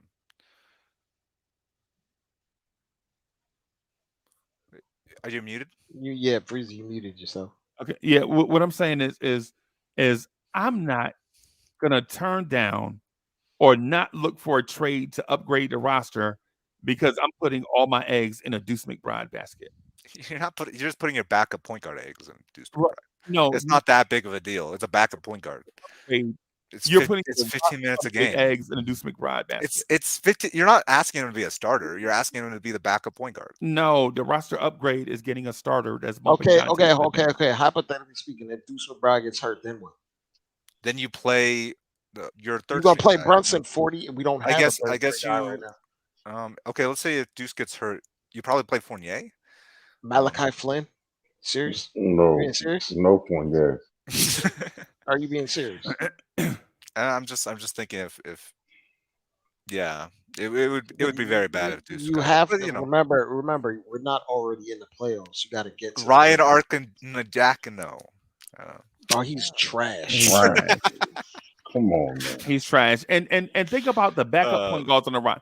The backup point guards are Ryan Arcidiacono, Malachi Flynn, and Deuce McBride. And we're up in the middle of the night talking about don't make a move for a backup point guard. McBride is good. Not even Freezy. It's not even a backup point guard, just a playmaker in general. It doesn't matter the position. Just be a playmaker. That's it. Right. No, I need it. I'm saying for me, I feel like we need a backup point guard.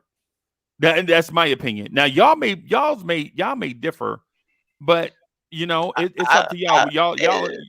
I mean, usually the skill set that you're asking for is in a backup point guard, right? But I just need somebody that can create a mismatch. I would love to get Derek White. He ain't going nowhere. He ain't going nowhere, right? Nowhere. And Derek White technically isn't a point guard. He's playing 2/3. Right. Well, with San Antonio, he was a 1/2. Right. With Boston, he's doing other stuff. Right. And I think that's perfect. The Swiss Army knife. I think that's perfect. And to that point, I would like a playmaker in general. He's considered just a playmaker. Right. He's not limited to just point guard, which is why I'm just like, if you get a playmaker, you can put him next to Deuce McBride, and it's not an issue Yeah. Yeah. because he fits multiple roles. Yeah. That's the thing. E.g., I'm not saying Deuce McBride has to never play ever again, or he's banished to the shadow realm.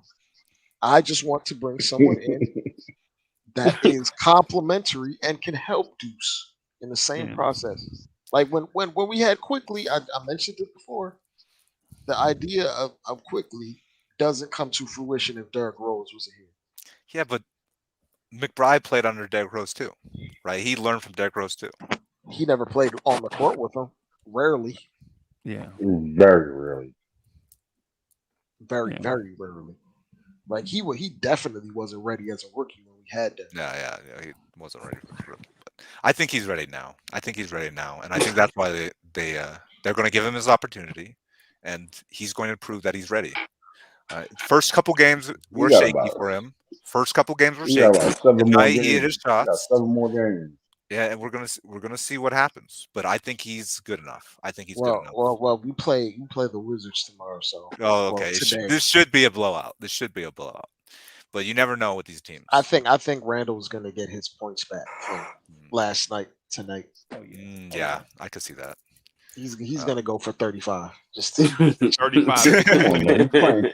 He's going to take playing every Kyle shot. Kuzma. Come on. He's going to take every shot. Oof. Yeah.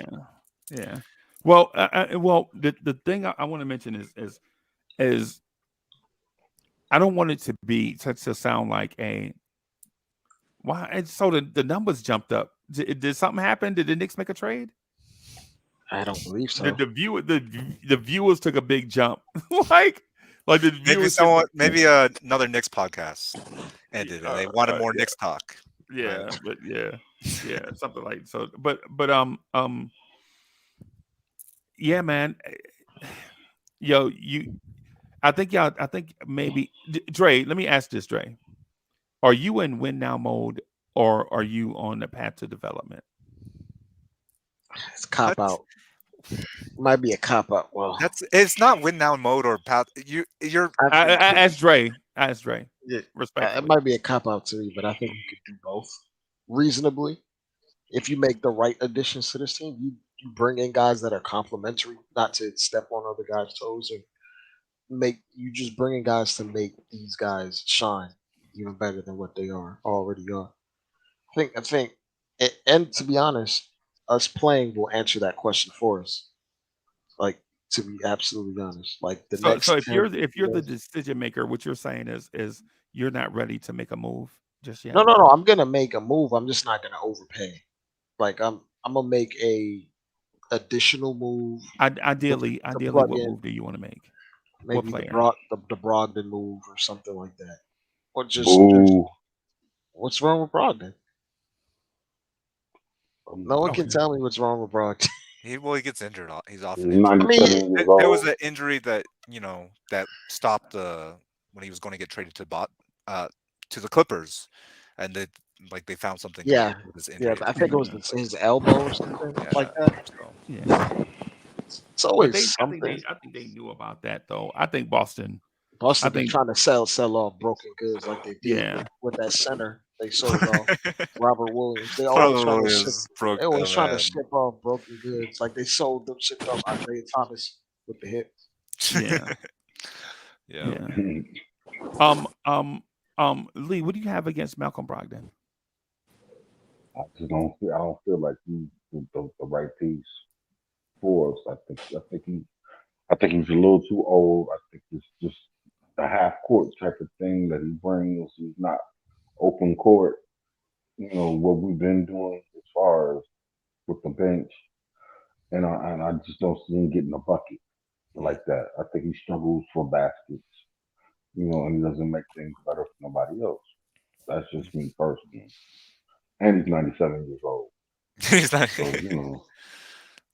Okay. And that's just me personally. But I'm looking for something a little bit younger, something a lot more athletic. You know what I'm saying? Just and a better defender. Brogdon is averaging 15 right now on 40% from 3 and 5 assists. Yeah, 27 he's a good player. Yeah, but he's playing on Portland, bro. No, Come on he's now, a good and player. he's He's The Portland is a rebuilding team. Like that's not his fault. Like Yeah, exactly. okay. that's not his fault. Yeah. I mean, to Like each his he's own. already contributed to numerous playoff teams. Let's not do that. Like everywhere I'm gonna do he's that. gone, for the most part, they've been a playoff team, partially because of him. So he's a very efficient player. He's a cerebral player. He's a winning basketball player. The only problem is he always gets hurt. That's the issue. Not his on the court game. It's not his on the court game. Not an issue. But it doesn't work for me. I'm just saying. Yeah, I mean it is a matter of opinion. Yeah. So I just don't see it. And Like I'm not. I was gonna say like to EG, like I'm bolstering EG's point, but I don't want to touch the starting lineup. I think the starting lineup is fine. I just want to add to the bench or add to our depth. And I love the defense. I love the defense between McBride and Grimes. I really do. Their defense is so locked down together. It really is. So, but when you go against teams in their benches, they're not. But the bench only plays 15 minutes a game. All you need to do is play great defense, make sure the other team doesn't score. But and in get that, the starters back 15, in. hold on, EG. In that same 15 minutes, you can lose a game. Yeah. You can lose a game in 15 minutes. Like not if the defense is really good. Not if the defense it's good. It's less likely to lose a game when your defense is that good.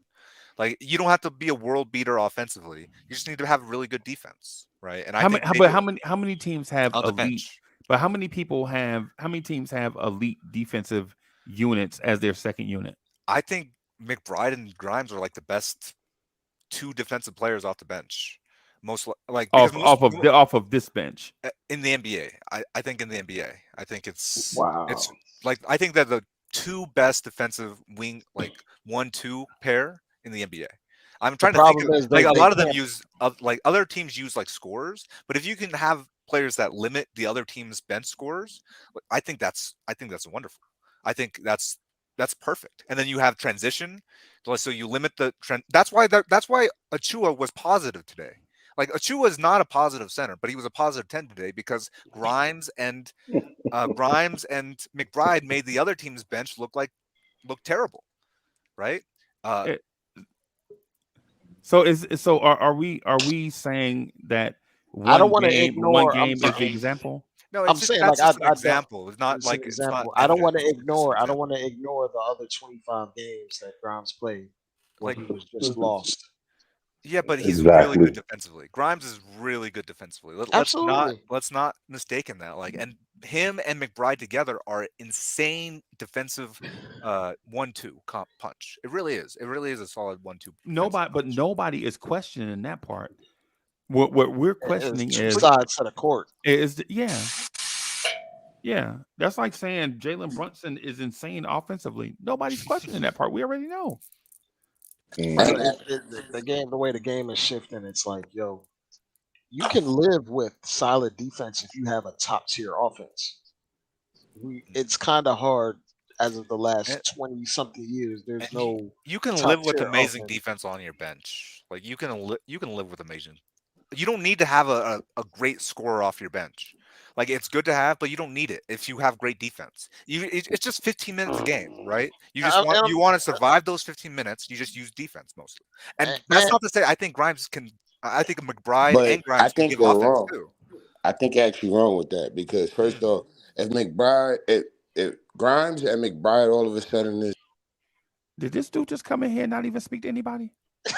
Yep, he really did. This dude just came in and started talking, bro. Yes, he did. The dude ain't say that. Yo, hey, live stream, everybody. Hey, Dre, EG, Soulfinger, Corey Lee, Ribby, man. I apologize for dude coming in and not speaking to everybody. Generally, we'll argue, we'll debate stuff, but we're not gonna not be cordial with each other, right? So we'll debate, and we might even be in a heated debate, bro. But we ain't gonna come in and not at least say hello. Good morning, everybody. I apologize. Uncle, you are absolutely right. Everybody, good morning. Let's feed on my couch. Come on, man. Yeah, you're right. That's like a feet on your couch or not using a coaster. You're absolutely right. That man walked in the crib with shoes on and ain't take his off. Yeah. Yo, you know That's what This it that man was? put F his I thought y'all. I this had man my put his I thought I 40 had ounce my on the coffee music. table, bro. He walked I thought I in had and my asked, music. he walked in and asked if we had some sandwiches. Yeah. For real, Charlie Murphy. Yeah, bro. Good morning. I apologize a second time, guys. Good morning. Yeah. What's good, bro? But yeah, finish your point. Nothing. You wanted to say something. Okay. All right. I'm off punishment. Thank you. So what I was simply trying to say is I really don't agree with the McBride and Grimes 1-2 punch because of the fact is where was this earlier in the season, and there's a couple of other things as Where well was that this 3 years ago? Yeah.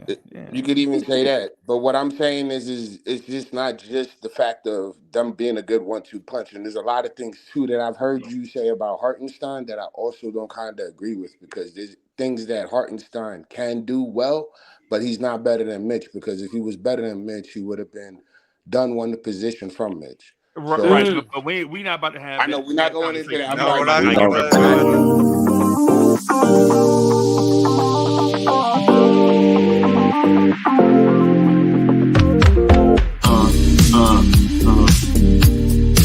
Yeah.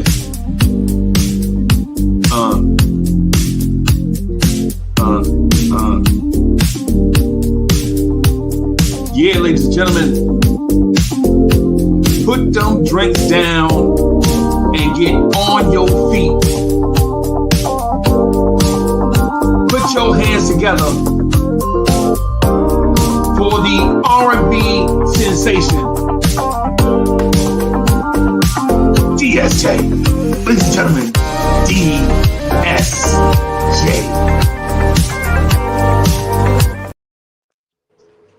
Yo. Salute to everybody in the chat. Good Salute morning, to everybody on the DSJ. panel. Yo, I didn't see the DSJ. Kanye thing you were talking about, bro. I ain't gonna lie. Good morning, I'll resend it. Okay. Hey, top of the morning, bro. Top of the morning. Top of the morning. Yeah, so I'm just waiting to get the I Heart Snyder cut that EG was talking about The earlier. director's cut, right? Yeah, you know. In black and white? In black and white, yeah. Yeah, the black and white joint. Yeah, but you gotta With wait the 3 years slow-mo for it. snacks. Oh, about the same time I gotta wait for the Slow-mo McBride movie as well. Yeah. Okay. For the record, you know.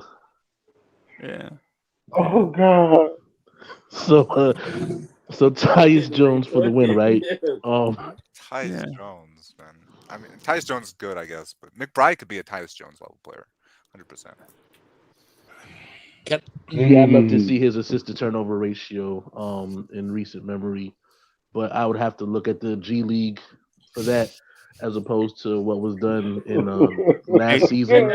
Hey, Soulfinger, you know what? Soulfinger, you still there? Soulfinger still there? That man was knocked out. I had to mute him. He was snoring. Oh, okay. Yeah. All right. But Lee, you'll appreciate this. He's here. Oh, there he is. Soulfinger. Hey, Soulfinger. You know what I've been trying to give the example of, right? So the example that I'm trying to explain to everybody is that Deuce McBride is a dude that took Navy ROTC and joined the Marines and served as a Marine, right? Got out, and then now you want to bring him into the Air Force and have him be an Air Force guy, right? What do we, bro? It's not happening, bro. This dude is we are speaking to him as if he is Dyson Daniels or Usman Jing, bro. He's not that, bro. He's not moldable clay where you can change him and make him into. This dude just said he could be Tyus Jones.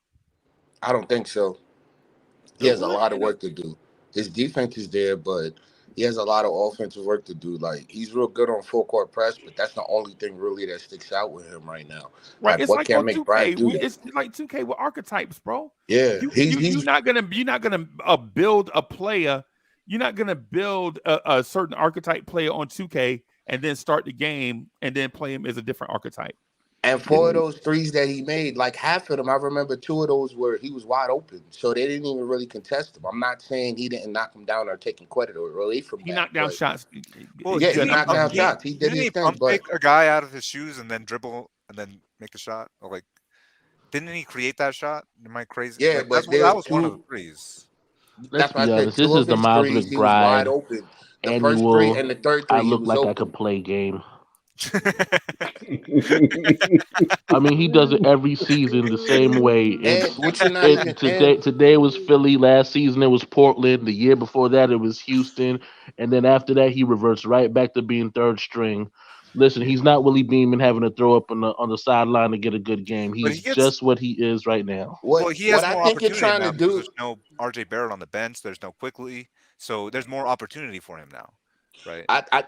Okay, this is what I don't understand. He had a long enough time to have opportunity to prove himself.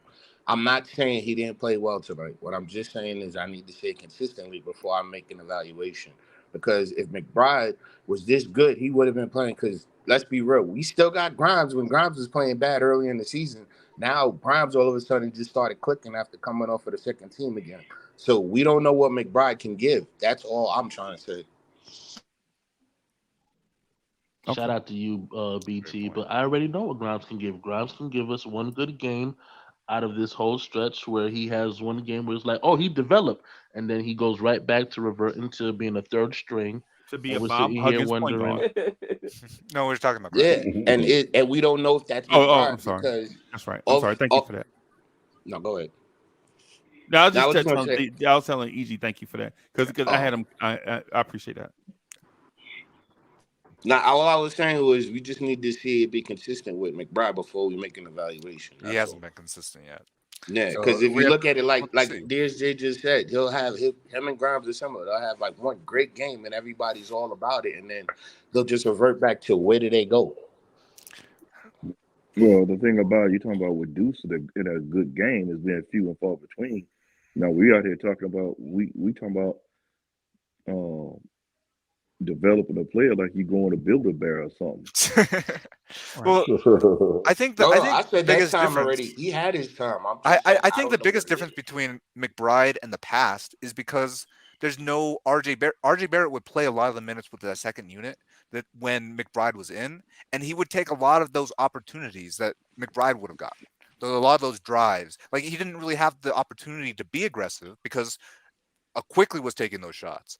Um, RJ was taking those shots. Well, wait a Everyone minute. Are else you was saying taking those so? He shots. didn't get the opportunity because players that were better than him No, but here's were the thing. taking a I shot? don't think they were actually better than him. I think they just had more money. They had more. They had more status in the Wow. organization, and Man, I don't think they're actually better than him. I think he has the potential to be Yeah, even better than I'm going Quickly. to bed. I think he has the I potential to be a better backup than Quickly ever I was. I'm would going to bed, man. I would Is Whoa. that the reason that he Whoa. would cross across half court and then just pass the ball Exactly, immediately and away? because we didn't really see him attack that much. He was very passive because he was playing with other ball dominant players. because he's He a was the Bob last Huggins point because he was guard. the fifth option in the G League. Because He he's a was Bob amazing Huggins as a point guard, first bro. option. Right? We'll see what Bro, happens when he's the because first option again. Or maybe because he couldn't get past his defenders while he was No, on he court. could. He was maybe, able to get yeah. past his defenders. His defenders, I, generally I speaking. didn't see. I Right? It didn't see was. that. Somebody got any melatonin?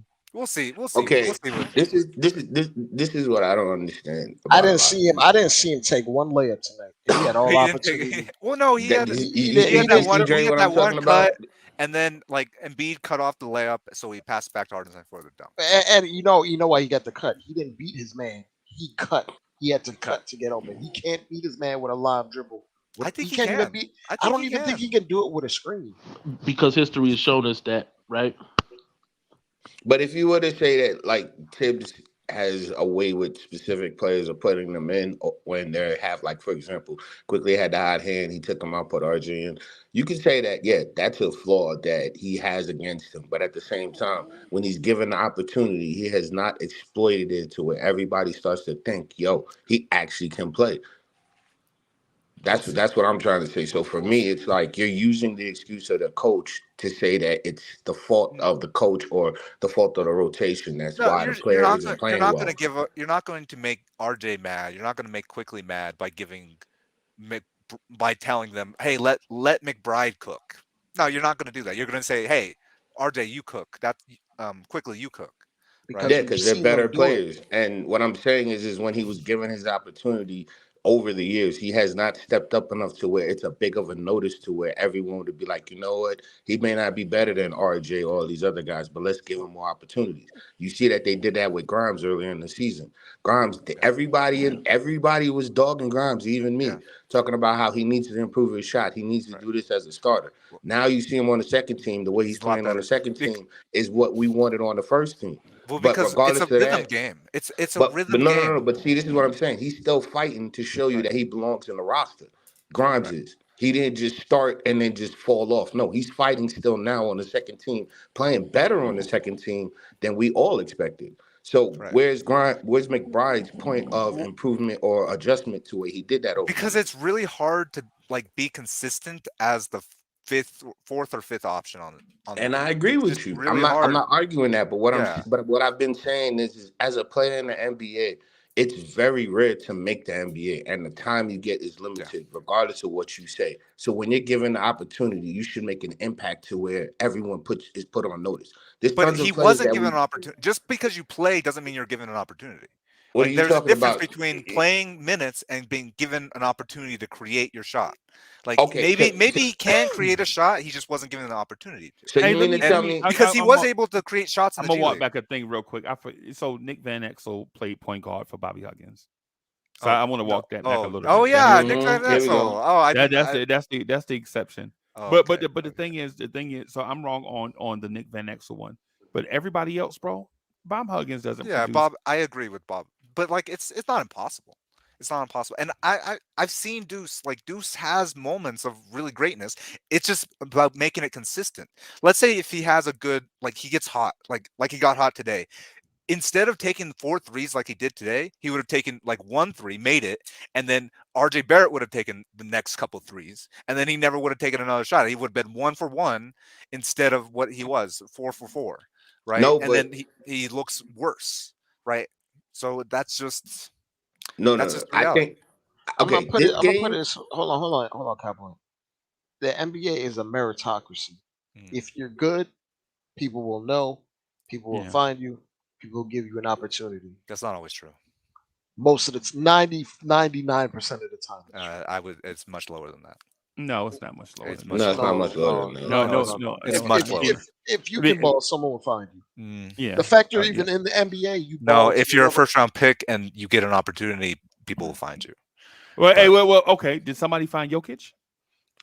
I'm telling There's you, a lot of second rounders. they got so lucky with Jokic, man. The only Did reason somebody Jokic find Fred Freaky, VanVleet? you beat Murray. me that one. You beat me on that one. they got so lucky with Jokic because Nurkic was hurt.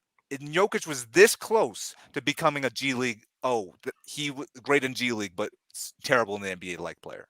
The Like NBA he was this is, close. The NBA Like- is probably the most exclusive sports league in the entire world. There's There only are so many players that 450 can ball. players. There's so Yeah. many players that are amazing, but don't ever get an opportunity. Name Because one. Yeah, there's but so you're many not other Name players. There are one just so I so can many. follow. The Name one so I can opportunity. follow. Name one so I can follow. Name The- one. Well, the first name, like, you're gonna laugh. Kwame but Brown. Jamel Stokes. He only played like 40 minutes. He was a G League MVP. Like he only played 40 minutes in the NBA. And then he went to China, and then he just got worse and worse every year because China has no development system. And Justin Champagny. but there's players over and over and over again. Like Cream Biggins. Yeah, there's so Kareem much Biggins, talent. There's so much talent in the world in basketball talent that they never really develop it. Right? Whether you get a second round pick, if you're a first round pick, you get so much more advantages than if you're a second round pick. Right. So, but Can I- the thing is though, is do you accidentally fall into being a first round pick, or do you stand out? I think a lot of them accidentally just fall into it. I honestly think it's mostly I think outside of the lottery, like everyone else is about the same level. No. But what I gotta Everyone else- ask you is this: is how do you not understand that if you're on the court, you're given the opportunity to play? But you're not always given an opportunity to take the shot. So chat. This is where so what I asked was a setup question, right? Yeah. It was a trap, and I think he stepped right into it. Right. So for one, you can't tell a Knicks fan that has Jalen Brunson as a starting point guard who was a second-round pick. Yeah. That it took him a lot to get there. Yeah, but it don't matter. It don't matter. The fact is he made it. He was benched. He was right. The fact every is step of the way. the fact of the matter is if you can play, you'll be found, bro.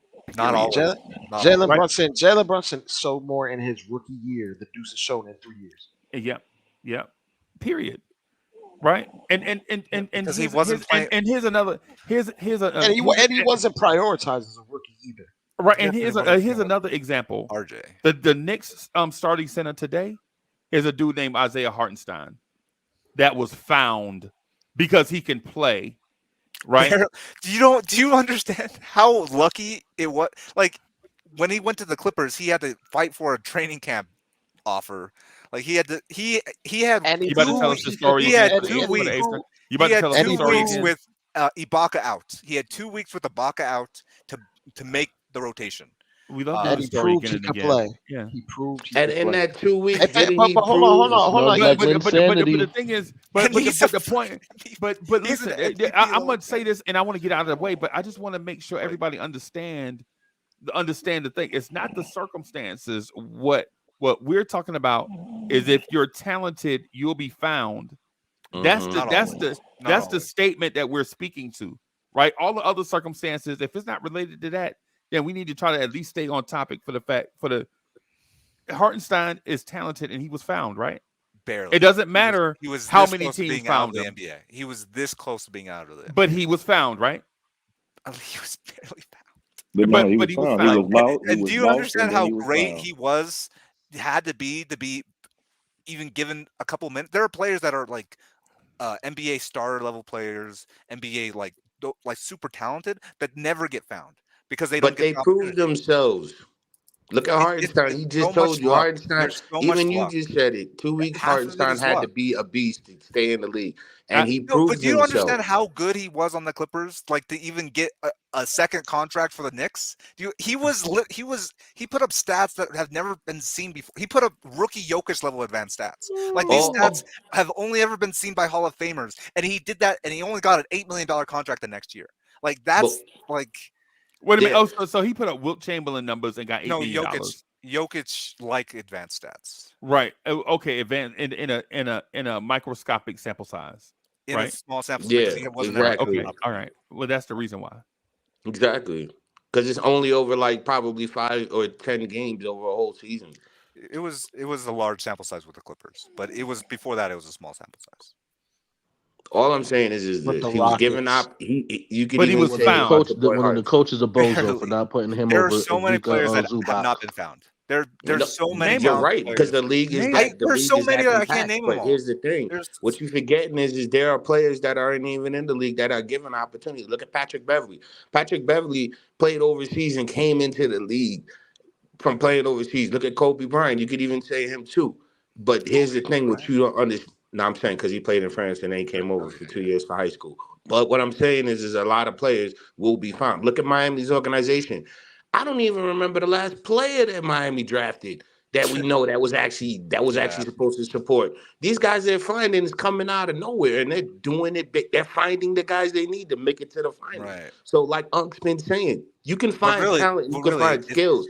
It's just giving them the opportunity. You just got to get given the opportunity, and if you're playing 30 seconds, I think like hey, hold on for.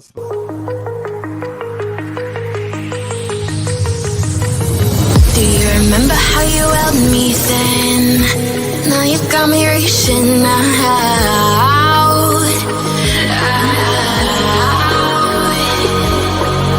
And do you see you got me falling in more times than I can get out?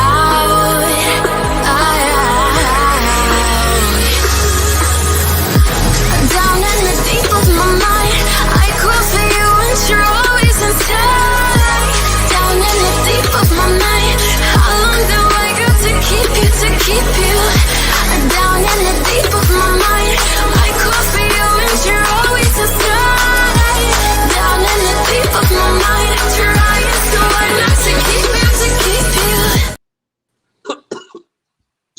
insane. That is the fastest in the NBA for a Hey, ball. Good Wiz. morning, sir. Seeing it Wiz. from 28 to 40 Morning. extremely quick with this AG thing. 14. And even on last gen, being PC, Xbox Hey, One, Dre, or you got PS, something playing in the background? Dre has something. Dre has something. Oh, you can't hear that? My bad. Yeah, salute Wiz. What's going on, man? Salute. AG 40,000. Thank you for speaking some facts. You guys, the man is stating something that you can't prove the talented guys who didn't make it were not talented enough to make it. Yeah. Because they weren't given opportunity to make it. Right. Lack of opportunity is not lack of talent. A lack of Exactly. opportunity is not a lack of talent. Luck is preparation meeting opportunity. That's all it Exactly. is.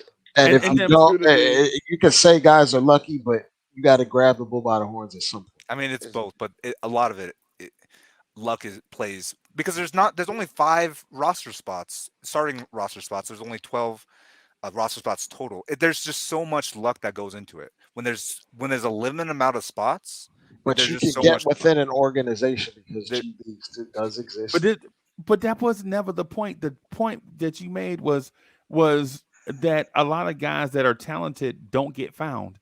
Yeah. Right. That was the initial point. We're arguing stuff down the road, bro. The point was a lot of talented people don't get found. And you know why? Because there's no farming system. There's no farming system in the NBA. I just It's gave not you an like example. baseball. What are you talking about? I Right? gave you an example of Miami. I gave you an Miami example of has Patrick a Beverly. I form. gave you a Miami, player and a yeah. team organization that one was second. founded and also is in the You league gave an playing example consecutive minutes. of one organization in the entire NBA, and you go, "Oh yeah, look at that." No, Wiz, we did not. have- We did not do that. Oh my I God. gave an example of the Knicks finding Exactly. Jalen Brunson and Isaiah Hartenstein. These are And all I know. examples. Yeah. Okay, so 2 guys out of the million who didn't get found. Well, you don't See, want to. now you reaching with you trying to make an excuse. Prove the guys who You're didn't get trying to found, though. discredit what you're trying to discredit In what baseball, I'm when saying. you that draft you- a guy, you can prove guys got found, but you can't prove guys who didn't get found. Yeah.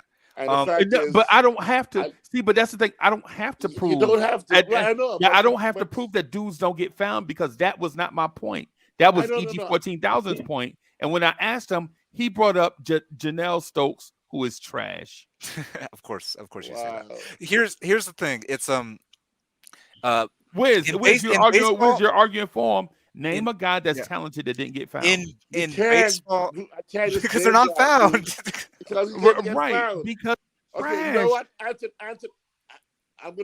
can name guys who I know in Brooklyn who didn't get a chance because they didn't get, and they're better than the guys who get. Remember I told you, I know you guys know I told you about Stuart Granger, right? My boy from Nazareth.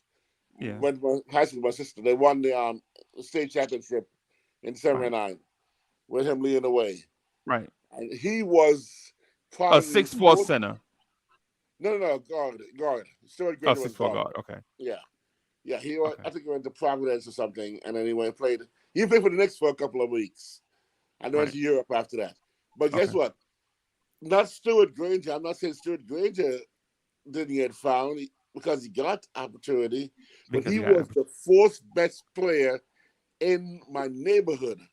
Now, he wasn't the best. He was the 4th best, but he got the opportunity to even get to the NBA. The other 3 didn't even get a chance to get to the NBA, so they didn't get a chance to get found. But they were better than him. I mean, like Anthony, man, this cat was probably the greatest player I've ever seen live, short of seeing the top 10 in the NBA. Yeah. And man, I watched this kid, I go, why isn't he in the NBA? And you know what? There's some politics. Can I say something? It's also opportunity that the guy's just the coach didn't like his attitude. Yeah, it's not politics. Wait a minute, let him cook, y'all. Come on. His attitude alone, because he had the edge to him that he was good, and the coach just didn't like his attitude of being super cocky. So I'm like, man, if you got one chance in the NBA, you're showing guys up. They're guys. I mean, it's tough to prove that Anthony was better. That's why Jeremy Lin came out of nowhere. Hold on. Let me finish. That's why Jeremy Lin came out of nowhere. Like right. that was like. But wait a minute, Jeremy Lin didn't come again. Jeremy Lin didn't come Here out we of go. He was on the roster. He was found. Yeah, he was in the league. He No, went but from again, Golden State to the Get Knicks. him off the street. He was on a Mm-hmm. roster. He was Same in thing with Golden John State yeah. before in Starks. the Kansas. Yeah. John Starks was bagging groceries too. People remember. Right. Right. But what So I was you know, gonna say is you about know how your many guys point like that is exist? this: the evaluation that you're making is your evaluation of the player. There are things behind the scenes you don't see. You don't see practices. You don't see how well they run with the team. You don't see none of those. So you're making an evaluation off of somewhat of a finished product. So maybe it's not that they're not given opportunities. Maybe it's that your evaluations are incorrect. They're not as good as you think they are. We In all have that flaw. in baseball, when you draft a guy, they go to the farm system and they have to prove that they're the best player I'm at in glad the you said double that. A level and then the triple A level, and then they get the opportunity. In Okay, the and in you're right. and in the NBA, you draft a guy in the first round, they go directly to the big leagues. You know what that means? That means players that are better than them are stuck in the G League.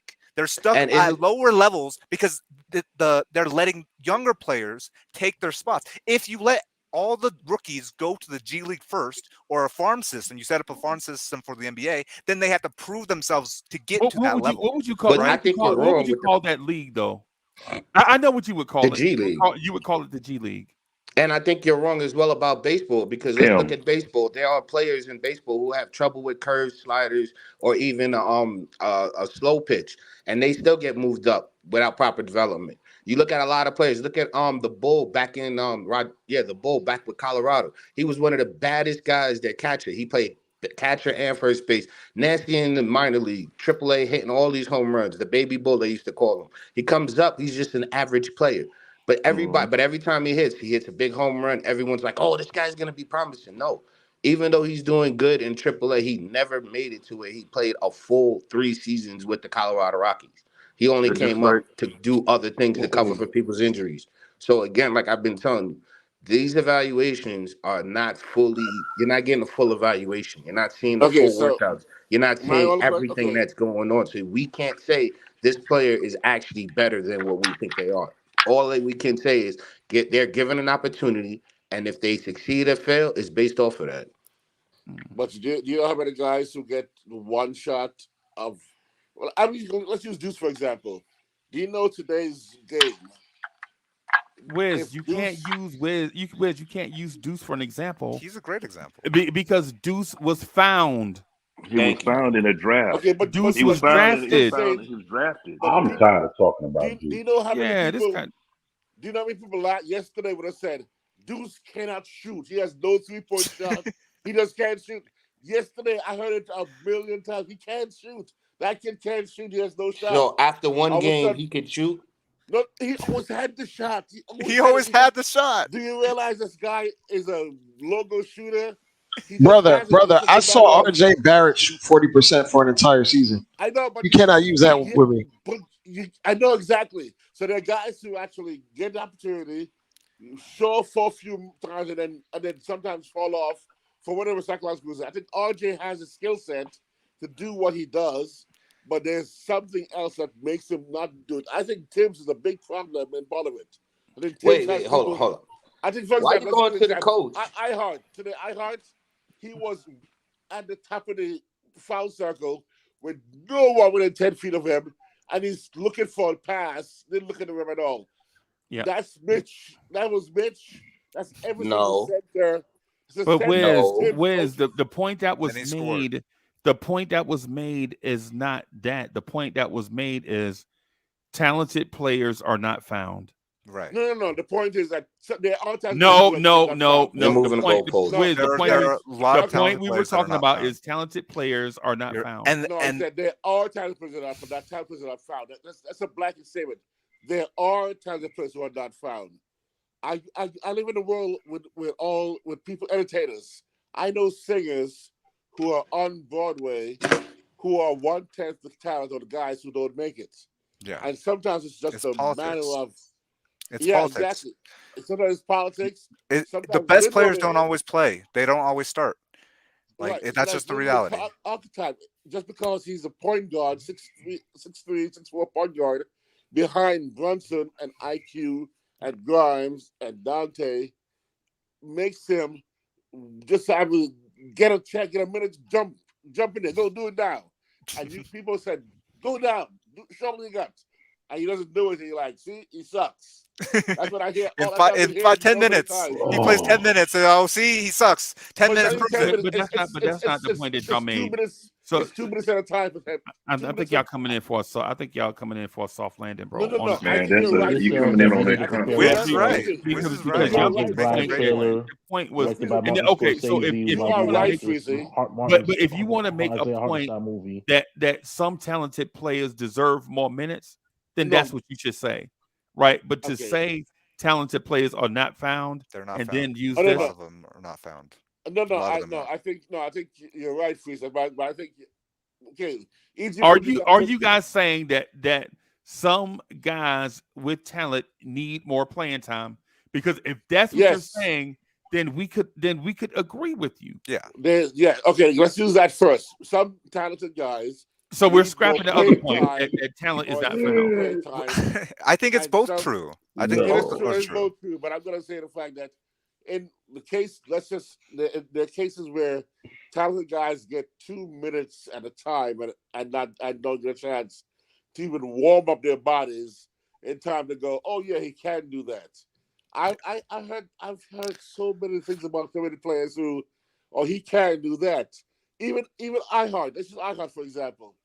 iHeart has been who he is today and Wednesday, and he was last year. But why? He's been it since he was a rookie. Since his first. What year is he Let's in not right use now? him. What year is he right now? Please, y'all. Come on, man. His first start, he had 17 points, 15 rebounds, 5 Man, blocks, 2 steals, y'all just and took the 2 assists. conversation. That was his What first year- start in the What year is he NBA. right now? What year is he right now? iHeart. What jersey? What year? He's in year What 6, year? right? He's in year 6, 5, 5 or 6. 5 or 6. Right. And he has had more opportunities to play than Deuce has had. Yeah. And Deuce is in 30. People said, oh, look, Deuce has that opportunity. When iHeart in his 5th year has had more opportunity than Deuce. This is why. And now people are finally going, oh, yeah, I got a question. trade Mitch. I got a question. Now. He's I got a starting question. Center.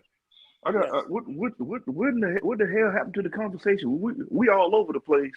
It's starting to sound like that part in 12 Mile when Eminem got up and said blah blah blah blah blah blah blah blah.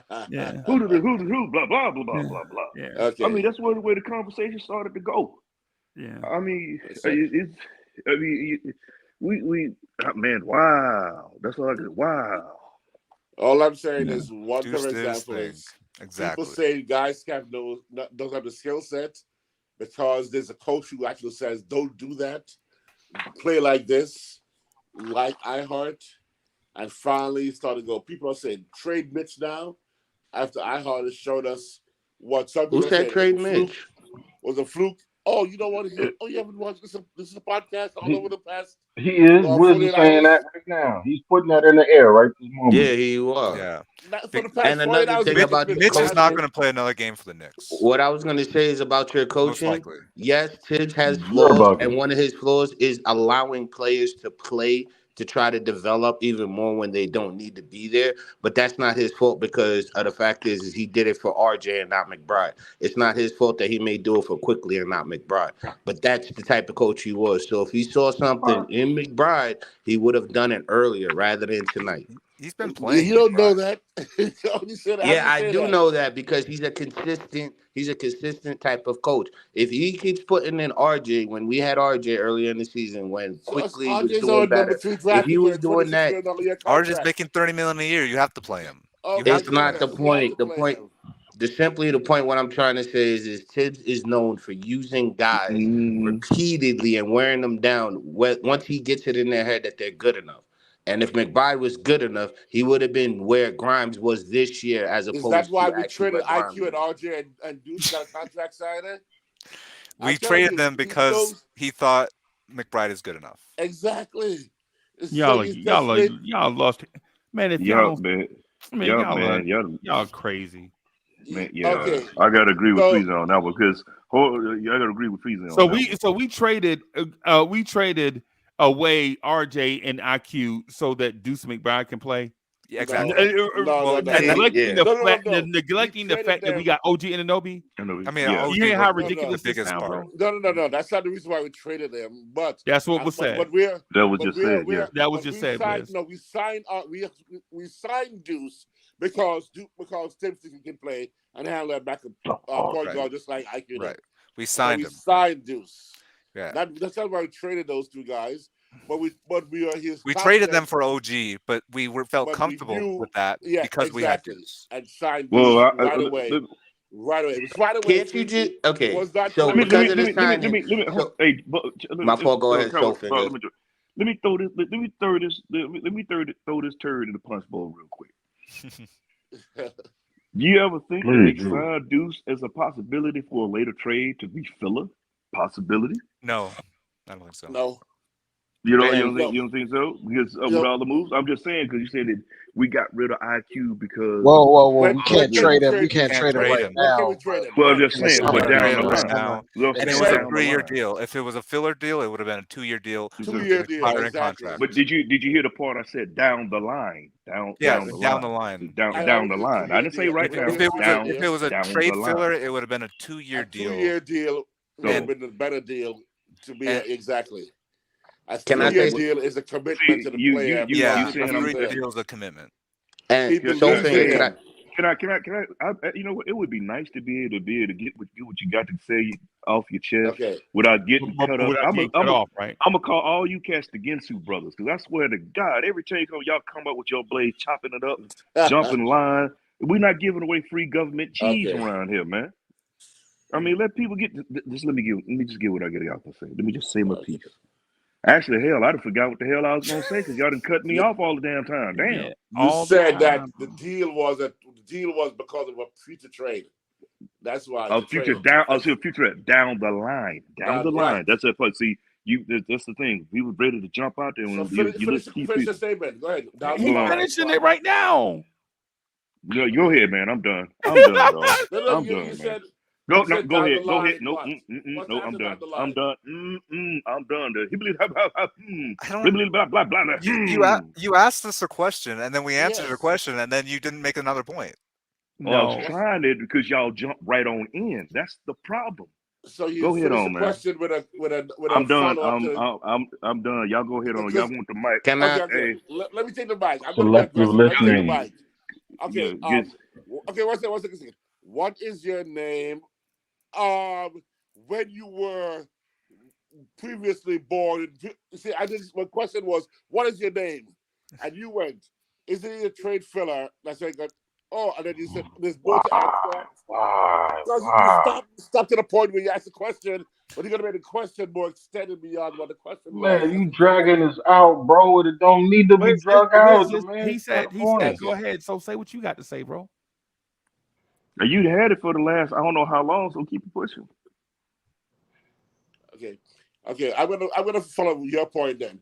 I think no, don't y'all just not because of you. Forget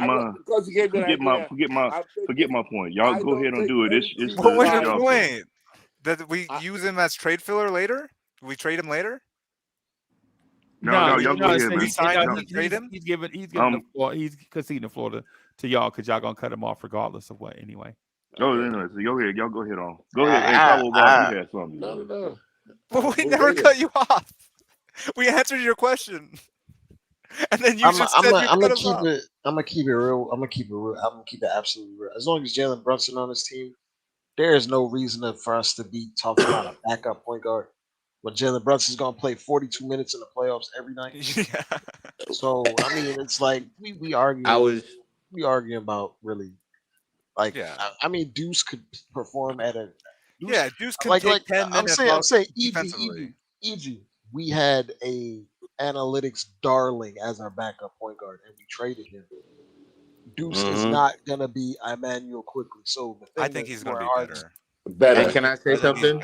I think he's better at a lot of things. I was gonna say, if you look at McBride, I look at it at the way that they do with Boston, how they wanted to trade Pritchard at the beginning of the season, but then when they did their trade to get Porzingis, they had to re-sign him at the last minute when he was on the trading block, and they just used him as a filler. That's what I think actually happened with McBride. Rather than go out and find someone, it was easier for them to just sign him. He's already incorporated in the system. So if we can't find someone, at least we have him available. But this So is the again, concept. like you Like guys are overlooking a lot of things. They, like I said, this Boston, is prime this example. this is They the doing it complex. out of need, and they're doing it out of making sure that they have the proper pieces in place. Go ahead, I, Dre. I'm sorry. I'm gonna say this. He could be Deuce McBride could be the greatest backup point guard in the history of backup point guards. As long as Jalen Brunson is here, that impact will be limited to 5 minutes in the playoffs because Tom Thibodeau does not believe in playing two small guards together. So the Right. thing that we're arguing about is It's kind so of it's so pointless. It's so pointless. I it's agree with like that. I agree with cool. that. I mean And, and cool. and that's why I think it's pointless to even go out to get somebody else because it's like he's not going to. It's going to be 5 minutes, bro. We're talking about 5 minutes off the bench in the playoffs, and you're talking about win now. You're talking five Hold on, minutes. hold on, EG. McBride Hold on, can EG. hold up for 5 minutes in the playoffs.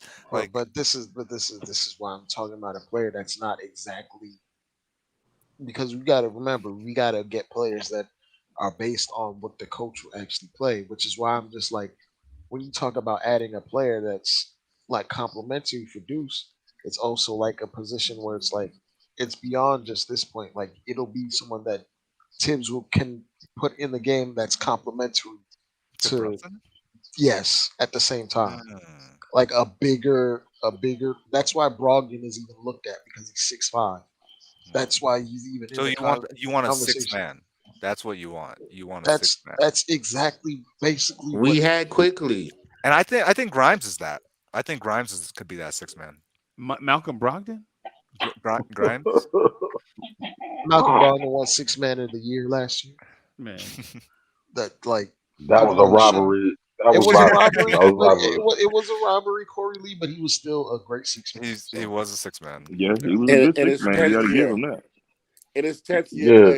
playing 20 minutes a game. So But it's let's not. It don't matter. So it don't He was really rookie matter of the with the year. year. But he was a year He was Yeah, he was effective. former rookie of the year, and He he was did do effective. his thing with the system he was with and with the team he was with. He was So, effective. and I mean, granted, we feel the way IQ should have gotten it. That's the way it went. However, he still can be effective. Yeah, I just want to develop everybody, and this is the same I thing. like. But I'm gonna what's to say say this. he can't develop if even if How you many of you target him, guys bro? complained about But IQ not wait, getting play time last year and when Burke was started? How many of you guys complained about that? I haven't don't. we? Do you know how Nobody did. What? Nobody did. But haven't we when been Burke got developing our started? players though? Haven't we been developing our players over the last few How many of years? you guys Haven't we done it? complained that Burke started and IQ didn't start, and IQ had been so far ahead had Here we go IQ with an started argument last Yeah, from year? 3 IQ years should have been a ago. We talking starter. about this That's a your No, 3 year question. That's argument. and for This that is point, not relevant. and to that point, I'm you just asking a gotta question. It's okay. Don't tell me hold what's on, relevant because you know my point. I'm asking you a Wiz. question. How To many that of you But it's not complained relevant. that Burke didn't get that IQ didn't get a chance, and Burke, who was a journeyman in his 8th year, who don't really play a point guard or didn't have the skill set IQ did, how many of you complained that IQ should have gotten opportunity to start 20 games into the season when Kemba was gone instead of Burke, and we wasted IQ's opportunity to develop even more? How many of you right. complain about it? That's actually a Wiz, question. Did you complain about it or not? Wiz, you're forgetting everything. Wait, where Did you go? you Okay, there you go, complain? Wiz. My That's a question. fault. But Yes or no? Wiz, hold It's a on. yes or no Let me just question. make Your Honor. let me just make this quick Thank you. point. Yes or Let no me just make question. Yes or no? Did you complain that IQ didn't get opportunity to start when Why are Burke we arguing played about 50 something? games? Why are we discussing It's a something exactly. that's question I'm 3 years asking. old? It doesn't Why make can't you answer the it does question not make though? any sense. Exactly. Just What answer I'm the trying What to question. point simply are you say trying is to this, make, Wiz, bro? Wiz, Wiz, Wiz, Did Wiz, you Wiz, complain? Did you complain? Yes or no that Wiz, IQ didn't get a start and Burke did Wiz, for 50 games? Yes or no? Wiz, EG. Listen to what I'm about to say. Because I've been Okay, trying to say this I'm for the last listening. five I'm minutes. done. I'm What you listening. guys don't understand is I want to see development as well. But don't you think that the development was to get ahead and get these players, develop them well enough to trade for assets to get better players? Because the player that we wanted in OG, we wanted in RJ. And we tried to develop him into it and it didn't work. So now we actually got a finished product in OG. So a lot of these pieces that you guys think are this and that, they may have been developed just to be traded for us to get better RJ players sucks. for us to win. IQ. I'm So asking about again, the IQ. development that you're talking about RJ is sucks. there. It just needs Hey, to I be. think the Knicks RJ are ready to sucks. win a championship right now. I think they're Yeah, championship and I players RJ right now. honestly sucks. don't think. I think that we still got a couple of issues before we get another player What are the because issues? this team, RJ this sucks. team has not been consistent to where we can have a fair enough assessment. They've been Because consistent if the you last look 3 at, games since OG. They've been consistent since they traded no, you're not. Okay, the here we go. consistently inconsistent RJ Barrett. They've been consistent since they traded Exactly. RJ Barrett. They've been consistent. This is Joe So Finger. This is what you talk about when they cut you off. Because I was about to go into what I meant the last 3 games, but I see what you're saying. yeah, No, because this is what I was trying to say. All I'm trying to say is over the last 3 games, there have been inconsistencies in everyone's game. If you look at the first 2 games, except for last night, the first 2 games, you had Brunson giving you at least 13 assists. You had Randall, who had consecutively given you 19 games of 20 plus points. And then now tonight, Randall has a bad night. We still win as a team, but we still have struggles. There's no consistency to where everything is clicking. there's one Even when you consistent look at the player in the first last 3 game, games. even when you look at the first game Oh, when Brunson stop had it! Don't even 14 go there, assists, bro. wow.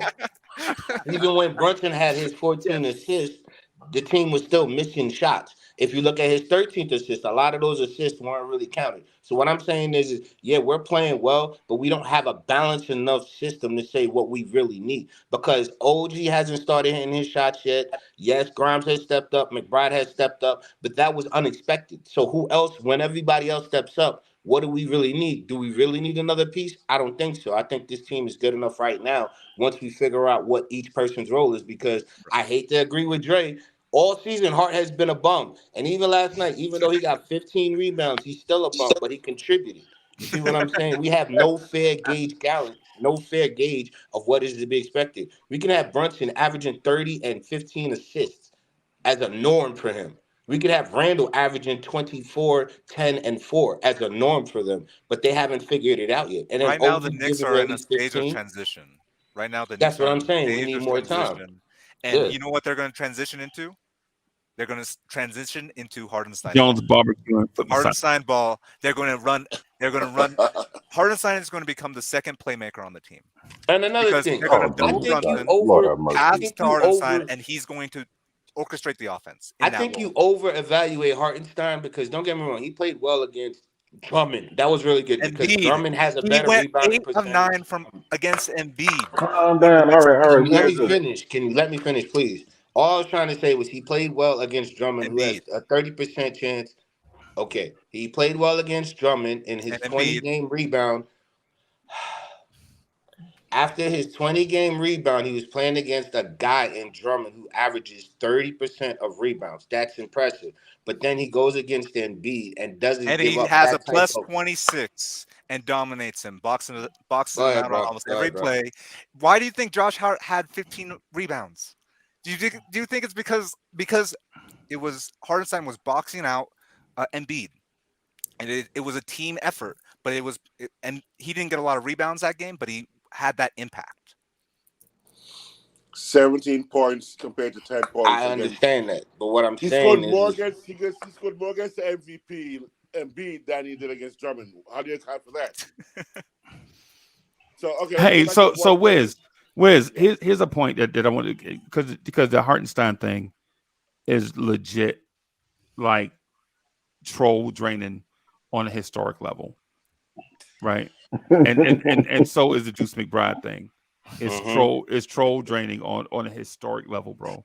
Both It's underrated. a black hole of nonsense, bro. But what I will say to you is that the Knicks made their choice for the young guard of the future, right? They could have extended quickly, right?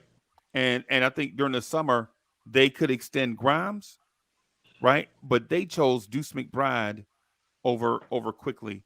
And I think there's a possibility that they may choose Deuce McBride over Quentin Grimes also, right? And keep him around and add Deuce to all trade. I mean, add Grimes to any trade packages to upgrade the two, like say in a Malcolm Brogdon type deal. Yeah.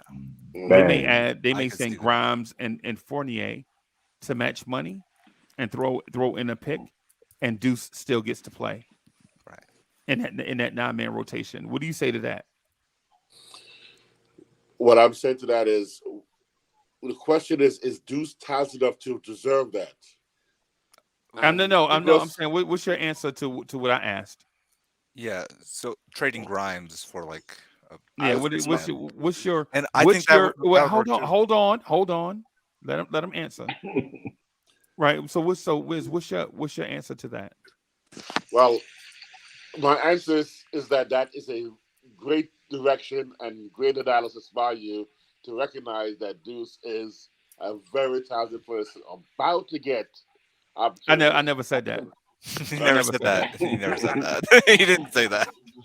That's how I interpret it. Okay. No, Right. it Right. was What a I'm hypothetical. saying is quickly didn't get an extension, but Deuce did. Right.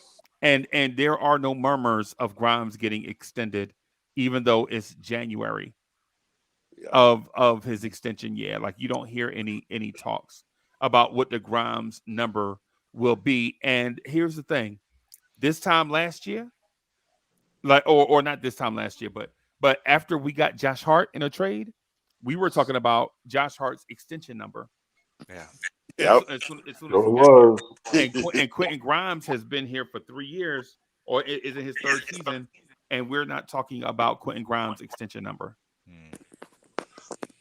And what I'm saying to that is, I think people make mistakes because I think Josh Hart was a mistake, and this Nick Oh. organization. This I think go back to my boy Gil's podcast. I think he may be right. Talent evaluation by this Knicks organization has failed them quite often because I think extending Josh Hart, especially at the salary he got extended, is a mistake compared to extending quickly or Grimes. Well, They'll both be better and can be more impactful right now if their coach allow them to actually be who they are and not have them thinking I'm getting pulled or I shouldn't do that move or I shouldn't play that freely or I shouldn't take risks because he's a risk averse coach with a risk averse front office that goes for safety, guys who've proven themselves and go, that's good enough. And I don't want good enough. I want great. Uncle Freeze, I think you made a great point. I think that you hit the nail on the head with that question. Is because they extended Grimes, they didn't extend quickly. We haven't heard No, they anything. didn't extend No, Grimes. I mean they extended McBride. They did Right. um but we haven't heard anything about the Grimes extension. When Grimes went to the bench, when they benched Grimes for Dante, is that a statement saying we don't believe in Grimes anymore? Like, is that saying, well, okay, are we willing to let As him a go in starter. trades? No. I think it might be like we don't It's a think st- it, it, you don't think it's a statement saying that you're not playing well right now. yeah Not that we you're don't not believe starter in you. quality, so we're not going to play you as a starter, It's not that black right? and white. It's not. Yeah. There's a lot of gray area in the NBA. It's Right. not that black and white. And what But you're Grimes's potential is a lot higher Yeah, but I think than it him could right mean now. that the front office wants to trade Grimes. It could mean Probably. that they're putting Grimes into these deals, right? Because we haven't heard anything. I think Freezy, 100%. We haven't heard anything about a Grimes extension. We haven't talked about that. Like, Why and I would they think, talk about an extension when he hasn't proved anything? Like no sane but organization is talking they about. extended McBride and he hasn't But proved anything. It's easy to extend someone but that's it's making three $13 million, million bro, dollars. It's not versus making no $20 money. million. That's not. But they That's could not. have but they could have offered Grimes the same type extension. And Grimes would Yeah. be stupid to accept it. Right. But the thing is this time last year when we were talking about the IQ extension, right? When we were talking about the IQ extension, we didn't know if IQ was going to make it through the summer. Remember, we were like, if the Knicks do any trade, man, IQ was going to be in a Mm-hmm. because IQ was in the Mm-hmm. same boat last year that Grimes is in right now. But Now, on the yeah. Grimes front, you hear nothing. It's radio silence. Right. Because And Grimes is not playing well enough to Dude deserve was the an second extension leading scorer tonight. tonight. That's just tonight, though. but Tonight. the point that I'm getting at with the Grimes camp is that quickly last season had a bunch of breakout games to prove that he was at least worthy of an extension from someone, right? Grimes in the same frame as quickly was last year has done the opposite He's a starter that got benched, right? And so my thing is with Grimes is whether you like Grimes or not or whatever, whether you're a fanboy of Grimes or whatever. What I'm saying is this time last year we were talking about Obi Toppin and Emmanuel Quickly's contract extensions, right? Both of those dudes as starters actually did something, right? And then both of them got traded, right? Grimes started the season as a starter. They tried to invest in him, but he went in the opposite direction, and now you don't hear the chatter. And I understand that the Knicks front office is a quiet front office, but at least you were hearing, like for instance, when John Morant got his extension and RJ Barrett didn't, the whole summer went by, and we were like, "Yo, what are they going to give RJ? What are they going to give RJ?" You heard the murmurs, right? Right? You heard the murmurs, but you're not hearing anything about Grimes, bro. Because he's not a player that he's not in demand right now because he's not playing well right now. Why would someone no one with sense would offer him an extension? I mean, there are players that are there. We just went against a player that didn't get an extension. Tyrese Maxey is going to be a max player, and he didn't get his extension. Like we gotta have like a little bit more perspective on him, a little bit more nuance. Like this dude Grimes is a role player right now. Who's talking about extensions for a role player? But the point is he's a role player now, but he wasn't a role player 18 months ago. 18 months ago. He was a role player then too. He was just thriving in that role. No. He was a coveted prospect 18 months ago. Right? 18 months ago, we turned, or about 18 months ago, the rumor was the Knicks front office turned down a Donovan Mitchell trade because they didn't want to put Grimes in the trade. And today, Grimes is coming off the bench and is looking like he's rehabbing his value. Yeah. But he's rehabbing his value because his value plummeted. Yeah. And that's the thing. I don't know if Grimes is the guy in the playoffs. To me, McBride, he shows so much defense. So even if he doesn't have it, he'll still have that defense. I mean, I guess that's true with Grimes. That is definitely true, Grimes. But you need someone bigger next to Brunson in those moments. And I just. And I certainly hope you're not talking about Deuce. So, because Deuce is not bigger than Grimes. No. I like Deuce in the 5 minutes that Brunson's on the bench. And that will be literally 4 minutes. 5 minutes, I think. In 5 minutes, maybe. 4 minutes. 4 minutes. It's 4 minutes. Well, no. It's 48-minute game. 6 minutes. He's gonna play 42 minutes. So we're even though I brought up Grimes extension, we're talking about Grimes playoff minute. I mean Deuce's. So I think making replacing Grimes is something that people are stuck on their players, man. Replacing Grimes is something I think the Knicks are probably going to do. I think they are. Just like they benched him, I think they're going to replace him. Well, I mean, to be absolutely honest, he's the only thing we have left as a quote unquote trade chip. Right. So, but then, in terms of is that the right move though? Is that the right move? Getting rid of Bryant? I don't think so. I think this team needs to play for a little bit longer just to see what we really need. How much is a little bit though? How much is a little bit? I'm saying now because of what they're doing. I'm just talking about another 3 or 4 more games. That's it. Not that much longer because we got like 47. You're going to win the next 3 games.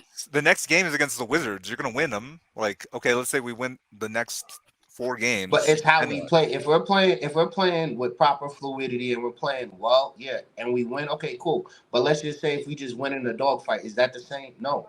This is what I'm saying. You still got to evaluate the team within the next 2 to 3 games. I take that back, 2 to 3 games, and then see what we really need. Because for me, like I said, I've always said Alex Caruso was a good add-on to replace Grimes. But then again, what if we really don't need that? What if they just need a couple of more games to get into a system or a flow to where they actually are productive?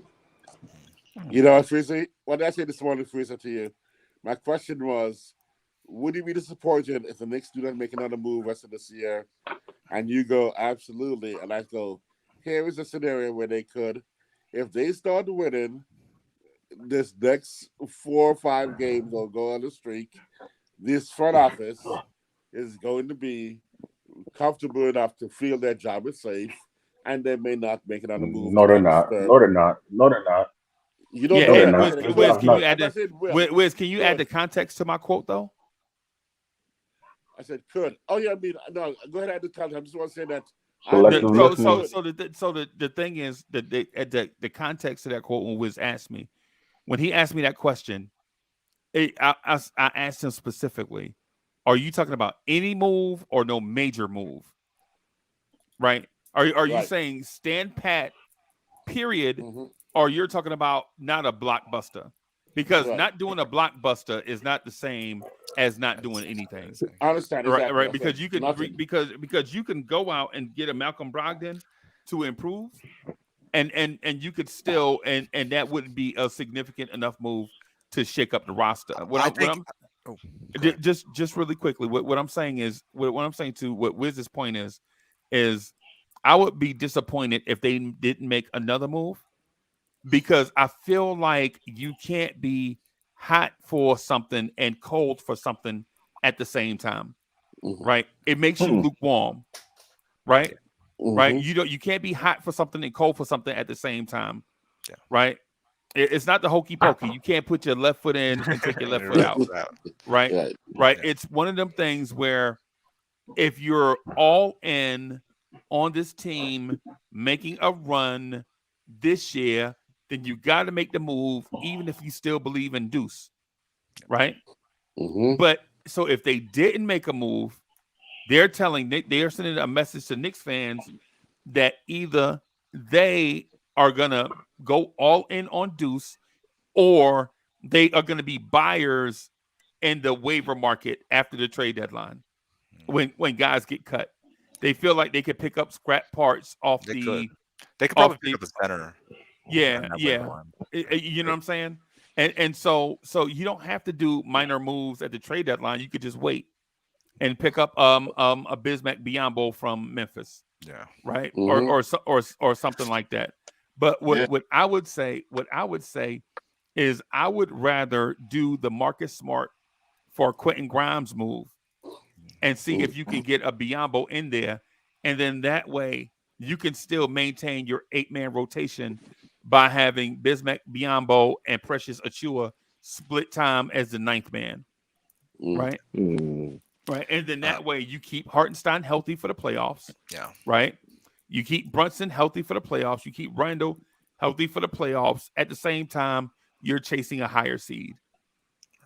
I think the move that they're going to make, and I think they're going to make the trade for Murray. I think they're trade Grimes for Murray. And they're going to include a lot of the first round picks that they got. They have like so many first round picks that are just kind of useless when you're a winning team. Like first round picks are kind of useless. Like when you're winning, when you're developing, okay, whatever. But I think they're going to use those assets to get Murray, Dejounte Murray, Grimes, Fournier, and the picks. I'll give an example. I'll give an example. Right. That's what the Lakers traded Javaris Crittenden and the pick that wound up the rights to Marc Gasol for Pau Gasol. You remember that? Oh yeah, I remember that. And then Marc Gasol eventually wound up being a better player than Pau Gasol. Ooh, I don't know about that. But Yeah. That's a hot take. That's a hot take. Listen. I'm not talking about during Pau Gasol's peak. I'm talking about you saw Marc Gasol get older and start coming down at the same time Marc Gasol was ascending, is what I'm saying. If you got to, like, I'm talking about in context. Right. So do you make the move? I would say absolutely you make the move. I think the sooner you do a move, the better, because you want more games to develop chemistry. You don't want to be trying to develop chemistry going into March. Right. You don't. Right. Well, who did that? Was it? We did that last year with Hart. Well, no. Hart was. Hart. They did it, but when we did it with Hart, but Hart kind of it helped us on the back, pretty much helped us get into that, through the playoff run. But it was. I'm trying to think. It wasn't LA because they flipped the whole. Well, you look at LA, they flipped the whole team later in the and then that because they waited so late, then you saw the inconsistencies because they flipped it so late in the season to make the playoff run. So I see what you're saying, Freeze. Which you make the move sooner, or you stand pat and keep pushing with what you got. Right. I think he just said something about a center, and I kind of agree with that. Maybe you want to get a bag up for the time. You get you a rental or something. Bring in a rental. Not saying go trade for one, but you can get you a rental off the scrap heap. Yeah. That way, you got somebody to bag up iHeart to push us further down into the playoffs. That way, you're not using the Precious Achua at center, and he can be strictly doing it power. It depends on how He you could be the use backup small. power forward, but he Yeah, would he never. definitely want to be a backup. Tibbs power would never forward, play but 10-man rotation though. No, we know. No, we know. For No, but Precious Achua. what we're talking about though is situational. Yeah. We're talking about because the thing nobody wants is for a big man like Hartenstein to get a foot injury Right. and be 60%, right? And then Right. having to play through it and can't get healthy when the playoffs come. Then he's at 60%, and then in his walk year, we're offering him $10 million instead of $20 million. Right. That's the thing you don't want to. If you're Hartenstein, you don't want that to happen. And listen, Hartenstein's a team player, and he's super durable, right? Right. Because even last year when he had the Achilles injury, the strained Achilles, he still looked like a serviceable big, even though we knew he was limited, right?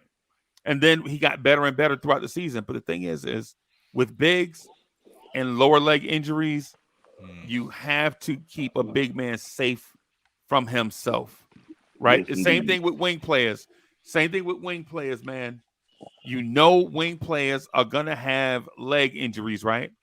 So you have to limit with it. You can't play these wing players 38 minutes a game because they're going to get injured. And that's always the thing with Tibbs, right?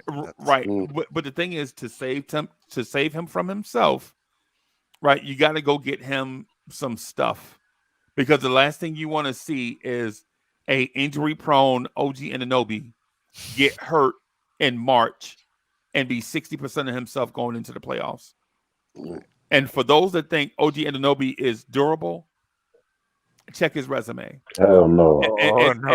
And I'm not. And listen, I'm an OG Anunoby fan, but what I'm saying is you gotta help. Oh, save he's not OG durable at all. He's Right. never played 82 games. Right. He's Yeah. not even got close. My I point think is the most he's played is 65. Yeah, my point is go get a guy. And as a matter of fact, he's played every game this season, right? Yep. OG. So Yes, OG Anunoby has played every game this season, right? So you know what that tells us? He's gonna get injured. The injury Down the is line. the injury soon come. It's coming. Right.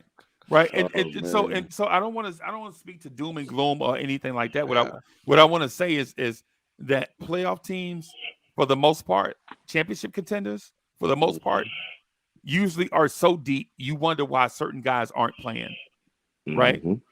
For teams that are fake championship contenders, you want to, for the most part, you're looking at like why is such and such playing? Is he developing such and such? So I think you got to make the decision if you're the Knicks to either make the move and add depth, right? Either at the top and push everybody down the peg, or bring two guys in on the bench and just spread the minutes around so that everybody can stay healthy. Because the biggest knock on Randle this past season is that he didn't show up in the playoffs with his injuries. Right. Okay. Well, that was a lot of fun. That was very insightful. I learned a lot. I'm going to head out. About Bob Huggins? About Bob Huggins. No, I learned a lot about a lot of the Knicks stuff, especially with that last thing you said with OG. I didn't realize he was that injury prone, honestly. Oh yeah. Yep. Oh yeah. Anyway, I'm going to head out. EG? Have a good one. You're the man, EG. Thanks for protecting my deuce. Yeah, Deuce. Thank you. Deuce, he showed something today. He showed Troll something Master.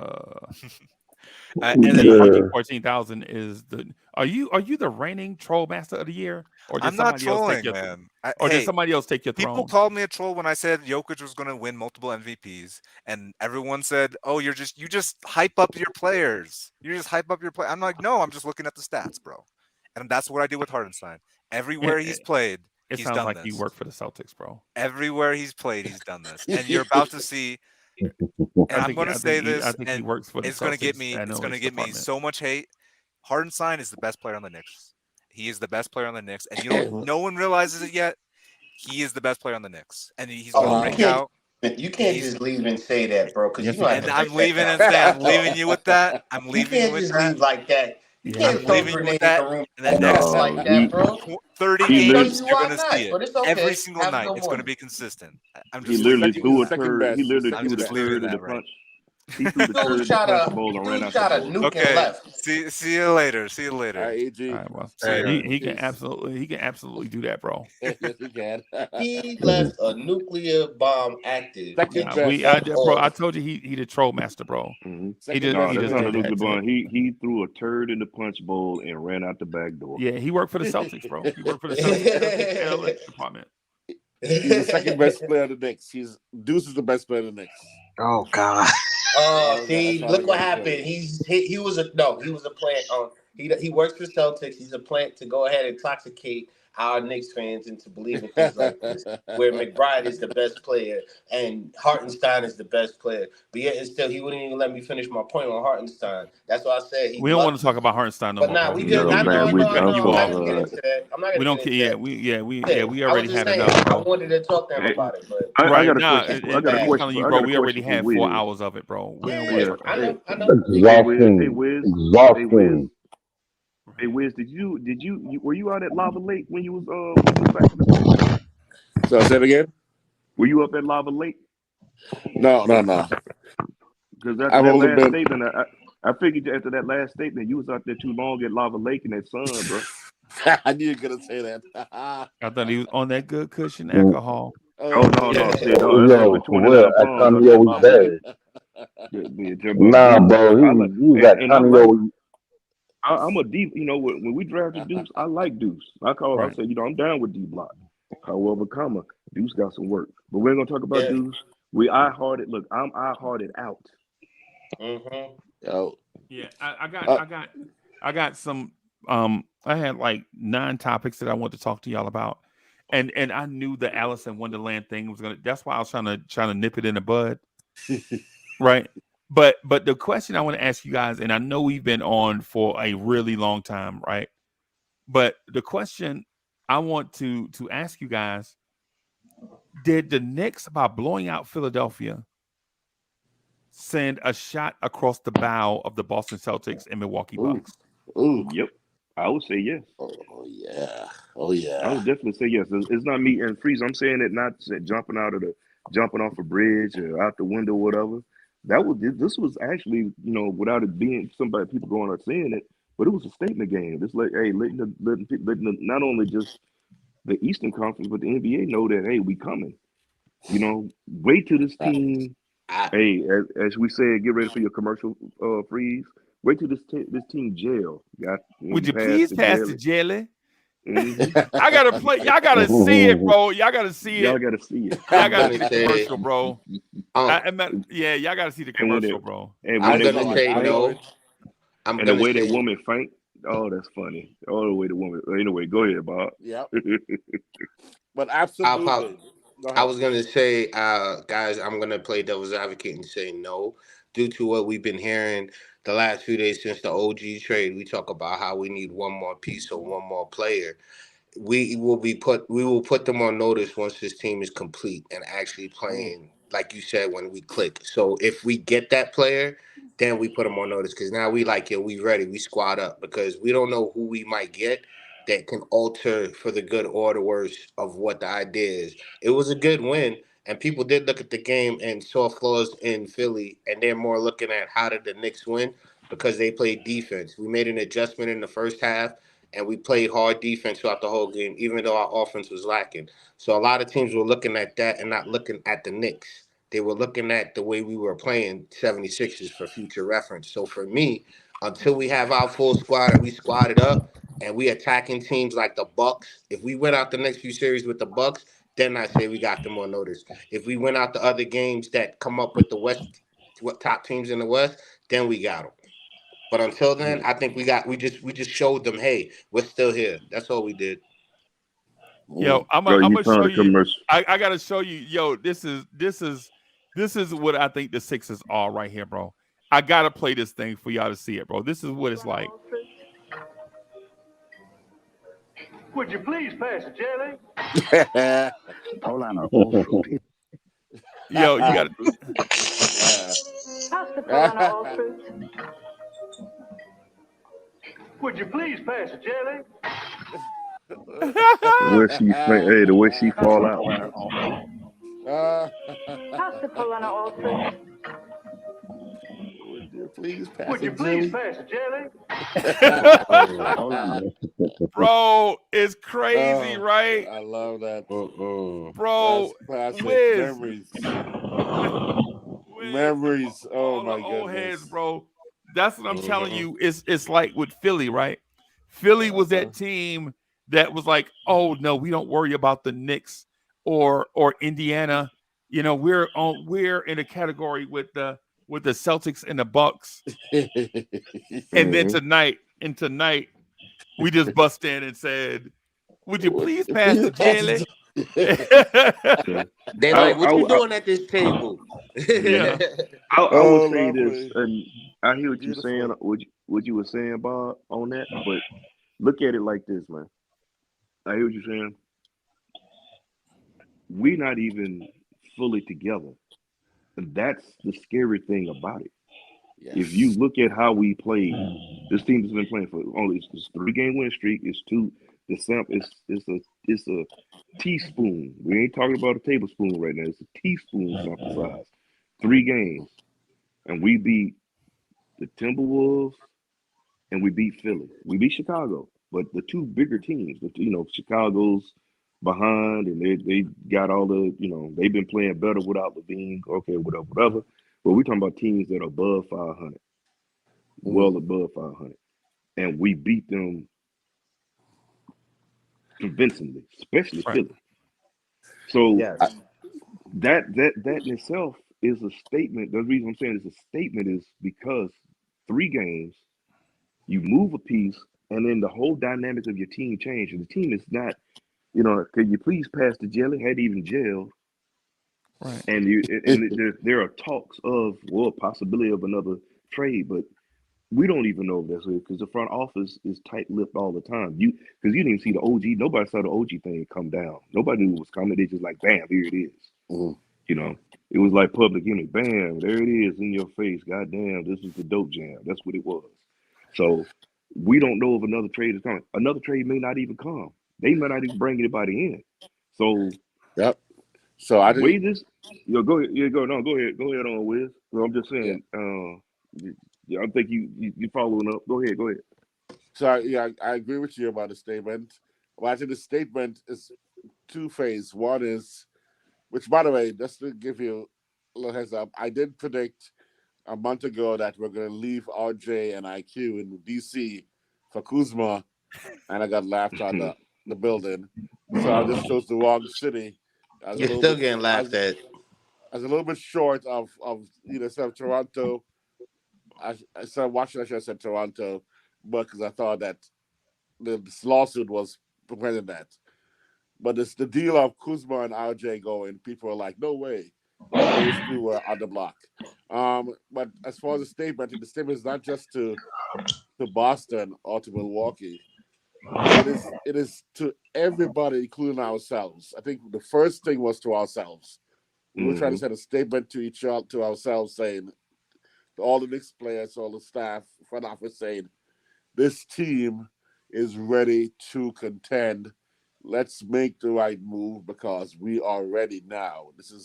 That move alone showed that no need. And they made a move that I think they committed to saying we're getting rid of 2 of our young, future talented players one of them is gonna probably succeed beyond imagination, IQ. But we need to make this move now, not just because of that salary he's gonna demand this summer. I could lose him, but because there's an opportunity right now to take this league, take the championship before Orlando and OKC, and anybody there on the West Coast, mostly Indiana, before those guys really get good, this is the chance to do it now because next year and the year after, we're looking at 5 more new competition from guys we didn't expect to step up, But Wiz, even though I was Milwaukee will. Go ahead. what I was trying to simply say is we are still talking about adding another player. We don't know what type of player and what they're going to contribute is coming down the pipeline. Until we have our full team set and our identity, then we can say, because to be honest with you, this last game against the 76ers, at first, the first 2 games, I was like, wow, our offense is clicking, it's flowing smoothly. But against the Sixers last night, we played really good defense from like the pretty much the second quarter. Even because if you look at the second half, we were missing shots. Yeah, we scored what, like I think it was like we scored something crazy in the first half, and then all of that. You look, we only scored 18 points after that. So then it was like, True. yeah, we were still they still chopped into the lead, but we still were up. Our defense kept us in the game. We were rebounding, boxing out. Like, what is our identity? Because if we're gonna hit people with this type of style defense and a mix of offense, nobody can stop us right now. If this is how we are gonna play throughout the rest of the season with the Sixers, I don't think we need to add anybody. But like I said, what is our identity? And we need our full unit. Mm. So let's suppose, because last night's game, I think it's a little bit of aberration, right? Obviously, mostly because Randall was way off. Because Yeah, even he if was. you Yeah, focus oof. on him, 1 for 9, 1 for 11, whatever he's doing, is not even close to Randall, right? Rebounds, even the fact that he got benched by Coach Tibbs is an aberration that we haven't seen in so long. Maybe an aberration, maybe that's not an aberration. Maybe it's a sign of the future where Tibbs is going to make the move to win, not the move to appease guys.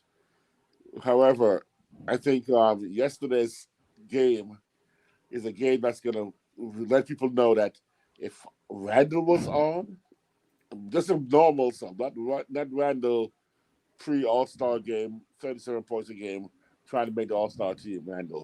Randall, 25 and 10. Randall. And then if we do start back to reality, don't go 4 for 4 in 5 minutes because 4 for 4 in 5 minutes means the average 96 points a game in a 36-minute game. We're not going to do that, but it's possible. I know he can do it. Um, 3 assists by our point guard after 13 and 14, 15, 13 assist game. Aberration, because something was definitely not clicking enough for us to have that. But we know that any of those things going back even to the mean, just even back to the norm, means that this team can put up 140 points a game and hold people to 100 points a game. Hey, That's a Wiz, scary thing. let me speak to that point too. Um, um, just really quickly before we say um before we assume, right? Let's take into account that guards have been killing us offensively the last Mm. 4 games, bro. Yep, sure have. Right. So, let's not act like Deuce McBride is going to be the answer all of a sudden. Right. I like where he is. I like his progress. Right. But we didn't stop Maxi in this game. We didn't slow Maxi down. Right.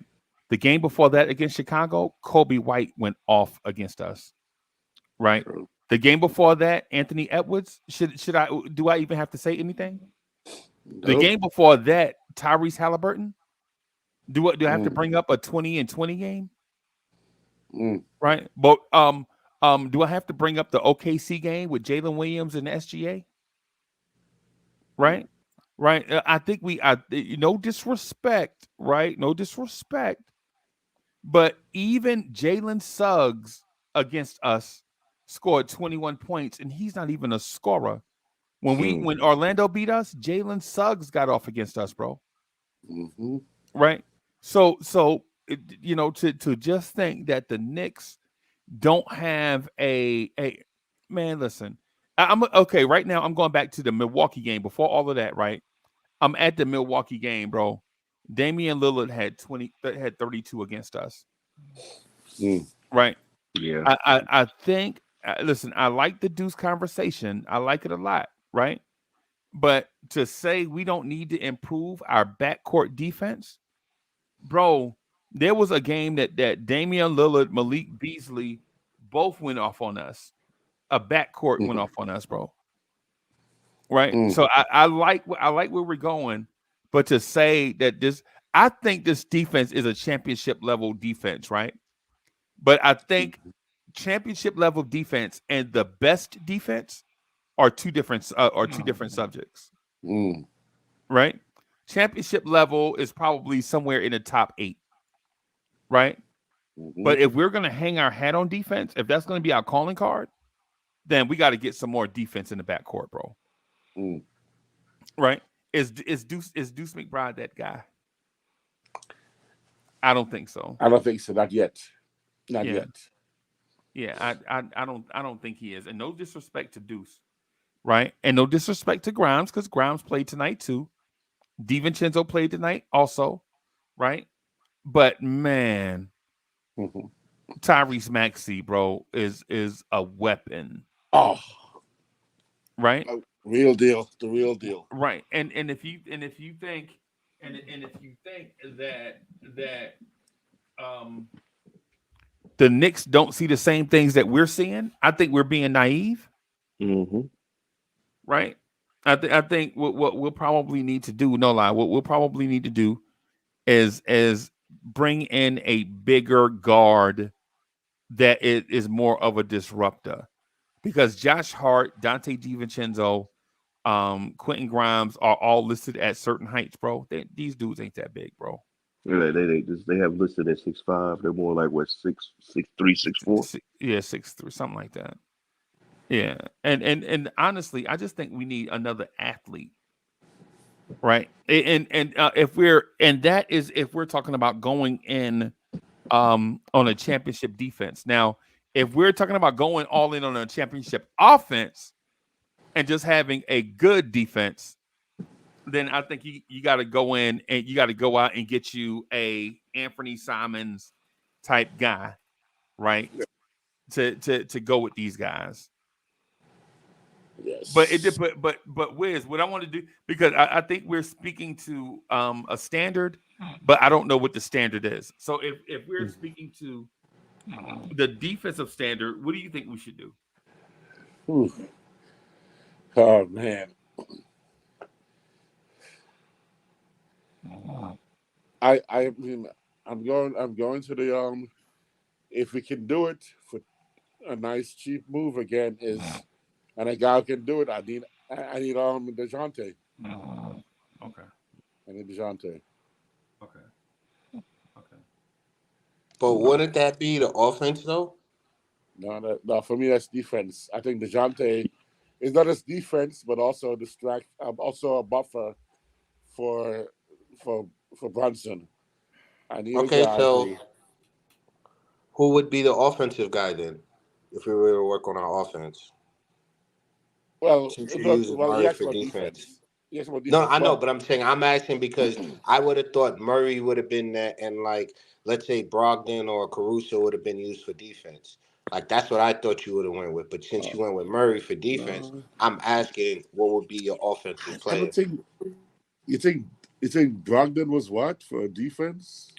Yeah, like a defensive player. Like if he said if we're gonna go for our defensive minded scheme, we would need another defensive player. You said DeJounte Murray as far as defense. I said I would have picked Alex Caruso or even a Michael Brogdon for that. Now, when you say when he explained it, he also mentioned if we're gonna go with offense, then we need to get an offensive player. Right. So I was asking you, since you picked Murray, who's the offensive player you would pick? Because I see Murray as an offensive player. Right. Now my offense is Donovan. Is who? Donovan. Oh, Donovan Mitchell. Okay, see, there you go. Now I can see that.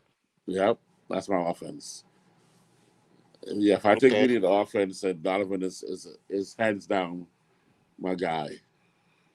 I think the more balanced is DeJounte. DeJounte Murray. Yes. Yeah. Okay. Yep. That's definitely true. Now with DeJounte that, is more but balanced. see, But see, now we still haven't found our identity once if we were to get Murray, like you said, which is the balance. Because we would be a whole different team. Because Murray also plays defense and he also can take over the offense on the second team. So he can do a lot. So will he exploit our offense as well as our defense? Like there's a lot of things he can bring to the table. We Right. just don't know yet. So identity wise, what would the DeJounte bring to us for as our identity? You I know what? think Because of Tibbs, I think he would make us this what Marcus Smart was to the Celtics. I think we're going to be a team that has offensive capabilities, but we can lock people down on D when needed to, especially okay. perimeter defense. Because him Okay. and OG together, with those hands moving all the time, and with a new, I think he'll be so inspired by being here. I mean, that's just because, but unfortunately, Tibbs, the new change, New York City, having Brunson next to him, a guy who just balls with attitude and edge.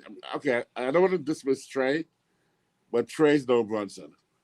Brunson has a certain leadership quality, a certain mentality, a certain attitude. You get young kids call it swag, right? That makes you go, I gotta step up next to this guy. What Trey does is Trey just simply shoots and makes people go, oh, and he does pass, but he doesn't make you want to like fight for him and fight next to him in the trenches. I almost feel like Brunson makes you go, I gotta fight because this guy is putting his heart out there. He will sacrifice everything to win.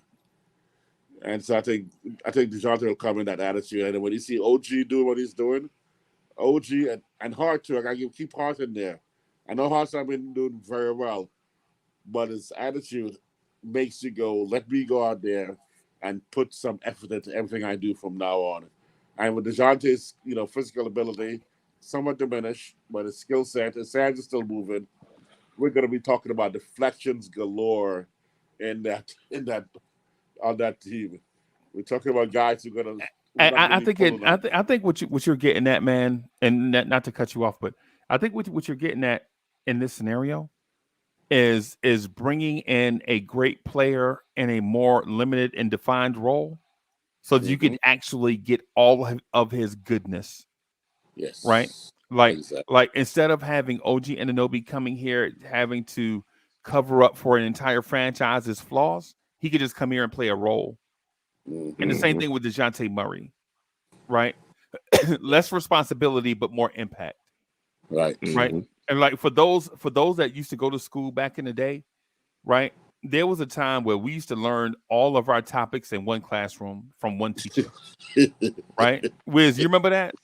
Yeah. Remember when one teacher Oh taught yeah. you every topic? Remember that? I I remember that. did. I was there. Yep. Yeah, and then but nowadays kids change classrooms, right?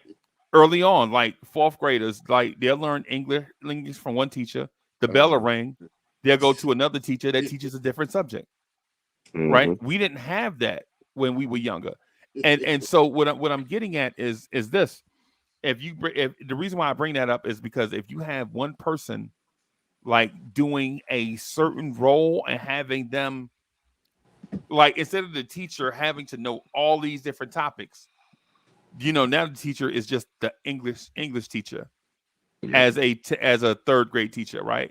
And you rotate the classrooms, and now all of a sudden, right, you're getting a more powerful punch, right, deeper, focused, right? And if you get DeJounte Murray, basically what you're getting is the Swiss Army knife, but the expensive Swiss Army knife, right? Yep. It's gonna come with a velvet pouch in a box. The blade, everything's gonna be made out of steel and not aluminum. You know what I'm saying? So you're getting the upgraded version of the Swiss Army knife, right? And to go with OG Anunoby, Julius Randle, Jalen Brunson, Hartenstein, DiVincenzo, Hart, Deuce, Precious Achua, Grimes, whoever's left, I think the sky's the limit. I think the sky's the limit, bro. Yeah. Facts. Facts. Yeah, I think that I think the sky's the limit. Wiz, when when we take our morning nap and wake up and say we go to sleep for 3 hours, we wake up in 3 hours. Do you think the Knicks would have made another move? Oh man. You remember when we did this last Friday night, Yep. and then we dozed off and we woke up and RJ Barrett was traded. Can you That's see how the y'all same found thing out? happening today? By the way, I didn't say RJ Barrett was traded. I said IQ was traded. Sorry for RJ fans. IQ was traded. But yes, I do. Oh Yeah. man. Oh, that's a tough one. Someone else take that, man, because I don't know if I can handle another shock like that, because that was shocking last week. You can't handle another breaking news? Breaking news, exactly. J Boogie. Yeah. J Boogie. Yeah. Breaking news. That was serious breaking news. Yeah. I mean, that would be insane. It would be insane if that did happen like that. But when it comes down to the players, I was saying when we were making the move to get Bronson, and they were talking about going for another guard. I was bigger on Murray to put next to Bronson for the defense, for his defensive And he's a skills, bigger guard. He's a bigger, more athletic guard, right? Yeah. Yeah, he's a bigger, more athletic guard, and he can also play. He can run the point as well, and Bronson can play off ball, and he could do service with the bench as well. So he could be the headliner with the bench players as well, but still be in the start. You know what I'm saying? So I was kind of looking at, excuse me, I was kind of looking at that because if I'm not mistaken, I think the Knicks were looking at Murray and trying to get Bay as well at one time. There was a time we were looking at getting those two because I know we looked at Bay. Not saying we're gonna do that, but Murray is the key, the linchpin on that. I remember Freezy sent you guys that article when it was stating that the Knicks were not going to pursue Donovan. They're not in hard pursuit of Donovan Yeah, like they go were all in before. on the Donovan Mitchell. Going Yeah. all in, yeah. So I mean, they could be playing a game of chicken, and we don't know. Right. This front office is real tight-lipped. That whole thing is very close to the vest. So we have to stand back and see what's going to go on because we don't even know. These are the people on the outside talking about what the Knicks going to do. Going to go for a guard. They may hit us over the head with some other player that we didn't even think of, another position we never think of that's a fit. You know what I'm saying? So it's real interesting. Now, after the trade, I'm more vested into the team than I was before because the previous lineup it was no excitement for me because it was unbalanced. We have more balance now. The starting lineup, the starting five is a nice starting five. I mean, defensively, it'd be if you had Mitch, it'd be a monster. But if was a fifth, we all be full. So we're looking at what we got right now. But I think if I had to say a guard to go after, I would say Murray because I think Murray would be a good fit for the team. I agree with that, but if we're gonna go with Murray, I think we need to find a backup center with Hart because I remember Unc talking about that as well. So, I think we're like 1.5. We may get him off for like free agency or something, but I think we are like 1.5 pieces away. Like if we get a Murray and we can pick someone up off of waiver wires or sign someone for like a 10, for a short term deal or something like that to back up Hart, then yeah, we're good.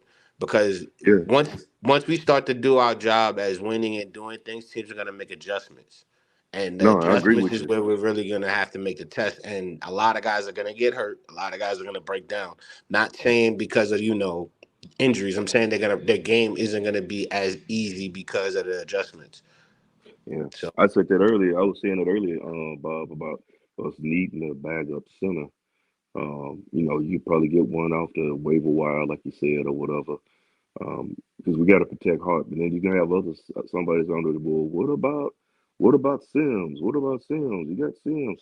Sims still ain't ready. Sims is going to be in one of them trades, bro. yeah, Yeah, Sims, Grimes, and maybe McBride. Well, I don't know about McBride. They can't trade him right now. But I they see can't trade it Sims right and now, right? Grimes.